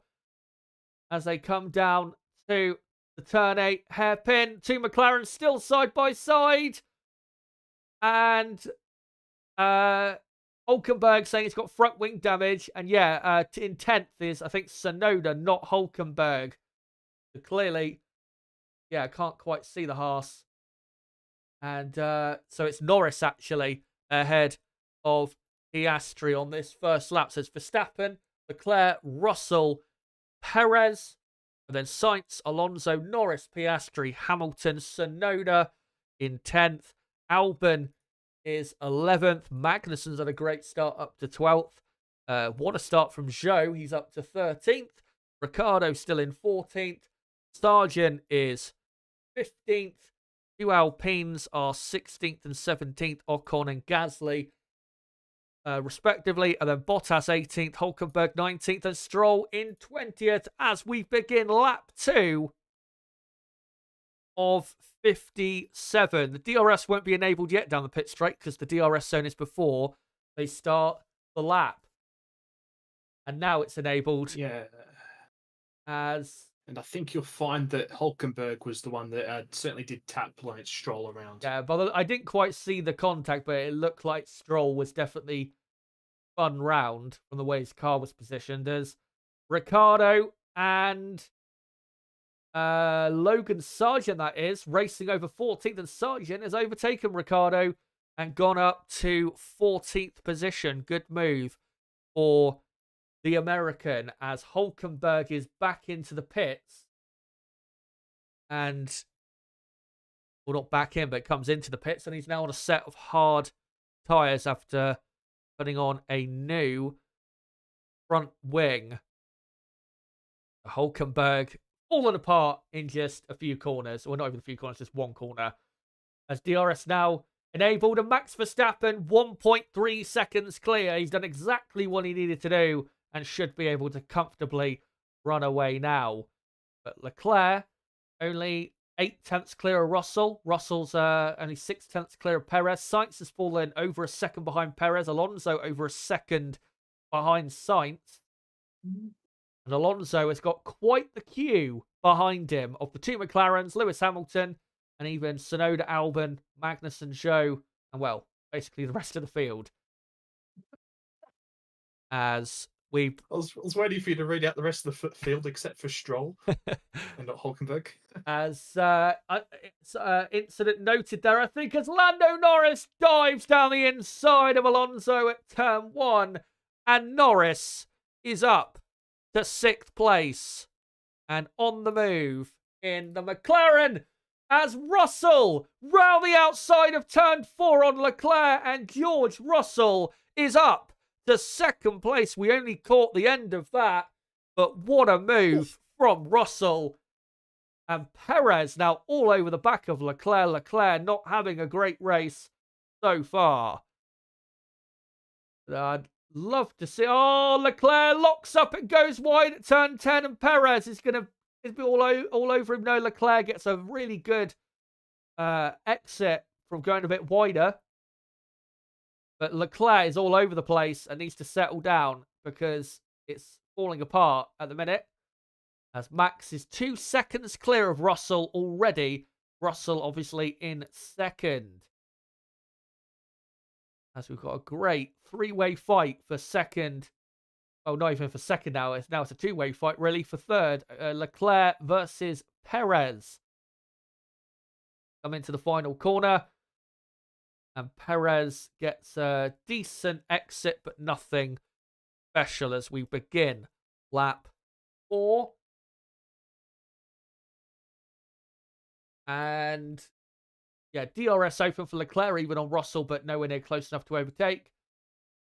As Alonso still has DRS from the back of Norris, but not close enough. But, yeah, DRS train quite active there all the way back to Lance Stroll in 19th. As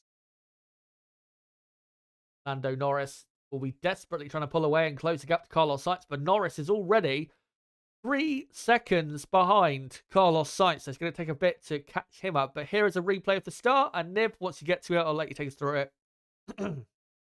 Yeah, as we've got to wait another couple of seconds. And yeah, as you did call at the time, Verstappen did get a very good start. And I mean, Perez really, he actually didn't even have that great of an initial launch. But in the second phase, got right in the slipstream of Russell, was able to challenge him but not ultimately get ahead of him, as he actually nearly went into the back of Leclerc there, did Perez. But yeah, quite an interesting first lap, really. I mean, as we're now on board with Stroll, who, as usual, got a very good start. Got past Hulkenberg, and then has ultimately been spun around by Hulkenberg. Yeah, just seen a replay. And Hulkenberg didn't have a great start, and then put his nose where it shouldn't have gone. Yeah, And yeah, that's probably going to be a penalty. that's a slam dunk. As here's a replay of Bottas, who started 16th, but somehow ended up 2 positions back, even though Stroll and Hulkenberg had what they had, probably because he got held up behind Hulkenberg. And yeah, and slight contact with the back. Hulkenberg nearly came to a stop at turn 1 and had to go off the track as well. As we're seeing a replay of Leclerc. Another lock-up for Leclerc at turn 10, and this time he went off the track and came back on. As we're on lap 5, and Charles Leclerc is really... I mean, he's only half a second behind Russell, but he is really struggling with the handling of that car. As Oscar Piastri has overtaken Fernando Alonso and is up to 7th place. And rest of the field as is. Yeah, Alonso, I'm surprised he's struggling this much, overtaken by 2 McLarens that quickly. As Max Verstappen is 4 seconds clear of George Russell already. So doing what he needs to do. Leclerc has been told about track limits for Russell, and Carlos Sainz now right on the back of Perez. So Leclerc and even Russell to a degree going quite slowly in this fight. Yeah, I don't think it will be long before Perez is actually in front of this train. Yeah, he does look like he's got quite a bit more, especially grip on the front compared to the Ferrari as we're on lap 6. Good. Verstappen's a second a lap quicker the last 2 laps, by the way. As at least we've got a good quartet fight for 2nd, 3rd, 4th, and 5th. As Alonso still within a second of Piastri, but Oscar is trying to break that DRS buffer. Here's a replay of Piastri passing Alonso down the inside, and Alonso never really defended it because I think he knew it was going to happen at some point, because I think he knows that car he's driving is just not quite on the McLaren's level. As Leclerc still sticking within a second of Russell. DRS open for Leclerc, Perez, and Carlos Sainz. Lando Norris in the background is slowly gaining here and there, but nothing massive. As really, I think as McLaren tell Norris they're going plan B, which might be an undercut with them to try and close the gap to the cars ahead of them. But obviously not going to do that yet. Probably another 6 or 7 laps until pit stops will be a thing. As they now begin lap 7. And Leclerc, only reason he's ahead of Perez, really, is because he's getting DRS from the back of Russell. If he didn't have that, I think Perez, maybe even his teammate, would be ahead of him. As Perez only half a second behind, even less. The exit, turn 4, and Carlos Sainz getting pretty close to Perez ahead. Side by side, Magnussen and Zhou racing over 12th place. And Zhou gets a good exit, but Magnussen blocks him off and keeps P12.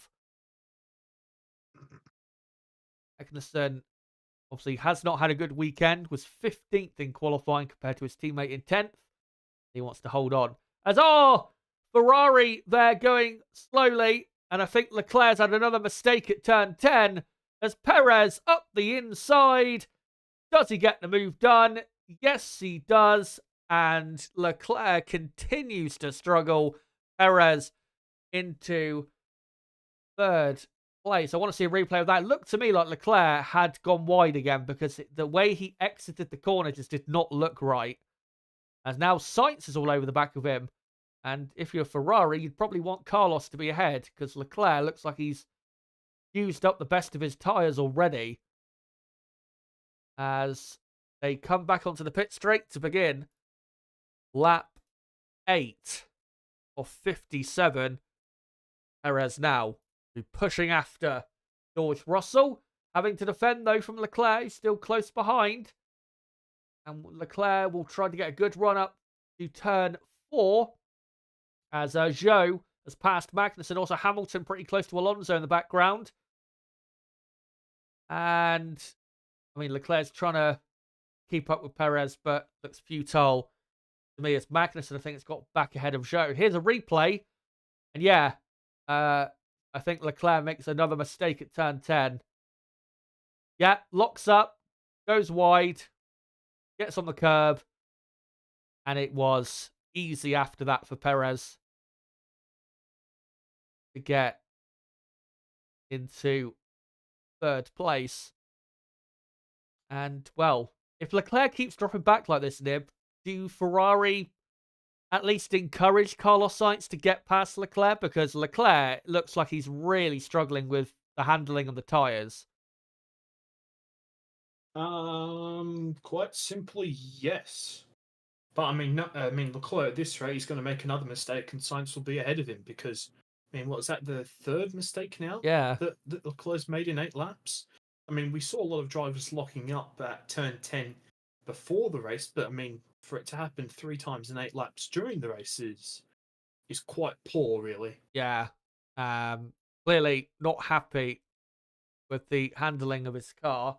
And as you say, quite poor to be making that many mistakes as Leclerc still has DRS on Perez, but Sainz is closer to his teammate. And also another lockup, I think, from Leclerc. Lando Norris is gaining on this fight between the two Ferraris. So if he keeps doing this, Leclerc, he's going to end up with the McLarens. He could end up quite far down if he doesn't get his act together. And Ferrari might have to think about pulling him in for a pit stop a bit earlier than planned because he's locking up a lot. As Ferrari telling Leclerc they're going plan A. So clearly are still still keen to stick with the plan. He's dropped almost over a second behind Sergio Perez, and now is over a second behind. By the time they come back to the pit straight in a few corners, Leclerc will be defenseless against his teammate. As Max Verstappen, by the way, out front, now 7 seconds clear of Russell. Brilliant pace from Max. He's on a different planet. As simple as that. He's been a second a lap quicker, basically, than everyone since like lap 3 or whatever. Been incredible. We move on to double figures. Lap 10 out of 57. And Leclerc still importantly maintains DRS, but still Perez is getting away from him as Hamilton now gets within a second of Alonso right in the slipstream, and Alonso doesn't defend because his car clearly doesn't have the pace to match the Mercedes of Lewis Hamilton, who is up to 8th as Zhou Guanyu is the first midfield runner to make a scheduled pit stop. So Stroll as well has pitted, so we'll see what tyres they go on to in a moment. But Hamilton spent a bit too far. Oh, Logan Sargent. Don't know if he's had an engine blowout, but he has gone straight on at turn 4 and the smoke behind him. So, yeah, I think he could have had. And he's now trying to reverse. Unless that's just the car rolling back. I'm not sure what's happened here for Logan. Even James Vowles, the team principal, looks confused. So, yeah, we'll see what on earth that's about. As, Val's looking very confused. yeah, the Sergeant down to 20th. And, right, well, he's now getting going again. I have no idea what that's about, unless he's locked the rear brakes up and gone for a massive spin. As Leclerc, no DRS this time, and he has to defend against his teammate, but he can't do much because Carlos Sainz is simply faster. Leclerc will defend around the outside, though. And of course, Carlos is last year at Ferrari. He's not going to be kind this year. And he goes up to 4th. Leclerc will try to come back at him, but I don't think he's got the grip as Ocon now pits. What was I going to say? Joe and Stroll are on the hard compound tyre now. That's what I was going to say. Yeah, Leclerc 5th and just falling apart as Lando Norris is only 2 seconds behind him, and that gap will close quickly. Esteban Ocon, has made a pit stop and is now 18th and also on the hard compound tyre. So let me just quickly update that. I think everyone is going to move on to the hard tyre for the second stint. As Max now 9 seconds almost clear of Russell out front. And here's a replay in understeering wide at the final corner. It seems to me, Nib, that he has no front end or just no confidence with the front end. He just cannot get the front end into any of the slower corners. Yeah, that's certainly what it looked like at the last corner, didn't it? Really bad grip. Just wasn't able to turn the car in with any confidence. So here's a replay for Sargent, and he just locks his inside front tyre. Oh, as Russell's into the pits and Leclerc, which we've all missed because of the replays, by the way. Russell, new set of hard tyres. Leclerc, I assume the same. No idea what's happened with Sargent there, by the way. He's just locked up, gone straight, and then just stopped for ages. I haven't got a clue what he's... Won't lie, I did miss the replay because I was looking at live timing on my phone. So, well, when you... yeah, the mystery continues. When you see it, it is baffling as to why he just stopped. He just simply locked up, went straight on, and then just stopped for ages. So on lap 12, and... yeah, Russell and Leclerc have pitted, so Perez is now up to 2nd. Carlos Sainz is 3rd. 2 McLarens 4th and 5th. Hamilton is 6th. Alonso is 7th. Tsunoda 8th. Albon in 9th. Ricciardo now up to 10th because Magnussen, I think, has pitted as well. Gasly in 11th. And then, Russell is 12th. Bottas is 13th. Bottas hasn't pitted, obviously. And then we've got Zhou 15th, Stroll 16th, Magnussen 17th, Ocon 18th, Hulkenberg 19th, and Logan Sargent, I think, has now pitted as we're on lap 13. Max Verstappen still out there on circuit. Leclerc just trying to overtake Valtteri Bottas at the moment, as Sergio Perez comes in for a set of what should be hard compound tyres.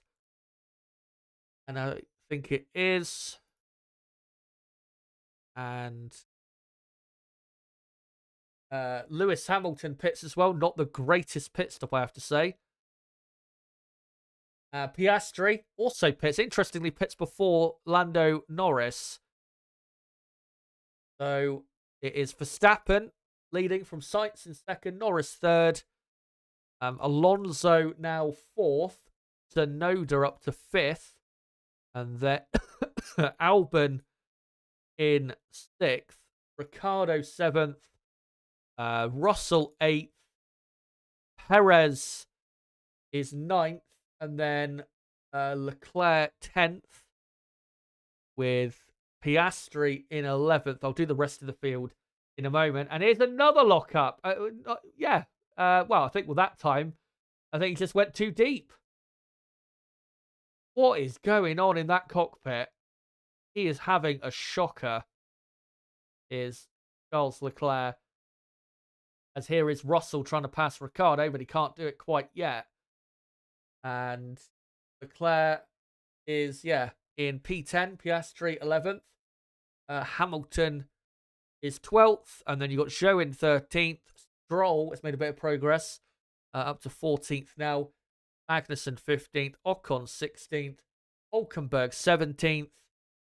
And then Gasly 18th, Bottas 19th, and Logan Sargent in 20th as Russell overtakes Ricciardo for 7th.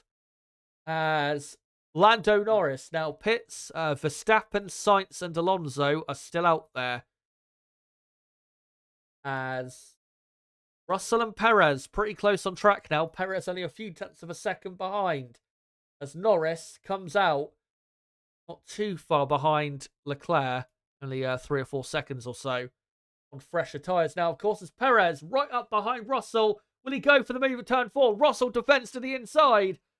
And, Russell's gone wide and had a bit of a wiggle. And Perez, better exit, surely gets the move done. Yes, he does. And it's now pretty much a Red Bull 1-2. So, it's currently on lap 14. Verstappen leading, Sainz in second. Alonso 3rd, Tsunoda 4th, Albon 5th, Perez 6th, Russell 7th, Leclerc 8th, Norris 9th. There's just a quick replay of that move, and Russell just simply went too deep and lost a bit of rear-end grip and gave Perez the initiative. And Red Bull should easily get a 1-2 now because their pace is far superior to the rest of the field. As here comes the Ferrari of Carlos Sainz, who's having... I was about to say, this is the only other driver to look out for, Chaz. His pace has been really good since he got past everyone else. Yeah, he's done some good laps here before this pit stop. Goes on to a set of hard tyres as well. We'll see where he comes out in relation to his teammate, who, of course, he overtook. So we've got, as Sergio Perez does the fastest lap, Alonso now second. By the way, with the tyres and who's on what tyres, I will correct that when I can. As he comes out just behind his teammate, but of course on, 3-lap fresher tyres, something like that. So he should be able to overtake as... right, so it's lap 15. That's Verstappen leading. As Leclerc says, I just cannot get out of front looking everywhere. So, yeah, clearly struggling there. It's Verstappen, Alonso, Albon, your top 3, but them 3 have not pitted yet. Verstappen already has a pit stops gap over Alonso. So, yeah, already bought and paid for this Grand Prix. Perez 4th, Russell 5th, Leclerc 6th, Sainz in 7th, Norris 8th, Piastri 9th, Hamilton is in 10th, and then Zhou 11th, Stroll 12th, Tsunoda 13th, Magnussen 14th, Ocon 15th, Ricciardo 16th. Ricciardo on fresher tyres now, so we have to watch out for him. And then Hulkenberg 17th, Bottas 18th, Gasly 19th, Sargent 20th on lap 16 of 57, and Max still has not pitted. Doesn't need to, because F1 is so far behind. He's a joke. I mean, he's done basically a 37-0 or 37-1 for about the last 15 laps. Oh, sorry, not 15 laps. Last maybe 13 laps. Well, I mean, we saw it. No tyre wear. We saw it on Thursday, didn't we? Just incredible consistency, and that's why it was never likely that anyone else could get near Max Verstappen. And at this rate, Max could stay out for another 5 laps and he'll come out in the lead when he makes his pit stop, I reckon. So Verstappen leads, Perez second, Russell third. Russell's got Leclerc right behind him, and right behind Leclerc is Carlos Sainz. Leclerc 4th, Sainz 5th, Lando Norris is 6th, Piastri is 7th, Hamilton is 8th. Joker won you up to 9th now, having pitted a bit earlier. Alonso now down in 10th, but Alonso on a lot fresher tyres compared to the cars ahead. Watch out for him. Stroll 11th, Tsunoda 12th. As here comes Sainz, following closely Leclerc. Will he go down the inside at turn 11? He thinks about it. And Leclerc I thought was going to go wide then, but he didn't quite.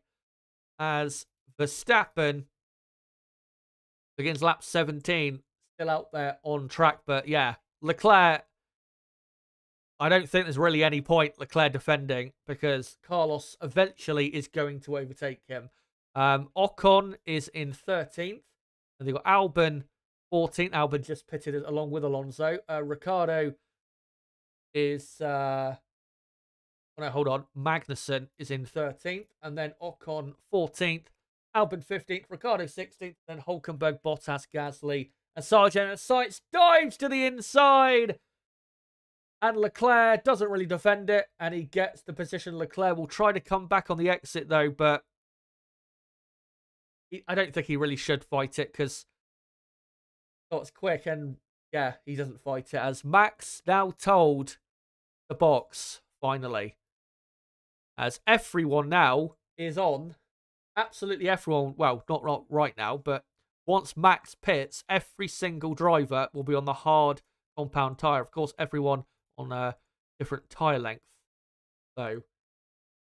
As Albon, I've seen has just overtaken Ocon and is very fresh, hard compound tyres. And yeah, just a replay there of how Sainz overtook.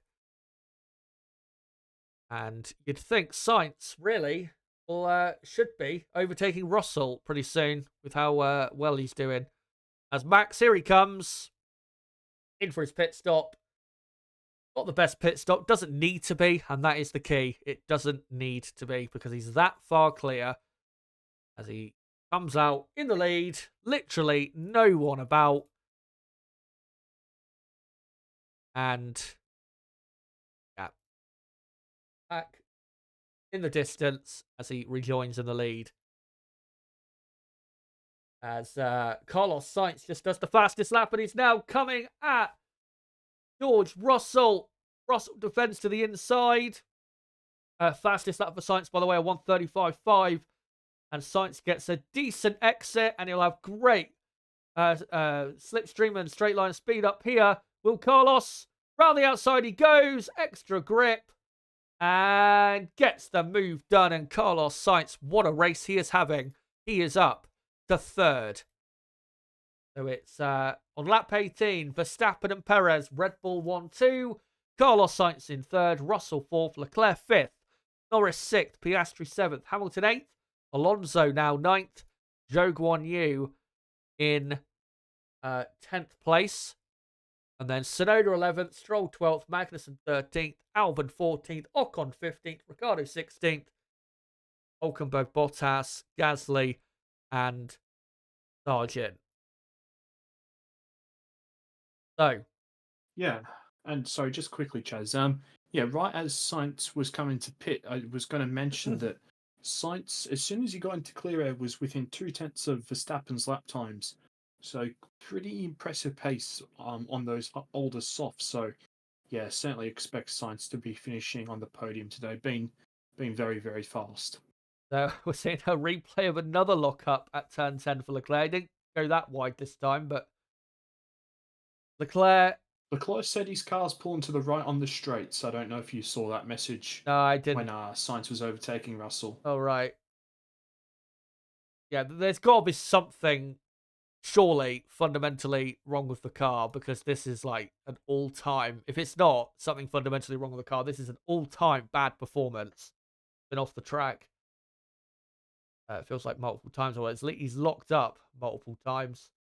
As we are looking here at Tsunoda, Stroll and Magnussen fighting over 11th, 12th, and 13th. Magnussen having a decent race in the Haas that doesn't seem to be going backwards in the race with Kevin Magnussen, so that's good for him. As I think Max Verstappen is currently on a fastest lap attempt. Not that he's trying to, but he will get it anyway. Pulling away very quickly from Perez and the rest behind. And yeah, Carlos Sainz in third already, nearly 2 seconds clear of George Russell. So Carlos is really on one today. As Tsunoda there. Was it Tsunoda?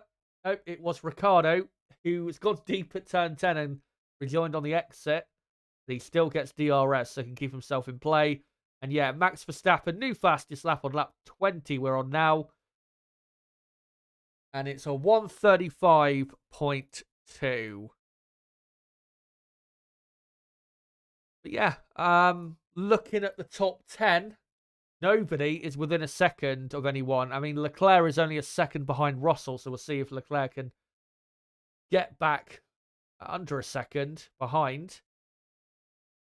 Really should do, given that teammate clearly showing that the Ferrari car is clearly quicker than the Mercedes in this race. As here's just a replay of Ricciardo. Just went too deep on the brakes. Drove off purely so he could keep the momentum up rather than, like, he didn't have to go off, but he just did it to keep the momentum going. But as yeah, we're now looking at Leclerc, still, yeah, just about a second behind. And looking at the minute, Red Bull, of course, miles clear on pace compared to everyone else.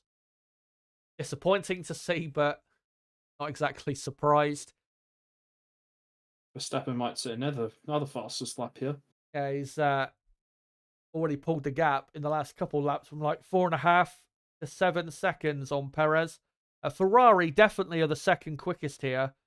And then Mercedes look like they're, well, difficult to say with. And yeah, Max does the fastest lap. 1:35.1 on this occasion. It's difficult to say with Mercedes how quick they are, because Russell is not been that quick compared to the Ferraris, but he is ahead of the McLarens. But then Lewis Hamilton is in the middle of nowhere between Alonso and Piastri, not really gaining on anyone. So, yeah, F1 looks like they've just settled in to a pattern, and the only driver within a second of another, I think, is Ricciardo on Ocon for 15th place. So, yeah, this isn't looking like it's going to be a particularly exciting part of the race. What was Yes, so do you want some football updates? Yeah, that'd be great at this current moment. Yeah, Chelsea have just gone 1-0 ahead through a Nicholas Jackson header. Thank God. I was going to say 1-0 down. As Hulkenberg back in, obviously pitted at the end of lap 1. As Ricciardo has now passed Ocon, but they didn't show it. They didn't show the actual overtake, unfortunately. But yeah, Hulkenberg is 19th now. Another set. Tires. Here's a replay up to turn 4, and Ocon didn't defend, and Ricciardo just at the inside line. How are Liverpool doing? 0-0 at the moment. Kelleher made a fantastic save just before, but yeah, we've got quite a weak lineup. If you didn't see at the moment, Gomez is playing as the DM. All right. As we're on now on lap 22. And we're, just under half distance. Of course, there will be another round of pit stops, probably in about 10 to 15 laps from now. As we're currently looking at Zhou Guanyu, having a great race, I have to say. Obviously, did pick quite a bit earlier than the cars behind him, but he's still in the top 10, as Tsunoda is gaining on him. So yeah, doing really well is Zhou, and if he can somehow grab a point from this race, that would be really tremendous performance, given, obviously, in qualifying, Sauber were one of the worst teams. Tsunoda is just over a second behind Zhou. Leclerc, by the way, is about 1.3, 1.4 behind, and 1.2 behind Russell, so trying to keep up Leclerc with the issues he's got, but he just cannot get back within a second of Russell. Albon is almost within a second of Magnussen. Obviously, Albon on quite fresh tyres compared to a lot of the other runners. So, yeah, we'll keep an eye on him as Perez saying on the radio to his engineer, "You're super quiet, mate. Speak louder." Perez now 9 seconds behind Max Verstappen. Carlos Sainz still a respectable 2.2 behind Perez. He's keeping Perez honest. But, and then we've got a nearly 5-second drop off to Russell, who is only just over a second clear of Leclerc. Yeah, so just to give you a bit of a picture, Verstappen 8 tenths on everyone else, and then Perez and Sainz are doing about the same times, and they've got at least 5 tenths on every other car behind them, back to Alonso, and then it's just a couple of tenths between everyone else in the top 9. Right. We're on board with Sergio Perez, who's about to fall 10 seconds behind his teammate. And this is going maybe not as comfortable as it was last year for Red Bull, because Perez, I think, was a bit higher on the grid last year's Bahrain Grand Prix, but they are heading for a 1-2 yet again, as Russell still pushing on to keep ahead of Leclerc. If Leclerc can just, manage the car the best way he can and cut the mistakes out, if possible, then he still has a decent opportunity of finishing in 4th place. Because Ferrari clearly quicker than Mercedes, so the pace should be there as long as he keeps the car where he should do. Lando Norris is gaining on Leclerc. The gap under 3 seconds now 2.5 seconds. So McLaren are slowly but surely closing that gap. As we are looking here at Albon and Magnussen. Albon DRS open on Magnussen. And as McLaren tweeted, slowly reeling in the cars ahead. That's indeed what they're doing. As Albon was just feigning for a overtake there to the inside of turn 1, but was nowhere near close enough. Yeah, Zhou really doing well in P10 because Tsunoda's not really gaining that much. I mean, they're really just lapping around the same lap time, so yeah, very impressed with Zhou. As Alonso is his race is over as he's nowhere near anyone. Disappointing Grand Prix. This is very similar to a lot of races we saw with Aston Martin second half of last season. Too good for the midfield, but way too far behind to compete with some of the front running teams. As oh dear, Albon still closing on Magnussen, and will probably have a bit of a better go into turn 1 when they get to it in a few corners time. Through the visor cam, exits turn 13.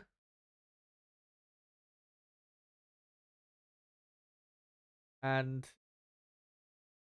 Leclerc has dropped to a 1.5 seconds now behind Russell. Norris still 2.5 behind Leclerc. As DRS open now for Albon as Tsunoda has really gained on Zhou in the last few corners. Is right on Zhou's tail with DRS open. As Albon tries to get Magnussen, but he just cannot get close enough out the final corner. And Tsunoda right on Zhou. Now, as Lewis says, "My seat is broken" on the radio, and they say, "Okay, copy." What? Well, other than retiring the car, there's nothing else they can do for him. No.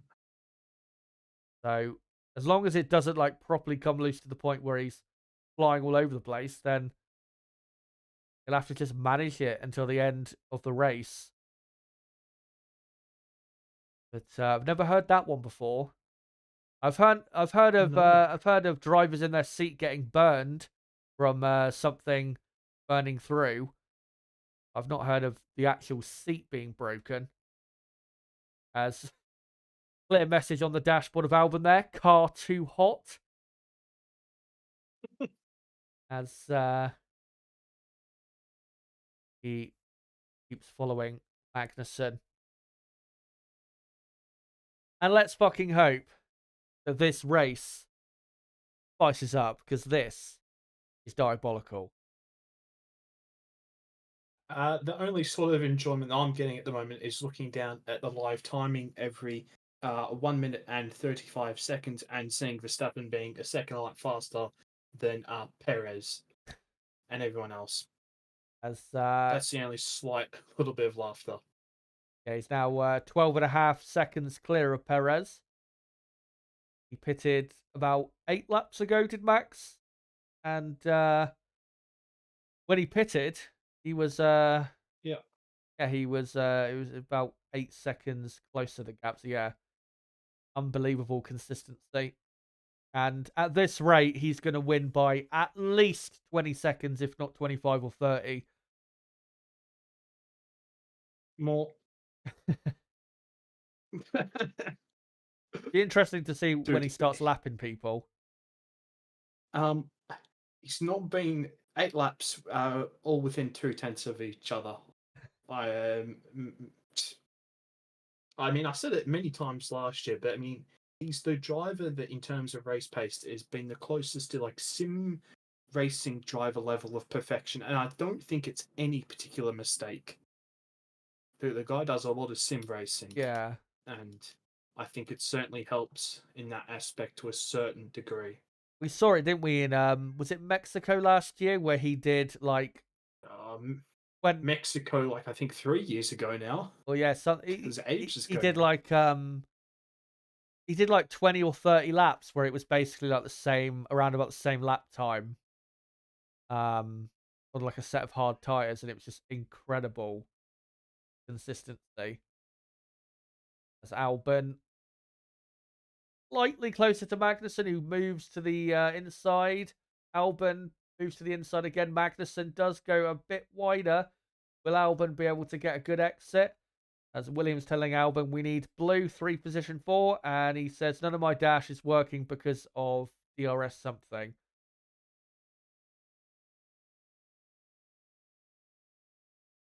Still stuck behind Magnussen. This is really hurting his race because he's got much better pace. Tsunoda stuck behind Zhou as well. So we'll keep our eye on this battle as Daniel Ricciardo is slowly catching these two as well. He's only a second and a half behind Albon. So got to get on with it, Albon, or else he'll have a couple cars lining up behind him. As Tsunoda still harrying Zhou. And, well, the midfield from Zhou all the way down to, like, Gasly is really close. As here's a replay of Hamilton, deep at turn 10, and then driving off to keep momentum. Awful race for Hamilton. What an awful weekend. 9th in qualifying. And he's currently in 8th, and he's nowhere near. I mean, well, it's not nowhere near the McLarens, but he's not catching the McLarens. He's stably like 3 seconds behind as Lance Stroll comes in to the pits from 12th position, where, of course, he qualified, and another set of hard tyres. So we'll see how much he can gain on the undercut.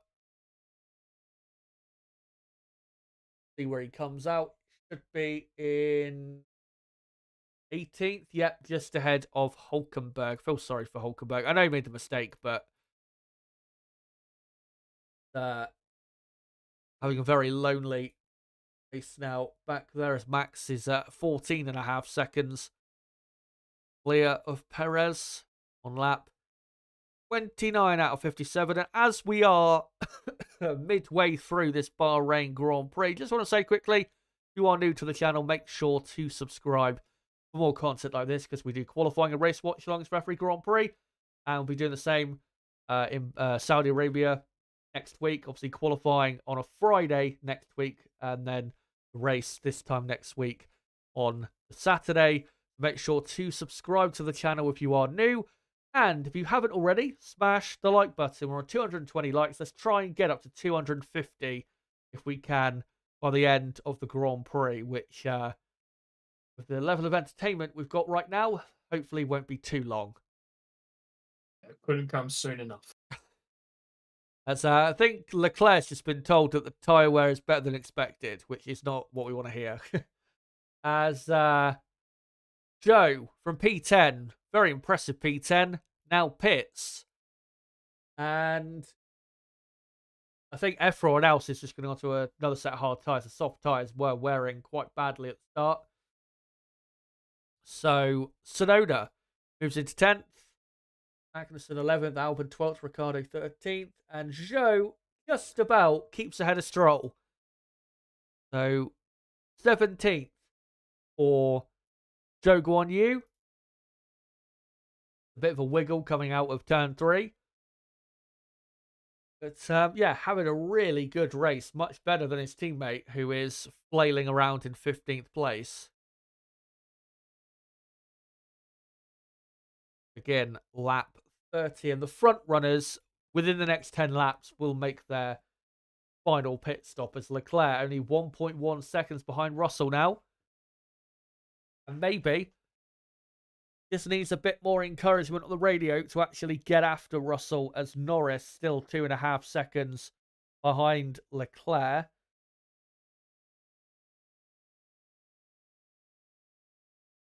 It feels like the front runners are just managing the tyres and they're just waiting until later on. As Lewis Hamilton is closing the gap down Piastri. Got the gap down to 2.5 seconds from 3 point something.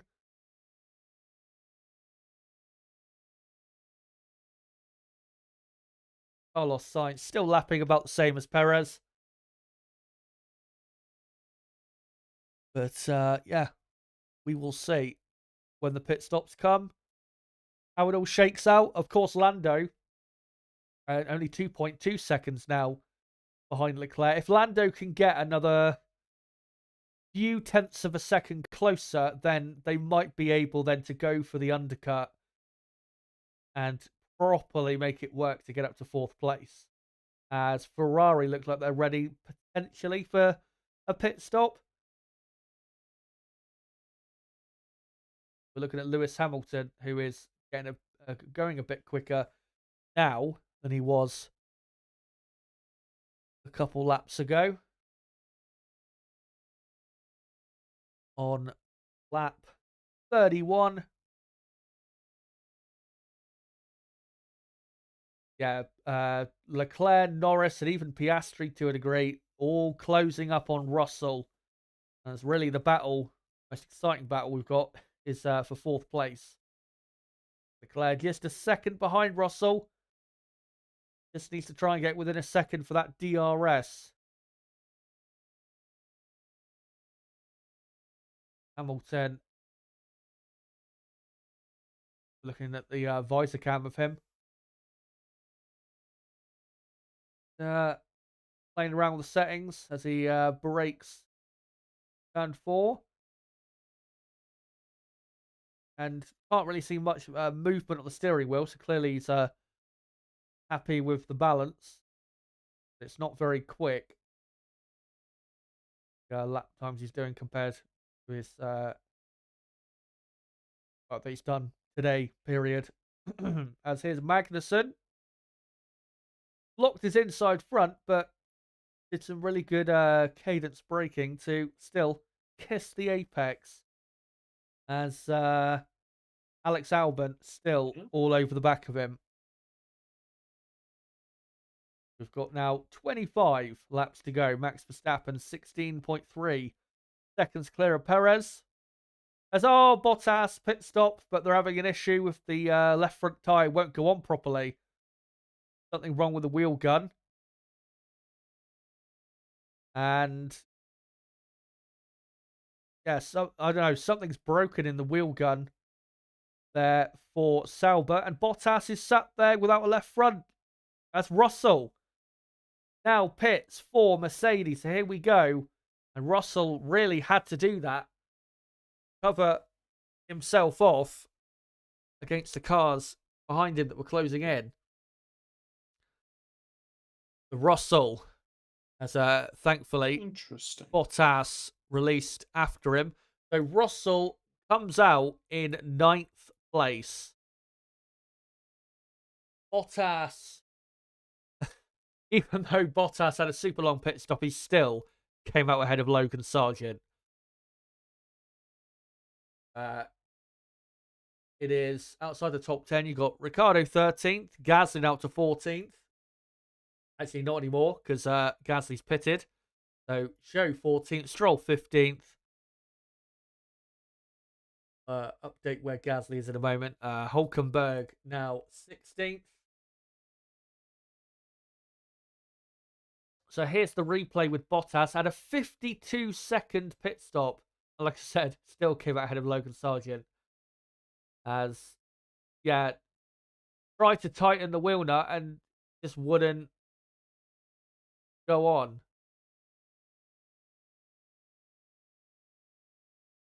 Clearly, something was broken with the wheel gun.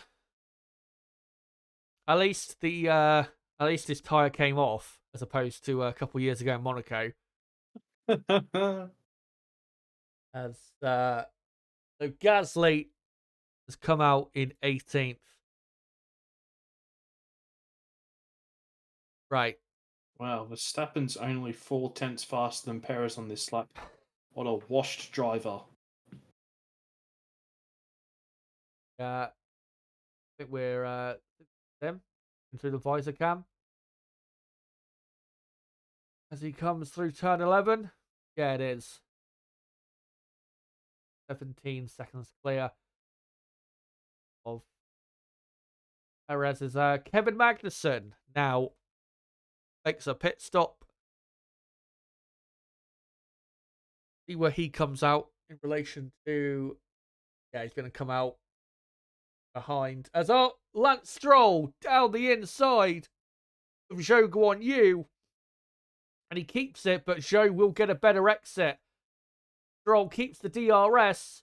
Can Zhou try and go round the outside? No, he cannot. And Stroll keeps the position. Good dive bomb by Stroll as Magnussen has come out in 16th place.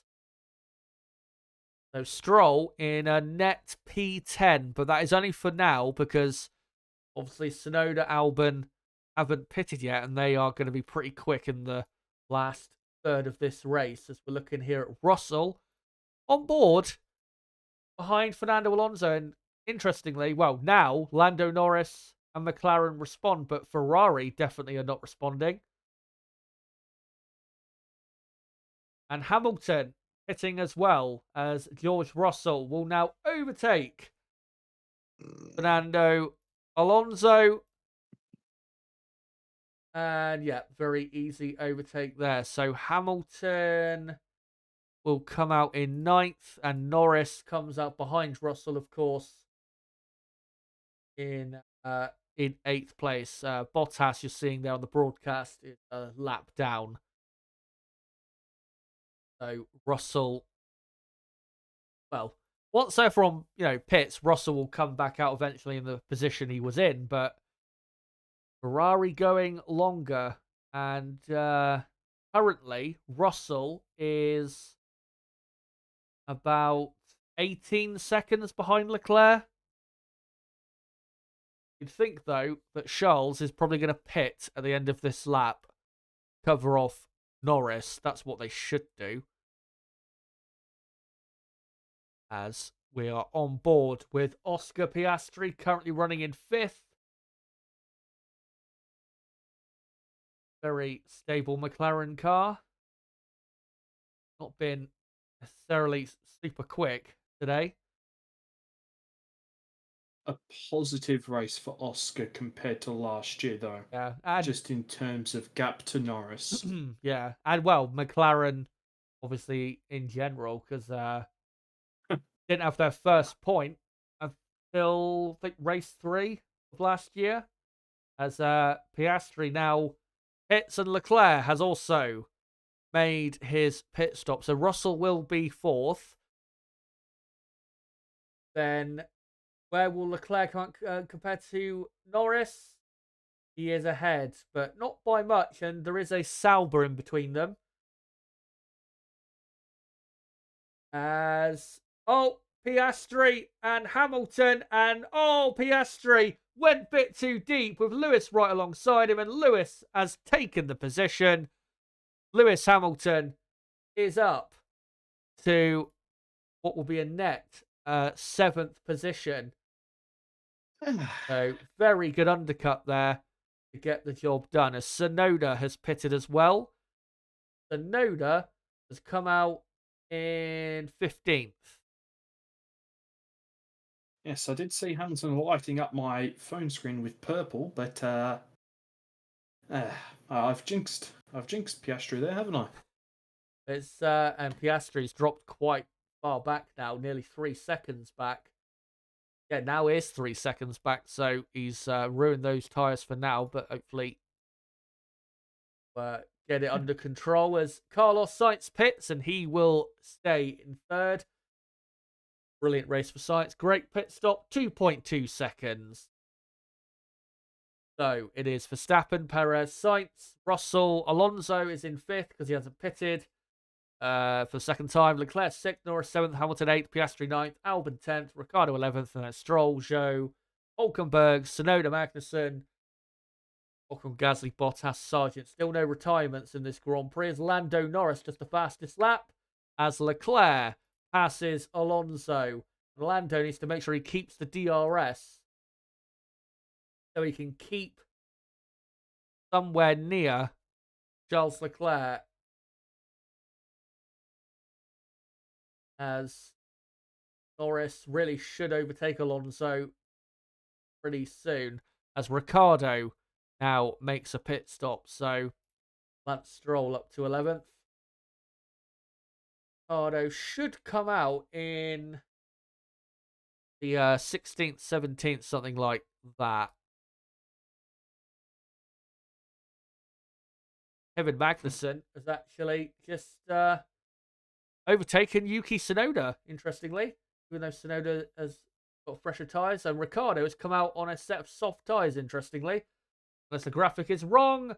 And Norris up the inside of Alonso for 6th. As Sergio Perez now pits on lap 37. The graphic is not wrong. Hope they're going to go for it. Nearly 10 seconds behind his teammate who one position clear of him.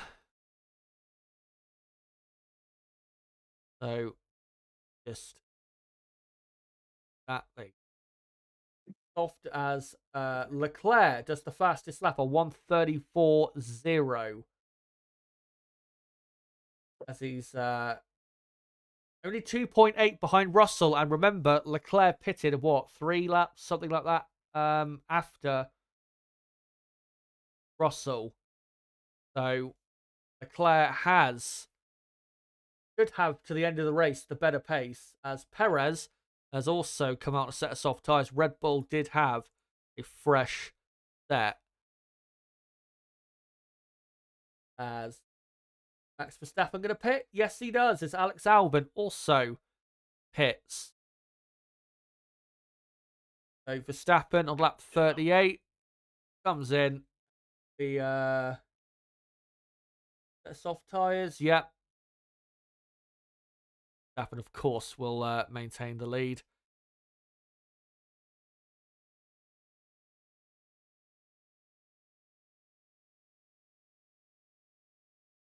Right.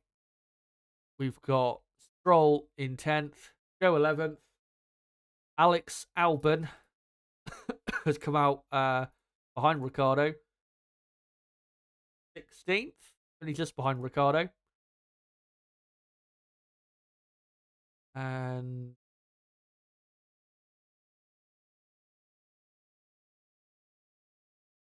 a replay of how Norris overtook Alonso.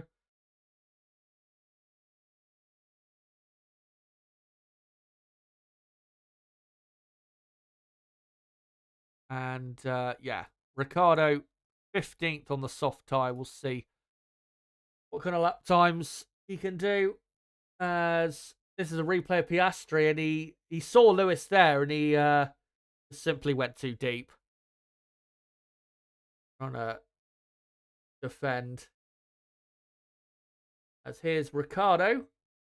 How he got past Albon. Albon had just come out of the pits, and now Ricciardo round the outside. Nicely done.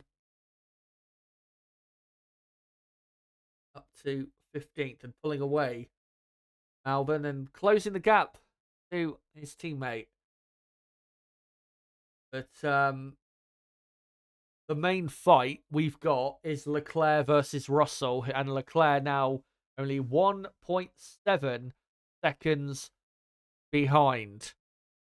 So if he just keeps it all together, really, he should overtake Russell because that Ferrari much quicker. We're now on lap 39.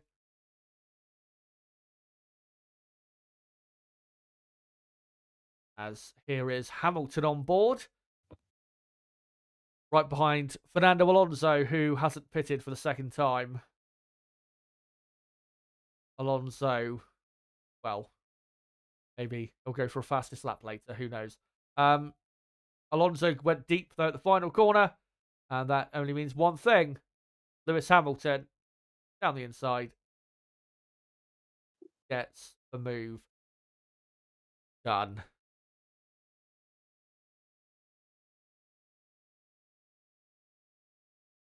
So Verstappen is going to obliterate the fastest lap on this lap. Let's see what that lap time is in a sec when he gets to the line. Yeah, on the F1 live timing, they've got the segments, and nearly every single one was purple for the middle sector. Sonoda has passed Hulkenberg. As yeah, Leclerc now just 1.4 seconds behind Russell. As yeah, fastest lap on lap 40. Let's see the lap time. 1:32.6. Good night. That was 1.4 seconds faster than what Leclerc did, I think, previously. Yeah. Filthy from Max as Leclerc probably in another lap we'll have DRS on Russell. Norris also is gaining on Russell, so Russell might not even finish on the top 5, which will feel quite incredible because obviously that's Piastri passing Alonso here. It'll feel incredible because obviously at one point Russell was in second position, but he might not even finish in the top 5. As Carlos Sainz is only a couple seconds behind Sergio Perez on the hard tyre. He'll be praying that Perez suffers some degradation, if that even is possible on a Red Bull car. Here's a replay of Sonoda passing Hulkenberg into the final corner.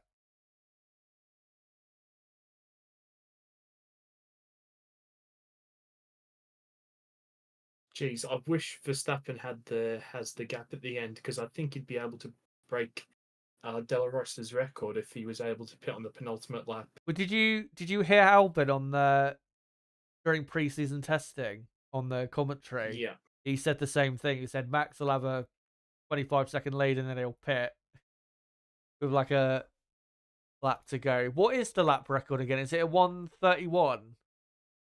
A 31.4, I think. Right. Well, if he builds the gap, it is doable to do a lap record. Yeah, 31.447, which was set in 2005 as it's 1-1 between Chelsea and Brentford. As Max, that lap he just did a minute ago was only second slower than the lap record, so it got to think it's doable. Verstappen's doing now cool down laps after he did that. He just did a 36.5 and everyone else, and Perez was doing like a 34.3. as Leclerc just over a second behind Russell. Fucking preseason testing was more interesting than this. Wasn't it? Yes, because we were just absolutely. Well, I mean, at least the final day obviously was good when I was on. We were just Yeah. blabbering on for 3 hours about nothing, which was quite a lot of fun. Well, at least we had the fun of like not knowing that what was going to happen. This is, Nah, we knew.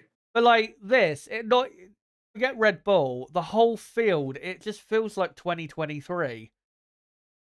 Is there anything about the grid you look at and think, other than Alpine, and it's like, yeah, this is definitely a new season. It's just the same. Yeah, Haas Yeah, maybe. yeah, And I mean, McLaren are obviously much better than this time last year. yeah. But it just feels like 2023 continues to me. It's just, Yeah, I agree. Yeah, and that's what we sort of said on the final day of pre-season testing. yeah, he did, yeah. As Alonso pits, and Alonso will actually come out in 11th place because he's been so slow. Of course, will eventually back finish in ninth. Yeah, we did say on the final day that it feels like the field mostly is what it was back in November. And yeah, from what I'm seeing now, I don't think my predictions going forward are going to be that different to what it was back end of last year. Yeah, Alonso comes out 11th position Oh no way! as he. Oh, Brentford hit the post. I would not be surprised if we lose that, especially considering Brentford have lost like 12 of their last 14 games. Of course, they'll fucking beat us. Yeah. As Alonso, yeah, Alonso's 11th. He's only 7.5 seconds behind his teammate Stroll, who's in ninth. So yeah, you'd imagine Alonso will catch and pass Stroll. Hulkenberg is now 18th on the soft tyre. So we've got Ricardo in 14th on the soft. And then to Hulkenberg.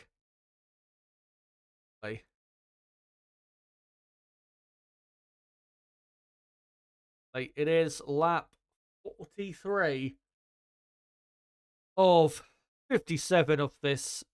A race that started so well. It was to start with, it was a pretty good Grand Prix. And then since the first pit stop, it has been dreadful. Yep. I feel like I'm watching like the long runs in practice too. It's like that level of uh of action right now. Sometimes you even get more in that. As Leclerc with DRS now within a second of Russell, so we're going to get a fight at least for fourth place. And Leclerc, if he can secure fourth on a day that has not been good, and obviously we'll have to see after the race what the issues were, then that would be something. And obviously, Ferrari coming out of this race a year ago, Ferrari only came away with 12 points. They finished third and fourth. That's 27. So that would be a clear step forward.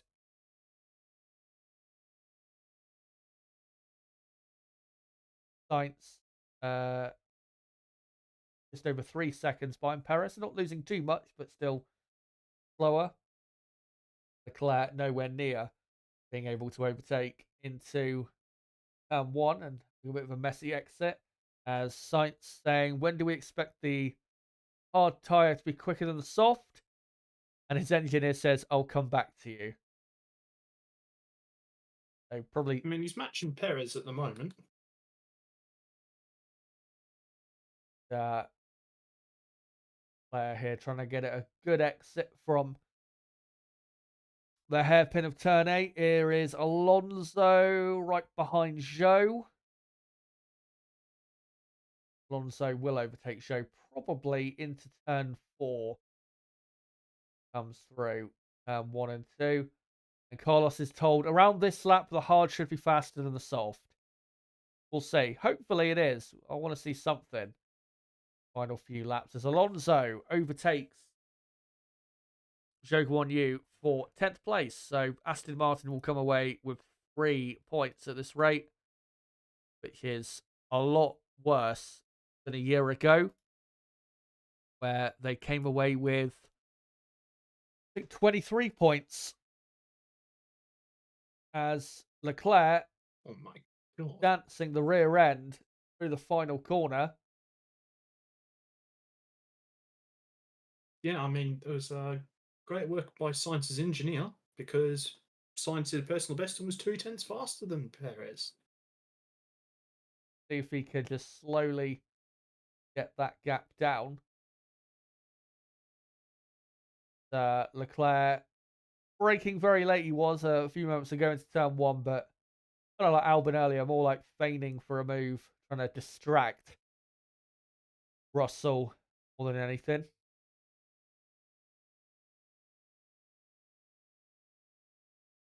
And actually, we've got a position change. Hulkenberg up to 17th. How embarrassing for Alpine. Hulkenberg had to pit on lap 1 for a new front wing, and he's probably going to beat the 2 Alpines still. Yeah, a lot. It's funny, though, how going into the season, we all thought Haas were going to be as bad as Alpine are. And yeah, Alpine, horrendous. The only reason Alpine are going to finish 17th and 18th is because Bottas couldn't get a tyre on, and Logan Sargent had not even a momentary lapse. Hey, quite a long lapse of concentration.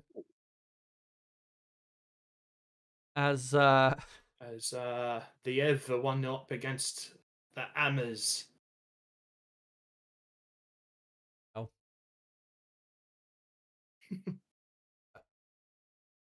I mean, no matter how many points deductions they're going to get, they're going to stay up. Nothing can stop Sean Deitch. Leclerc still within a second of Russell, but still not close enough to overtake. Logan Sargent, I see, is on the soft tyre. Let's just update that. I really want to know with Logan what happened, because if you see the replay, it's so weird. He just locked up, went straight on at turn 4, and then he just stopped like he was, I don't know, like he had a complete brain fog. And then, Russell at turn 10 locks up, goes very wide. And surely Leclerc will up the inside, get the move done. Yes, he does. Russell does a Leclerc. And Leclerc, this time, is the Punisher. Is up to 4th. And surely will pull away now.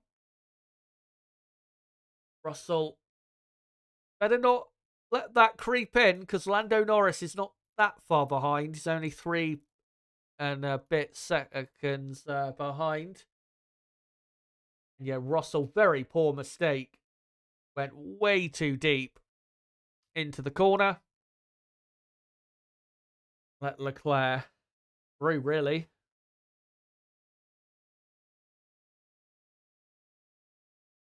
And I've got to say, I think Mercedes will be a bit disappointed about today. I know this track maybe isn't the most suiting track for their car, but they have been clearly slower than Red Bull and Ferrari. Like, not even close, really, to the pace of Red Bull and Ferrari.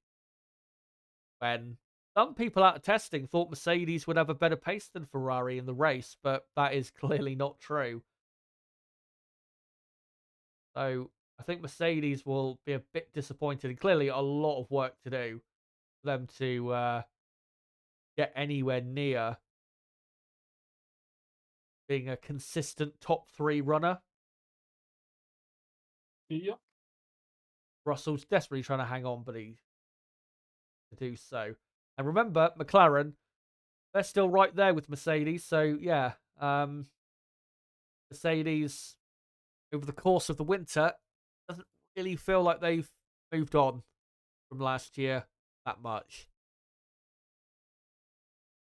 And McLaren knew that they weren't going to be too strong at the start of the year, like from the car launch, and that things will start to improve a little bit into the season, which hopefully it does. Yeah, I reckon definitely by the start of the European season, like Imola, Monaco time, I think we'll really start to see McLaren move on and get back to a bit of last year, double podiums and that. Alonso now, right on the back of his teammate.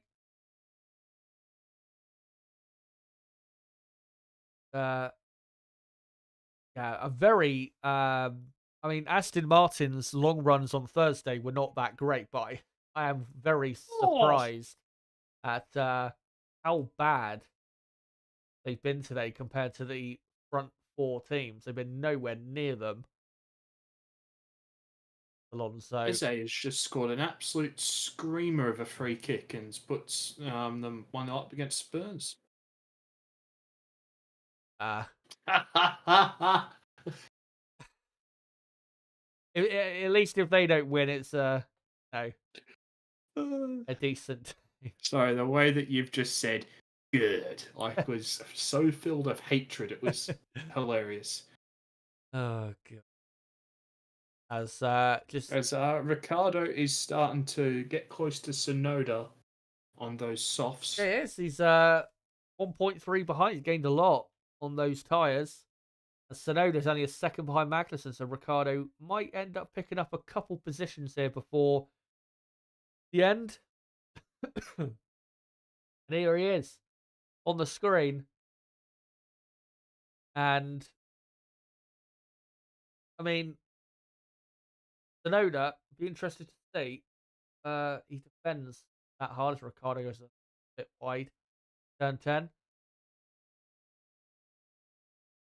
I am surprised with the midfield that not more have gone for the soft tyre, because the soft tyre has been a really good tyre all weekend, and even on the longer runs, it's not like a bad tyre or anything. I'm surprised that so many have stuck with the hard compound. As Ricciardo's been about half a second a lap quicker than Tsunoda for most of this stint, so yeah, been good pace.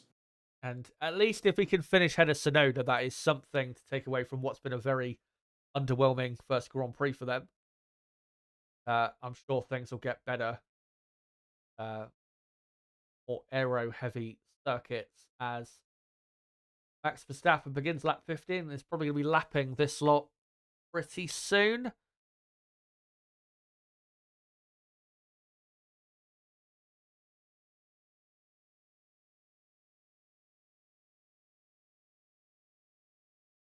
So yeah, let's see what Ricciardo can do, as Tsunoda is within a second of Kevin Magnussen.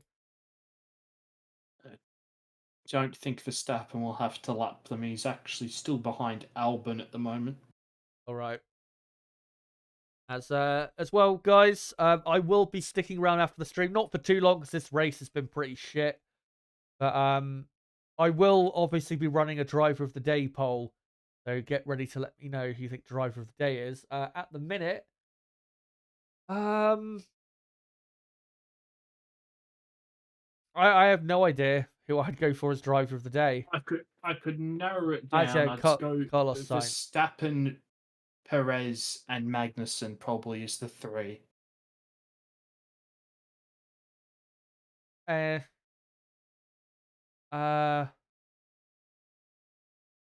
say Verstappen, Sainz, Magnussen for my three. That's what I just said. Oh, you said Perez, didn't you? Oh, well, okay, sorry. I might have said Perez, but I didn't mean to say Perez. Sorry, that is the exact... Oh, my God. As Oh. Magnussen. 1-1 with the Evan West Ham Kurt Zuma's just scored a header. Magnussen, severe pressure now from the two Racing Bulls. This is not going to end up in any points for Racing Bulls because that Stroll in 10th is just too quick for them, too far away.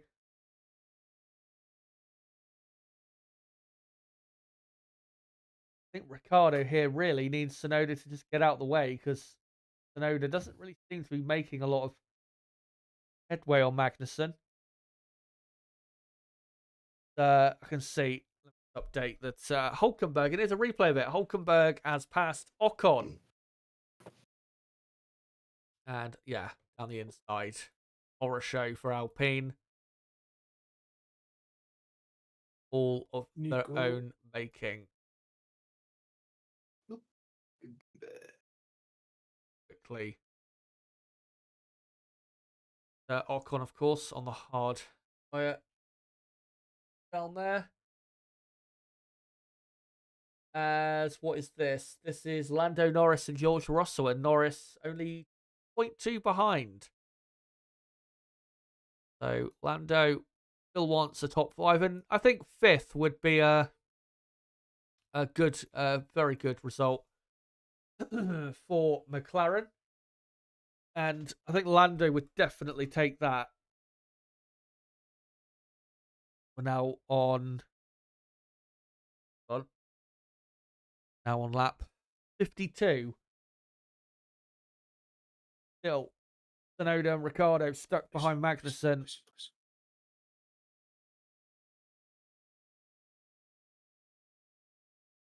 I will keep you guys updated as to Norris. You watch this battle between the Haas and the two Racing Bulls. I'll keep you guys updated as to, obviously, Lando really starts to close on Russell, but I think Russell will hold on. Lando, I don't think is closing quite that quickly. You bloody pass it back. Tsunoda is asked about a driver swap, and Tsunoda says, "Are you kidding me now?"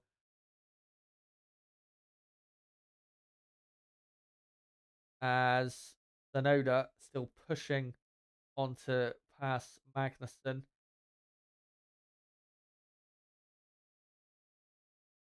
I don't want to sound biased here, but how many laps has Tsunoda been stuck behind Magnussen now? Got to be close to 10 at least. Yeah. As here, yeah, Max is now right behind them as he begins lap 53. So this might present an opportunity because, of course, as actually Verstappen himself proved when he was at Toro Rosso. If a car ahead of you is being exactly what I was thinking. If a car ahead of you is being lapped, you can always take that opportunity. Yeah, it was Monaco, wasn't it? Yeah, Monaco 2016. Yeah. Or maybe 2015, actually. Yeah, it was one of them. I think, was it... Oh, no, definitely 2015. It was like before the tunnel, I think, or something like that. He just dive bombed, or it was at the top of the casino square. Dive bombed Kimi, was it? No, I don't think it was. I think it was like a Williams or a Force India or something. I can't remember.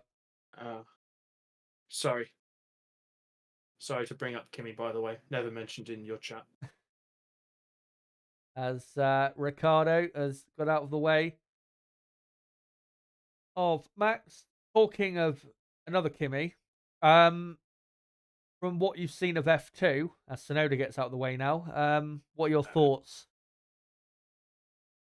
regarding F2? Well, I didn't watch the feature race today, so I only saw what you actually sent me.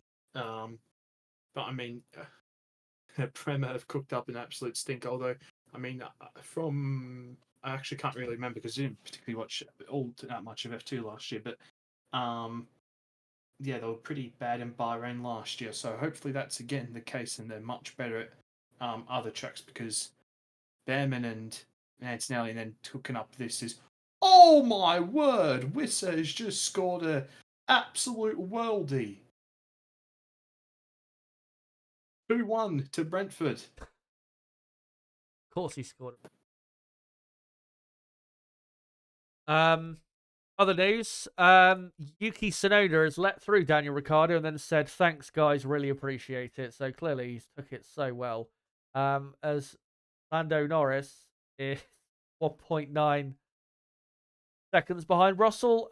Still closing, but like I said, he's not closing enough to overtake him before the end. As Ricciardo has dropped a bit too far back compared to Magnussen. I don't know if that's because Magnussen hasn't.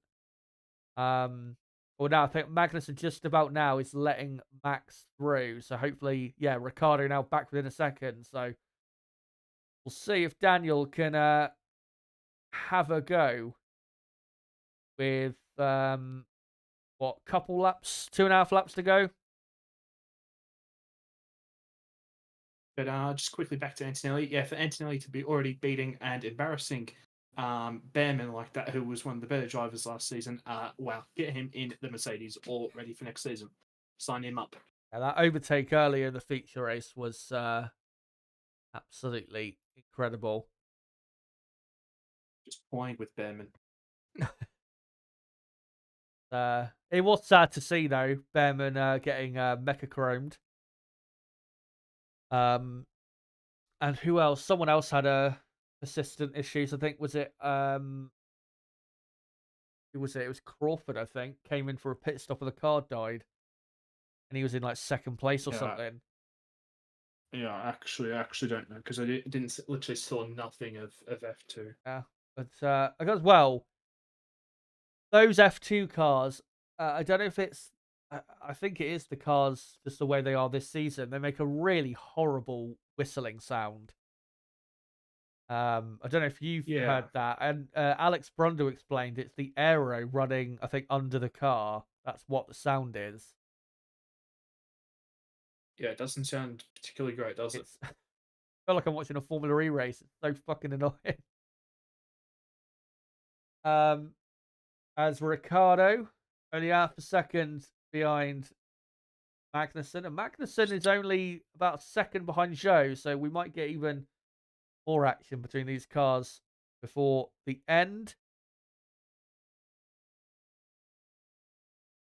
As I've got to say, actually, I think Zhou is a worthy mention for as Max Verstappen begins an ultimate lap. I think Zhou is a worthy mention for one of the standout performers of the day, given that he was, I think, 17th on the grid. Currently P11, just about hanging on for now, but still time left for Magnussen and Ricciardo to get past. As Verstappen, very quick today, of course, and hopefully he'll quickly end our misery.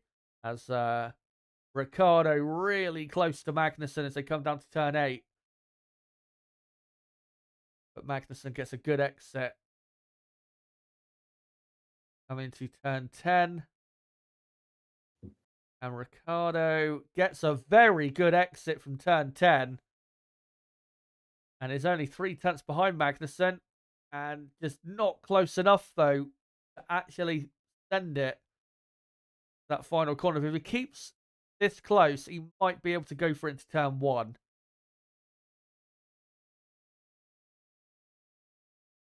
Tsunoda is still wanting a piece of the action. But quickly, Nib, before he wins in a couple minutes, a quick word for our race winner, and clearly the best there is right now, Max Verstappen. What an incredible drive, and Red Bull, well, they're going to have it everyone again, aren't they? Yep, and we knew from the moment where Verstappen set that lap in testing on the first day, and GP absolutely giggled his head off. Yeah, we knew then, and here it is. Yeah, Verstappen. Yeah. No, I mean nothing else to say about Verstappen. Really, just the best driver in the world. Yeah. That was actually a really funny moment from testing, as Ricciardo getting close to Magnussen. He might be able to go for it at turn 8 here. Will he send it? Oh, he's so close. And oh, he loses the rear end a bit. A good exit. Ah, really. So, with a few corners left for our world champion, 3 years in a row, world champion. And this is a clear indication that he is going to win his 4th championship in the year 2024. He has hammered F1 again, just like he did a year ago, just like he did all of last year. Max Verstappen is way too good. A clear level above the rest of the field. And yeah, he's in the best car, but even hammers his own teammate as he now comes to the line. And for the 2nd year in a row, Max Verstappen wins in Bahrain.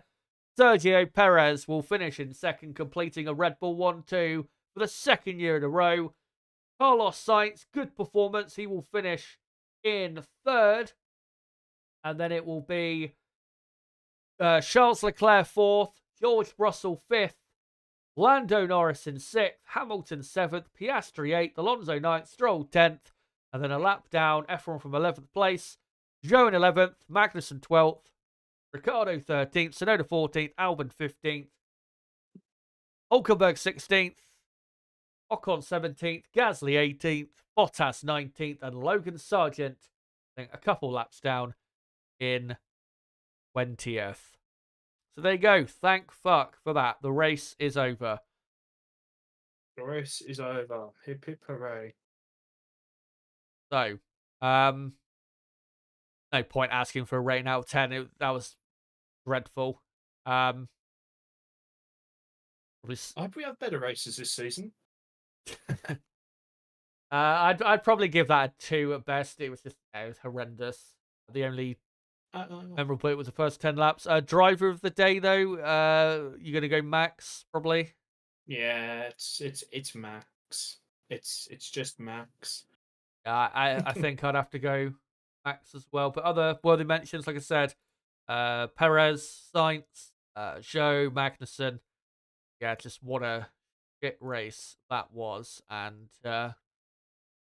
yeah, sorry to be honest, but it's the truth. That was a race that we are going to quickly forget, hopefully. So let me just quickly ask in the chat, who is your driver of the day for the 2024 Bahrain Grand Prix? Let you guys vote.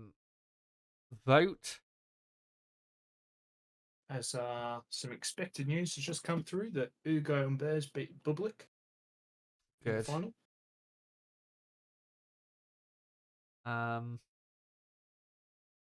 Max, Perez, Sainz, and yeah, I'll put Joe. There you go. Let us know who driver of the day is.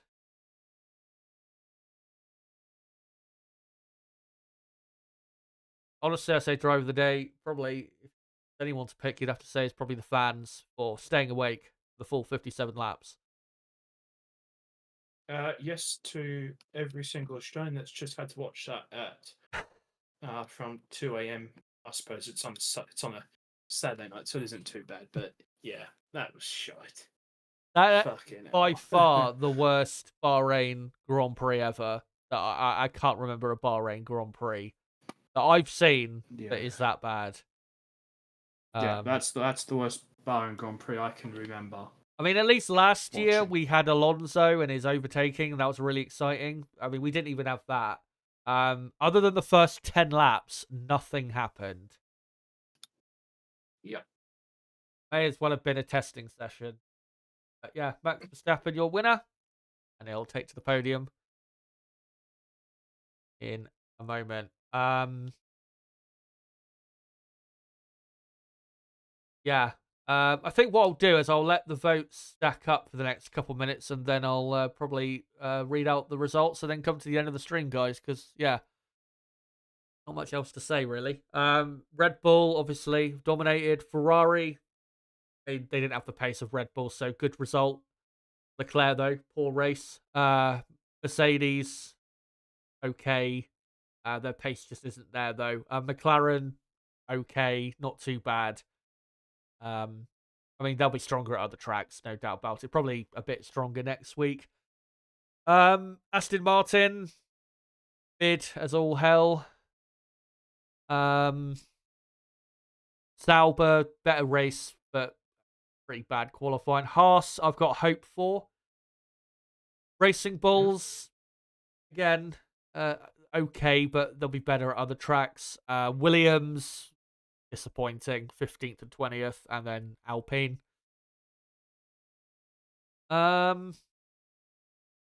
Yeah, get those votes in that poll for the next couple minutes, and I will then get to your who you think driver of the day. But yeah, for us it is Max Verstappen.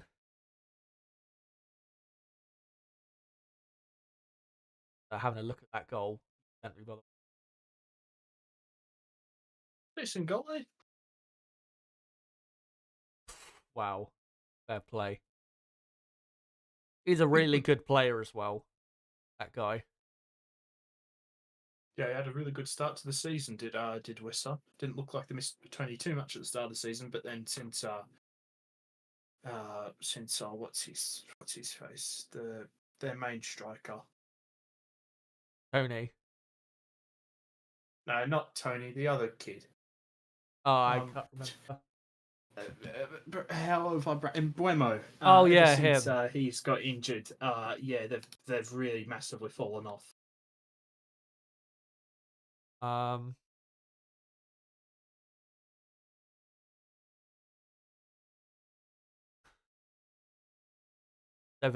of the ball. He did 14. Oh, and Spurs are now 2-1 up against Palace. Timo Werner scored as well, just to rub that in. Yeah. Right. So yeah, let's finish up this poll in the chat. Let's end our misery. 63 votes. Who is your driver of the day, I asked, for the Bahrain Grand Prix, and 53% of you have gone for Max Verstappen. Carlos Sainz second, or 34%. Zhou Guanyu, 9% in third, and then Sergio Perez only 1% of the vote in fourth. Nib, thank you so much for coming on, even despite it being obviously a horrible race. I assume will you be on? Oh, 2-2. Oh, what, for Chelsea? Yeah. Thank God. Disassi with a brilliant header at the back post. Thank fuck. What is it? Yeah, next week. Will you be able to come on? Because I know Saudi Grand Prix is a bit later. Saudi. I think a couple hours later than today started. At 4 a.m. Now we should be okay. It's on Saturday night. Yeah. Obviously Sunday morning. We'll see. Yeah. Cheers for coming on, and yeah, let's hope Saudi Arabia is. It can't be any worse. It cannot be any worse than this. This is so shit. Yeah, cheers for coming on, mate. And I know we said it at the start of the stream. Saudi has actually been like one of the better races over the last few years. Yeah. Like Saudi was probably one of the better races last season from memory. Yeah. But I mean that was a lot because Verstappen obviously had his issue in qualifying and had to come back through. But yeah, anyway, thanks to the regulars and usuals in the chat. Nice to interact with you all before the race started, and yeah, thanks for your continued support. And thank you for 13K, by the way. That was nice to see. Yeah, that was yesterday. We just about ticked over. Yeah, thank you guys, and again, thank you, Deb, for coming on. So quickly before I go, just an update. So I will be live next on Wednesday night at 7 p.m. UK time for the weekend preview for the Saudi Arabian Grand Prix. And then remember, next week, same as this weekend's race. Qualifying is on Friday. The race is on Saturday. So I will be live then on Friday at 3:30 p.m. UK time for the qualifying watch along.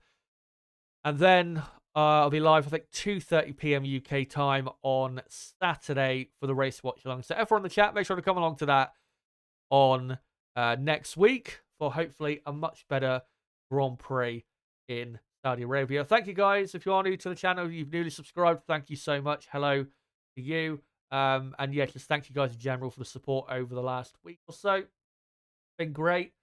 And before you go, if you are new to the channel, make sure to subscribe for more content like this, because we'll be back every Grand Prix in 2024. As well, make sure to smash the like button before you go if you haven't already. We are on 239 likes, so let's try and get up to 250 on the likes before before the stream is up. As well, make sure to check out my last recorded video, which did really well. Lance Stroll video, over 100,000 views. Link below in the description. And make sure to join the Discord server. Link below in the description. And probably in the live chat as well. That's a great place that is for notifications, my videos and streams, and channel updates in general. But guys, until my weekend preview for the Saudi Arabian Grand Prix, this has been it for the Bahrain Grand Prix. And it's been me, Nazar HD. Goodbye.